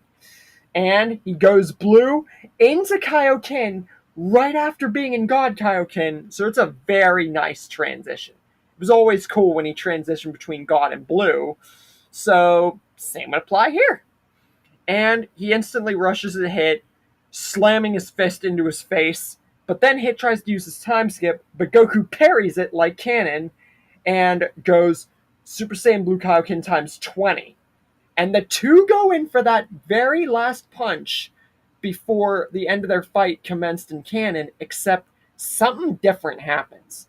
Because of a much different Goku, and already tiring Hit to advancing him to this point, and Goku's array of complete control of Kaioken, the punch that lands them both and hits them both, that one they did in canon, it knocks Goku out, but it also knocks Hit out. Yes, for the first time in my stories, I am tying Goku and Hit out of the ring at the same time. So, this means Universe 7 still wins, because Goku fought the entire tournament, and even though he lost, they still won. And like I said, it wasn't going to be a whole, everybody fights sort of thing, especially with Broly around. You guys probably thought that, but think about this for a second. I have not had Goku fight in this story at freaking all till Super, so I had to give him this. It's literally like a must. Goku meets Zeno, and that goes the entire same way. There's not going to be a copy Vegeta, because no Monica, and no reason I've ever had to incorporate it. There's not going to be any Barry Khan or the alien thingamajig, none of that.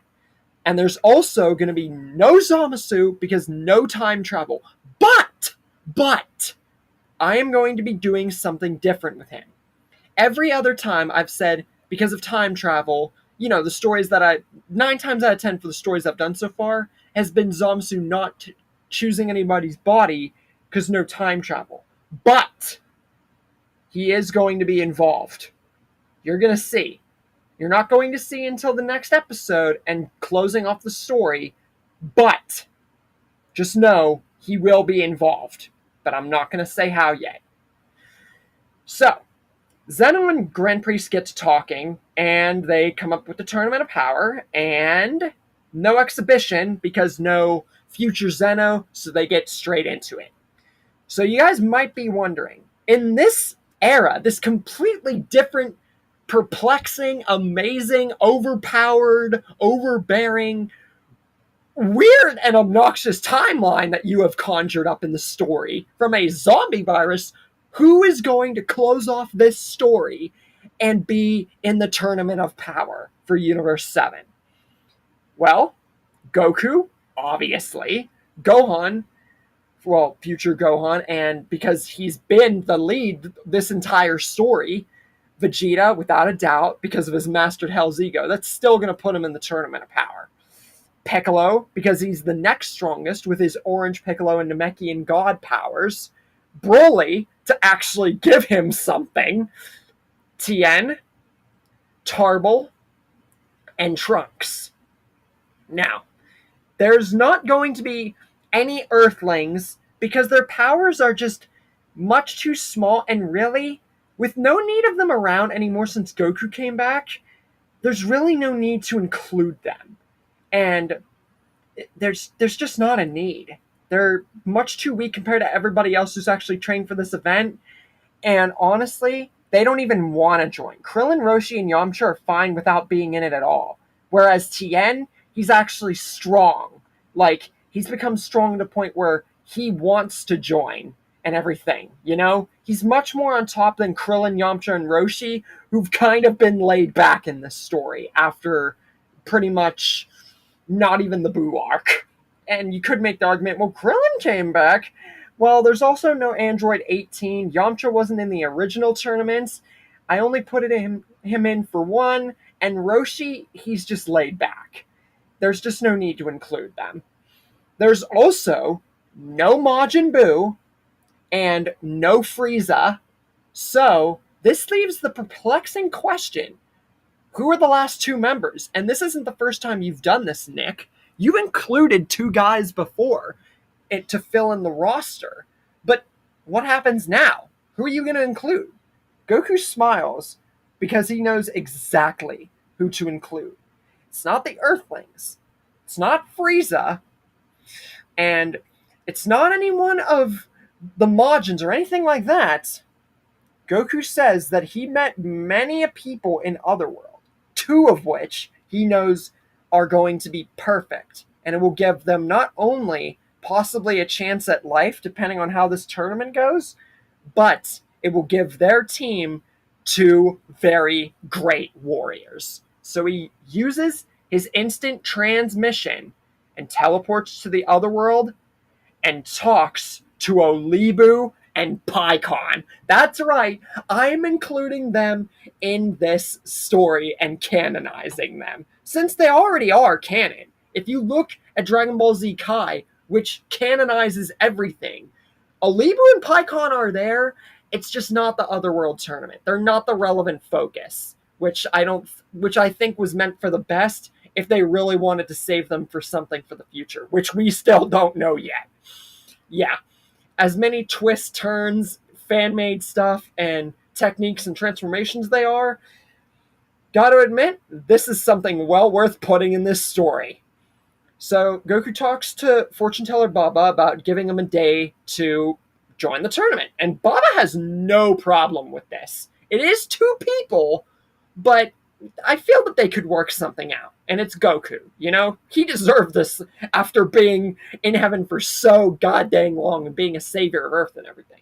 So Olibu and Paikon are brought, and they have not seen the living world in decades. Over that, actually, bunches and bunches and bunches and bunches of years. It's been so long.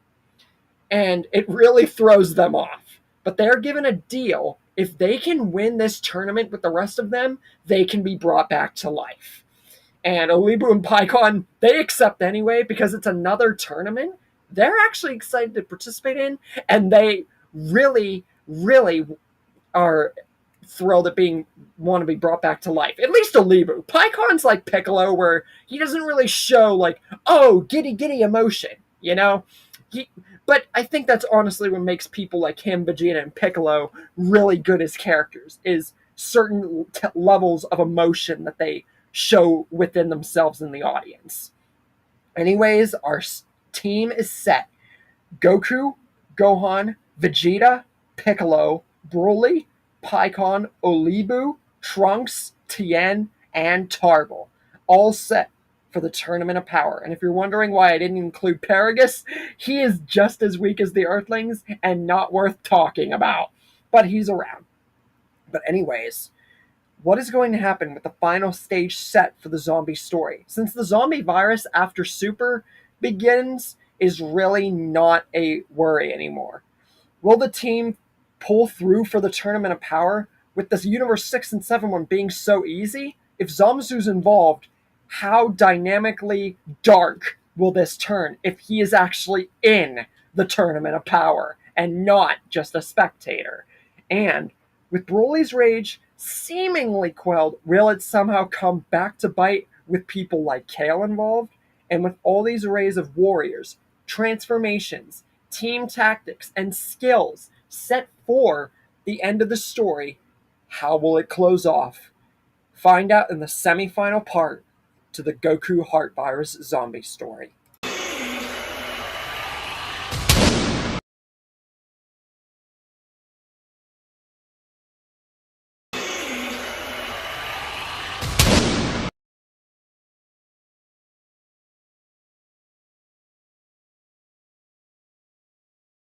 Hey guys, it's Nick. Welcome to the Omniverse of Nick and the penultimate part to what if Goku's heart virus turned him into a zombie.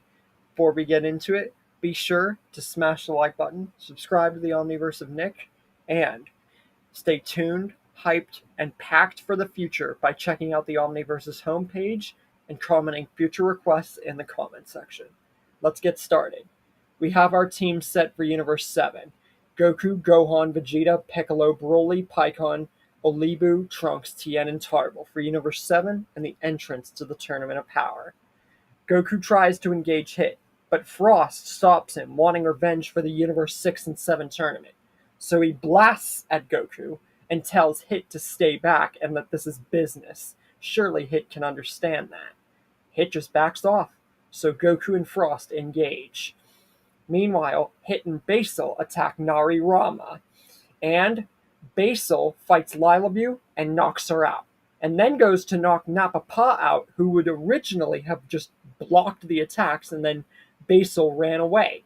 But before Nappa can even do that, a certain apprentice Kai, who has never been in the Tournament of Power in my stories before, and pretty much been underutilized since there's no time travel, and honestly, this should have happened sooner, is in the tournament in Universe 10 to help Nappa by using a heavenly arrow and not only knocking Basil's blasts away, but into Basil along with Zamasu's heavenly arrow.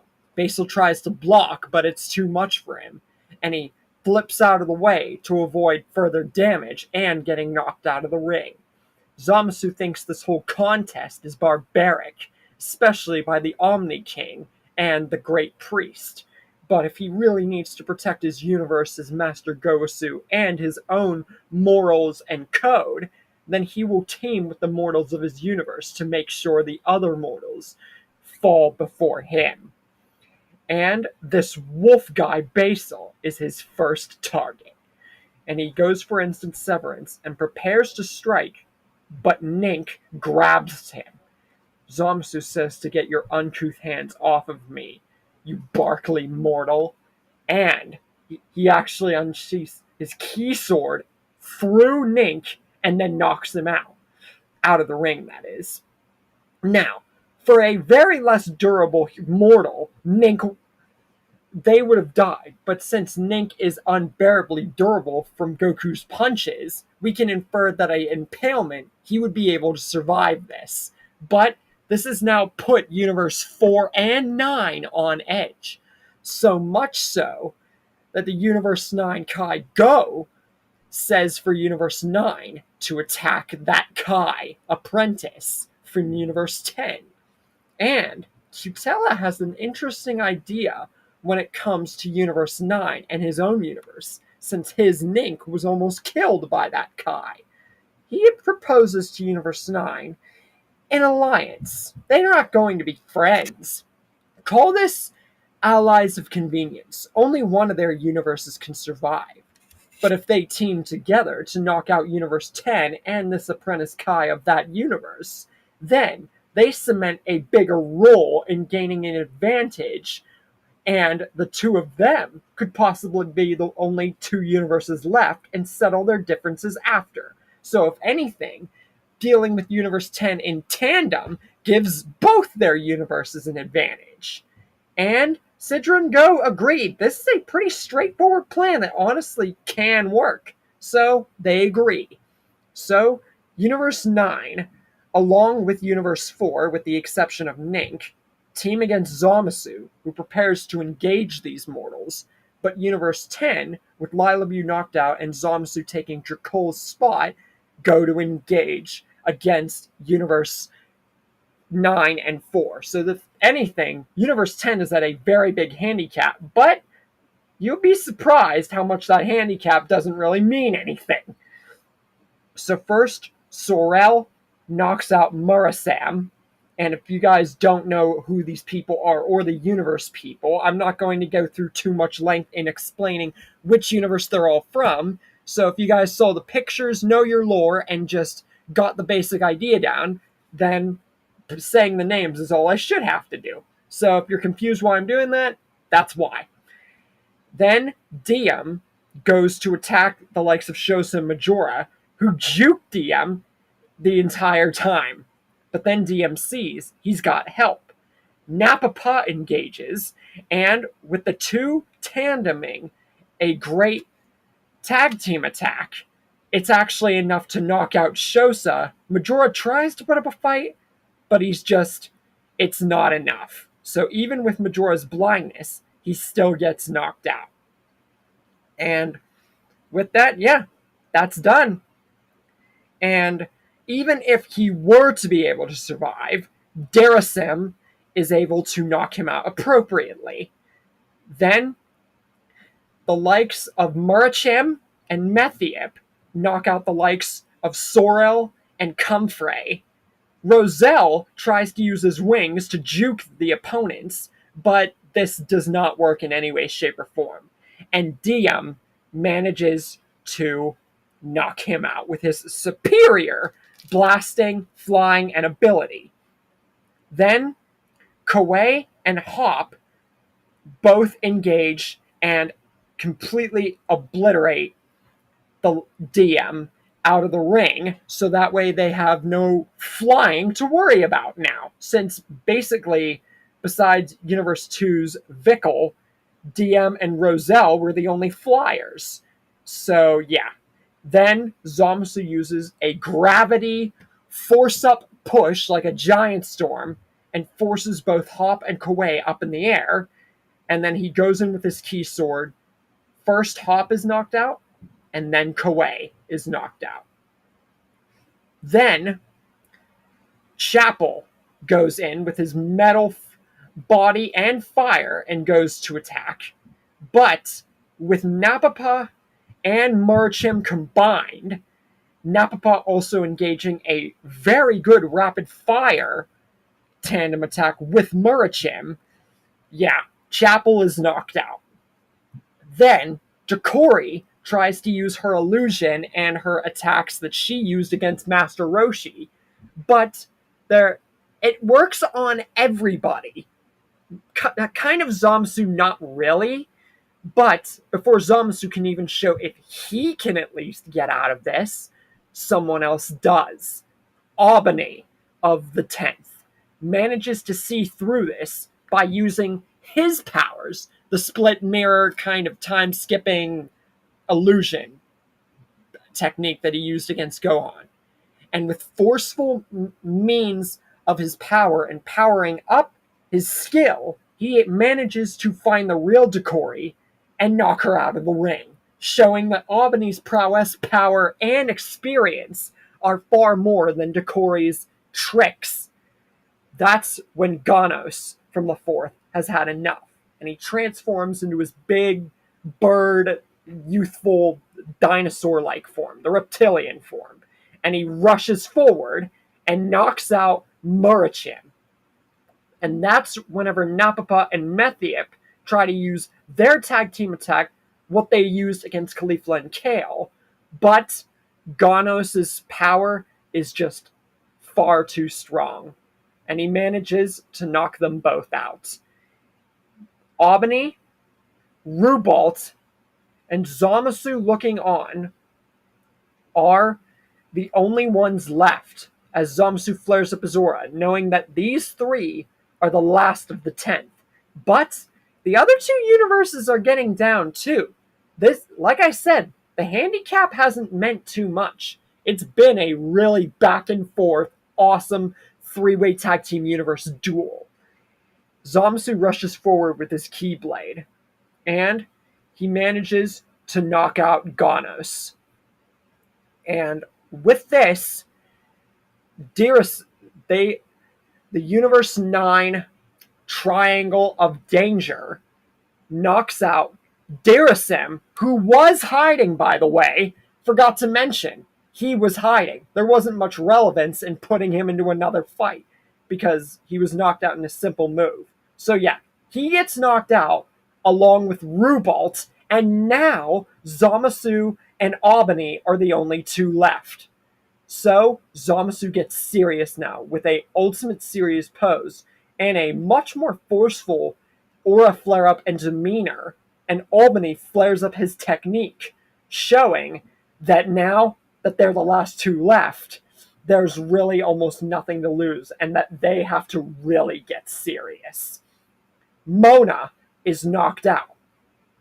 And then the likes of Oregano and Hysep are knocked out next. Now, Universe 9's Kai Go unleashes fully Basil, Bergamo, and Lavender at the same time, knowing that even if it's his last ace, there's only two fighters left in Universe 10. So, still with Universe 4 seemingly having fighters left, they still have the advantage. But Cutella is getting worried, knowing who his few fighters left are, not knowing or thinking that it would have come to this so soon. But even with this alliance, he's still angry, telling his last few fighters to be careful and to make sure that they do not lose. So, the blue little, thing, the warrior, and Gamisaurus and Damon, or Damam, they all are the last ones left of Universe 4.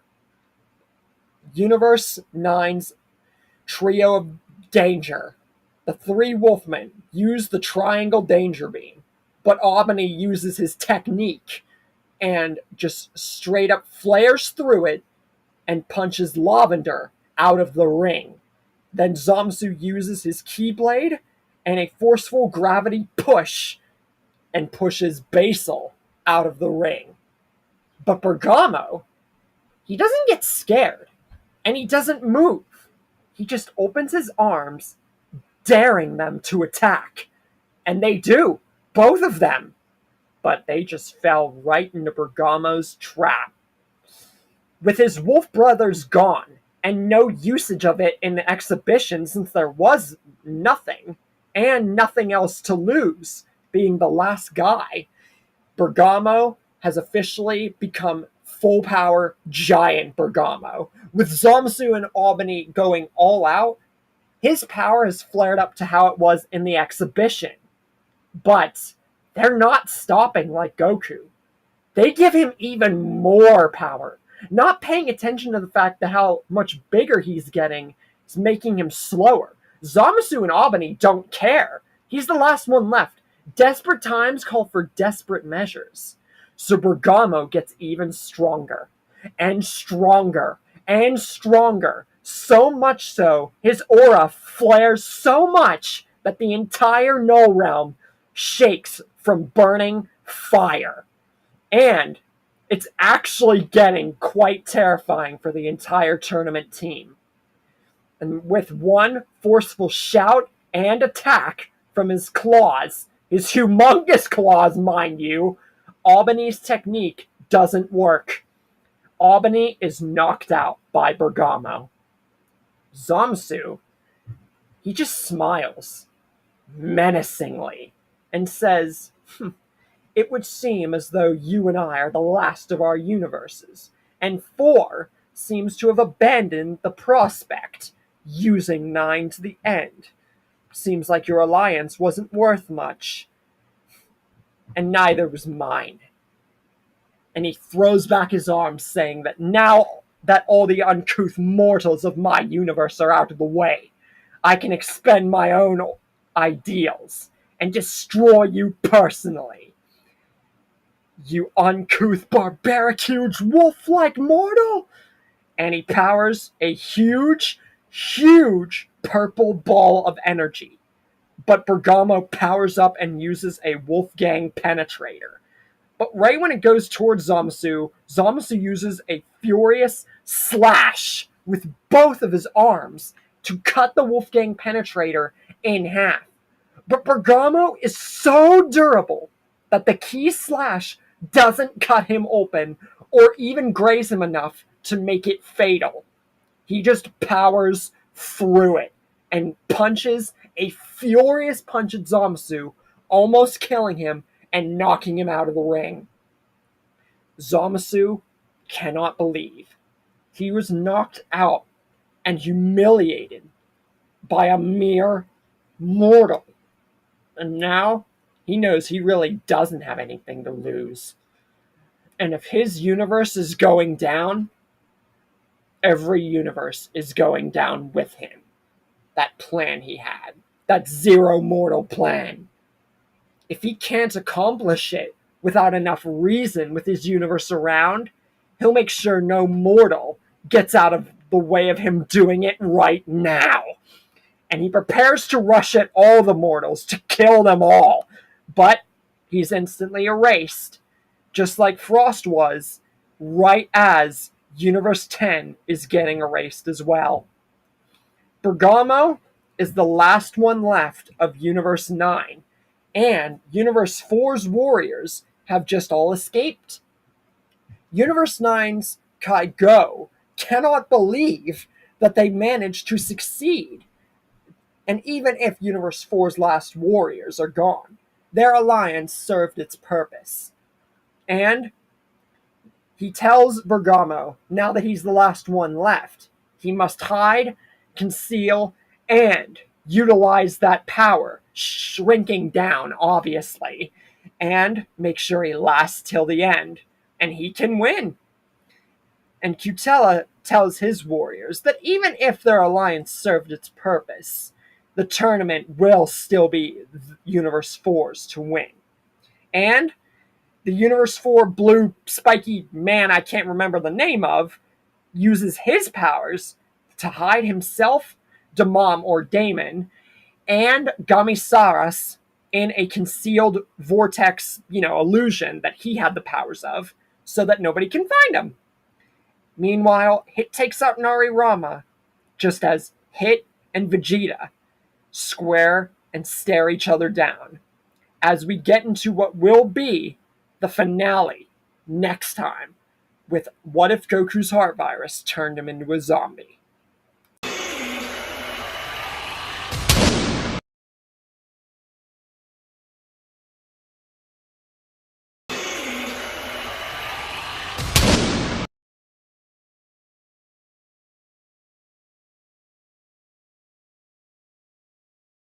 Hey guys, Nick here, and welcome to the Omniverse of Nick and the finale to What If Goku's Heart Virus Turned Him Into a Zombie. Before we get started, be sure to smash the like button and subscribe to the Omniverse, as well as staying hyped, packed, and tuned in for the future of the Omniverse by checking out the Omniverse's homepage and commenting future requests in the comment section. With all that said, let's get started. We open up where we left off, and Vegeta and Hit are about to square off. But Boda Magetta cuts in, just like Frost did with Goku and Hit. But Vegeta, with one single final impact, flaring up his destroyer energy, knocks them both out. And then Vegeta and Hit square off, but Hit is absolutely no match, especially since Vegeta's mixed in Super Saiyan Hell with Ultra Ego to be Mastered Hell's Ego. Hit stands no match with his time skip, but he does try to do the Cage of Time, which does affect Vegeta about as well as it affected Jiren. So yeah, Vegeta just flares up his destroyer energy and uses a final Hell's Destruction Flash, and Hit is knocked out. Goku is fighting against Frost and flares up Super Kaioken, knocks him out with one punch. Frost angrily tries to shoot Goku from the stands, but he gets erased. Kaba then knocks out Nigirishi and encounters Vegeta, who attacks him brutally. Kaba unlocks Super Saiyan 2 amongst this. Vegeta says he knows that this kid Saiyan that Kakarot fought in the Universe 6 vs. 7 tournament won't be anything worth his full power, but he's not going to stand by and let a Saiyan not explode with more potential than he's letting on. So he's going to bring out the most he has, even if it means literally destroying the heck out of him. So Vegeta just ruthlessly kicks, punches, blasts, throws, maims Kaba throughout Super Saiyan 2 just to get him to power up more. And he's not even trying. And Kaba at Super Saiyan 2 is getting tired. But once Vegeta actually brings up his family, his planet, his universe, since it's their first time meeting, Kaba's anger explodes. He roars to the high heavens and flares up his aura, and through this unlocks Super Saiyan 3. And this isn't the first time I've given Kaba Super Saiyan 3, and it won't be the last. He fires a full power punch, but Vegeta, he just smiles, flares up his Ultra Ego form, or Super Saiyan Hell's Ego form, whatever you want to call it. It's really just a mixture of going back and forth between the two, mastering the two, etc. And he blasts Kaba right out of the ring. Goku fights Caulifla, and in turn causes Kale to attack him, go berserk, and then explode with the blaster meteor, attacking everyone in the tournament. And she even gets into a run-in with Broly. You didn't think that I was going to leave out the two berserkers, did you? But before Broly can even attack, since he's actually gotten to mastering his potential, Kale just slams him throughout halfway across the ring and pretty much leaves him undecided as to what's going to happen to him. So it is a great encounter, but it wasn't going to last. Broly isn't the centerpiece of the story, but he will make a stand in future stories. But yeah, she pretty much just throws him all the way across the ring to the side. And even if he was still there, Jiren stepping in would blast them both unconscious. Then leading to the 5 Pride Troopers, who are dealt with by Goku, Caulifla, and Kale. Then we get to Universe 2's transformation, but Ribrianne is knocked out by one blast from Vegeta flaring up Hakai energy. Yeah, she wasn't going to last very long. Not against this Vegeta. And then Kakunza gets knocked out by Pikkon, who uses a Hyper Tornado to keep up with her animalistic speed and mobility and, agility. And the Hyper Tornado is definitely the best way to do that, and honestly, kind of overkill if you ask me. Then Vikale gets knocked out by Piccolo, who jumps up, flares a special beam cannon to bust at her wings, just like Frieza did against Roselle in canon, and then just uses his extendable arms to just literally push her out of the ring, which would be an awesome kind of tag team tandem combination of attacks from Piccolo. And then Rosie fights against Olibu, who uses the environment to his advantage, blinds Rosie, blocks her Yachina abilities, and then just forcefully slams her through the bottom of the ring. Gohan flares up Super Saiyan 3 against the likes of Jamise, or Jamizu, who tries to use instant transmission, but against this Gohan, it just doesn't work. Need I say more? Jamise is completely and utterly just knocked out. Like, he's not going to get completely maimed and nearly killed like Frieza did to him, but he just isn't. It's not worth it talking about him. It really isn't. Then Dispo and Kenshi fight against Tarbo, who flares up Super Saiyan 3. But against the two of them, he is no match. And he ends up very injured in base form, about to get knocked out. but Tien saves him with a solar flare and uses a full power Neo Tri-Beam and knocks out Kenshi, even with his whole, booby-trapped laser Pride Trooper attack thing he used. But then Dispo uses a Justice Crush, which Tien's thrown off by, and it knocks him out. Then he uses a Justice Kick, and he knocks out Tarble next. Trunks, who has grown up a lot since this point and has not really shown too much besides few sword moments and fighting, has finally unlocked Super Saiyan 3 himself and blasts at Dispo, which catches him off guard even with his speed. But this was right after Dispo kicked Trunks' uncle out of the ring. Yeah, never thought I would mention that little quip, did you? But Dispo catches himself and uses Super Maximum Light Speed Mode to try to get Trunks out of the ring before he can even adapt. But Vegeta saves Trunks with a final Hakai Destruction Flash and knocks Dispo out. At this point, Toph has seen everything about what Vegeta has done with this Destroyer energy. And to beat a Destroyer, he must throw away his ideals and become a Destroyer. So he flares up his energy and transforms into God of Destruction Toph. But if you think that this is going to mean anything, this is not like the other times or time that I have done this little square off with destruction energy, because this Vegeta is trillions of times stronger. With Super Saiyan Hell and Vegeta's gains in this story, along with the Blitzwave amplifiers and his destruction training, Mastered Hell's ego makes Toph literally look like a freaking ragdoll. And he was even in Blue Evolved, so being trillions times stronger than canon Vegeta, Toph is absolutely nothing.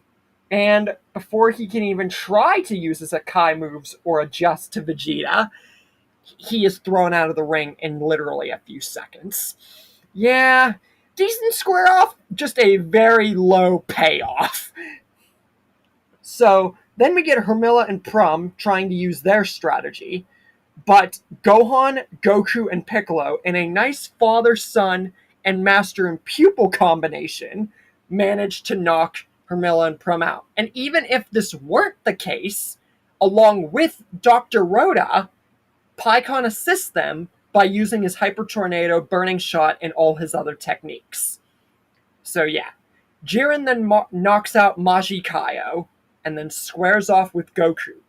But with Goku's training, even if he's the weakest Saiyan, Goku has still gotten very strong with his training in the afterlife, especially, and everything I mentioned before, whether it would mean anything or not, you guys get the drill.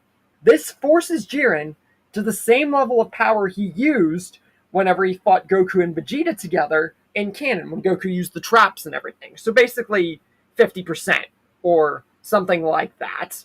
I like to think that Jiren was 25% at the end of their UI Goku versus Jiren first fight. Meditation was around 50%, and this would be like 75 or something. But that's just me. So it would force him near that. I don't want to say Goku would force him past 50, though. So this is just me being nice. Then Goku prepares the Spirit Bomb. But like one story, except trillions of times different, with a much, much stronger Vegeta, Broly, Gohan, and everybody else's gains, along with Pikkon and Olibu, this means that the Spirit Bomb is so big, so strong, so humongously freaking terrifying that Goku has to empower it, not into himself, but into a Kamehameha. Now, I've done this before, but this Kamehameha is a lot bigger. Goku can barely control it, which means he has to power all the way up, past his limits, even exceeding Kaioken times 50 in his blue state, just to keep the Kamehameha contained. And when he fires, not only does it knock Jiren out and critically injure him before he can even use his full power, but it also completely obliterates almost the entire ring. Yeah, it's that big. After that, the rest of the tournament is a cakewalk. Bergamo is found out, and he does last right near the end along with Universe 7, but it's only so much considering our cast. He got lucky with Zamasu, you know? And Zamasu and Albany did give him power, but it wasn't enough. And like Goku even noticed, it made him slower. So, him also having to fight alone for a good amount of time, it just means that Bergamo would do much better than any iteration of Universe 9, especially so far, but he just wouldn't make it to the end. So Super Shenron is summoned, and all the universes are brought back, and Whis fulfills the offer and promise, along with a gift from Lord Beerus, about giving Paikon and Olibu back to life. And it's tough to see where they would go from here. Olibu would most likely stay in this part with everybody else. And if Paikon didn't go to West Galaxy or the West Quadrant and just stay there or just go back to the Grand Kai's planet, then he would most likely stay with everybody else, seeing as he's great friends with Goku along with Olibu, and he wants to train more with the Piccolo and learn more about this universe. There's so much that Paikon and Olibu don't understand. So honestly, keeping them together is for the best. There's no Broly Dragon Ball Super movie because Broly and Paragus have been with us since the start of Super. And with Paragus' youth and much more understanding of his son, this means that the dynamic with Paragus and Broly and the fighters, especially so much more earlier, is much better. And with Broly practicing his power, he's getting to be near the top as well, which was already kind of a thing. But hey, gotta explain that and reiterate it to those who don't know. And Paragus continues to train, and eventually lets go of the fact that he was wished youthful once, and now he's just to let his life go, and just see where it goes from here. As for Dragon Ball Superhero and the last part of the story, you might ask, well, there's no better way to close it than with Gohan and Trunks, and I think you guys know where I'm going with this. With the Gammas, Cell, and more androids approaching, and this being the pretty much last arc to cover, this means that with this Gohan, this Trunks, this timeline, no time travel, this means that we ironically end this story where the canon part of it began, with Gohan and Trunks fighting together against the very creations that brought these characters to light all the way back in the Android saga. And there's no way better to end than with a master and student fighting to protect the planet. So, that's the end of the story. And honestly, longer and yet just as epic, if not way more so epic, Dragon Ball tale. And a new one at that. I had not made a Dragon Ball project in 3 years. So to make something completely brand new with all of this great stuff, with, uncovered lore I didn't know about, Daima especially, hello, and these new ideas that came up. New forms, new hybrids, new techniques, new storylines, new prospects, and ending it off the way that History of Trunks essentially began. The androids weren't the threat in the story. It was about growing from the prospect of a zombified Goku. And to see him come back, Vegeta to master that zombie infection within him and turn it into something completely his own, and all of it to culminate in the Universe 7 team ultimately being overly stacked to the brim in the tournament. It might seem like I rushed parts of it. especially near the end. But you gotta think, even though I didn't utilize everyone in the tournament the way I wanted to, I still feel that I gave him the closure and ultimate idea. Now, for those who want a little bit more, I shall grant you that. Basically, Trunks would be grown at this time, which would finally culminate in him using his sword and being 10 times, 20 times more powerful than the Trunks at this point after Gohan had died in canon. Because, again, this is taking place in the history of Trunks' arc, meaning no time travel happened. Now, I could have incorporated that in my stories that I didn't include time travel. But, since I didn't properly know how to handle that, and, 3 years ago I wasn't thinking that in depth, I can promise you guys right now, that is going to happen. Especially after what I did with future Gohan.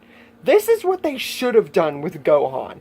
Made him a balanced, good, and ultimately amazing character. Now, again, I get that I might have pulled Beast and Super Saiyan 5 out of left field, but that was to give future Gohan the character that he deserved, and to credit the power given to him and unlockage by Neva and the whole Daima thing.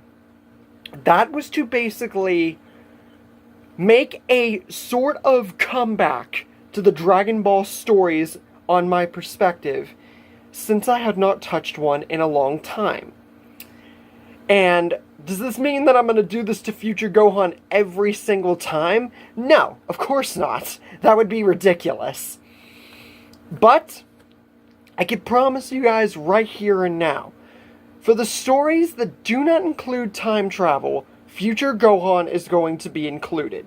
Because the other Gohan just doesn't really cut it anymore. He's either the strongest warrior in the entire cosmos or the weakest link. He's never balanced. Which is what made future Gohan work as my first real look-see at him in a what-if story. And look at what I freaking did with him. He became the leader, essentially, until Battle of Gods. And then afterwards, it became basically everyone trying to outshine the other. Now, Gohan, he would keep up Super Saiyan 5, but I feel that after all this time, he would finally maybe settle down. Whether or not that would put him with Videl is up for debate, but that's not really a thing that future Gohan's not one I see in a timeline having love. Okay? The other Gohan, that's fine. I can understand that. And I'm sorry for Videl pretty much getting killed and making her scene even more brutal, but you gotta think it would happen. And Hercule trying to fight rematch Spopovich would also be funny. And then, with him, with Super Saiyan 5 and everything, I feel that future Gohan wouldn't fit the bill for an angel, as he would just the ultimate protector of Universe 7. Goku, on the other hand, would probably be the best, case, Piccolo would culminate in a new population for the Namekians with his new powers, and would try to link up the Demon Realms, second Namek, and culminate even more Namekians. And it would be a lot, especially if you saw what Sinel and Purina did, what the backstory for the whole Namekians in the first place. It would be huge to see a Namekian god Piccolo reculminate the Namekian population. And Vegeta, with a much earlier Ultra Ego because of my Super Saiyan Hell, which I seriously hope that you guys like, the new fan-made Super Saiyan transformation. I not only canonized pretty much the most popular Super Saiyan transformation in Super Saiyan 5, even though Daima very smallly little hinted at it. Even Geekdom will tell you that much. But I also made my first ever and completely fan-made Super Saiyan transformation. Which, honestly, I did not expect to do 99.9% of what I did in this story. And I feel like someone like SMUGSTICK should take inspiration from this. You can turn any what if, no matter how small of a prospect, into a story. Just because everything's not needed for a story and it could just be a one-part or a one-part story or analysis, that's what I'm doing. But a story like this that truly marked the way, not just for a zombie apocalypse in Dragon Ball, screw that idea, but for an amazingly horrific, terrifying, world-building, fan-made, lore-building, epic, freaking bloody big tale. Like, honestly, every part that I was working on this, right up until the end when I was trying to rush through it, I loved it. This was the first time I had been psyched for making a Dragon Ball story, possibly ever. Now, I can't tell what I thought 3 years ago when I made the Frieza and Vegeta stories, you know, but I can definitely tell you that I've never felt as happy with ending and showing off a project as this one. And I bet you guys can definitely tell and say for yourselves that maybe, story-wise, you guys have told me, at least The Walking Dead-wise, that you have favorites. As for Dragon Ball, some of you have said the Frieza one, but I think that if no one's watched Dragon Ball on the Omniverse now, this story, it should have brought in a whole field of people. And I think that's what's going to shape Dragon Ball on this channel forever. Especially if you watch it all the way through, which I definitely recommend. You do not want to miss a story like this. So, after this, since Future Gohan and Trunks have essentially, ended where History of Trunks began, this puts the Zombie Goku story at a close. And at the time of recording this, I'm going to be working on the 4th, technically 3rd, depending on how you want to look at it, episode to the Walking Dead Carsverse, since The Rock and this story, big stuff. So of course I'm going to be working on the McQueen Walking Dead Carsverse episode, and then the Galadriel and Mrs. Loomis surviving. And since the Dreadwing story was and is a decent story, and this one is a long one, that means it's debatable on whether or not I'm going to continue the 2 stories after, but regardless, Mrs. Loomis and Galadriel's tales, at the time of recording this, will be the last stories I work on for the next at least week or so, 2 weeks, until the Dreadwing story is fully uploaded at the time of recording this. It's always weird making a pre-recorded announcement like this and ending to a story if I explain more than just the story's ending. But you guys get what I mean and have done with this for some time if you're long-term fans of the channel. With all that said, after that, I'll be working on the next list. And it's just getting more and more and more and more epic from here. If you guys have not been with me since the beginning to right now, oh boy, let me tell you what. The Omniverse is just getting started. We are in the middle of 2025, and oh boy, what ifs are going to start pumping, and updates and everything, because not only are daily uploads right around the freaking corner, but all those 2,000 ideas, not all of them are going to be stories. Many, many, many, many of them are going to be one-parters. So, stay tuned, stay hyped, because we are just getting started. And with all that said, ultimately, be sure to check out the Discord, Patreon, both Google Docs, and everywhere on the Omniverse, so you don't miss a single thing. because you don't want to, as the Omniverse of Nick continues to grow.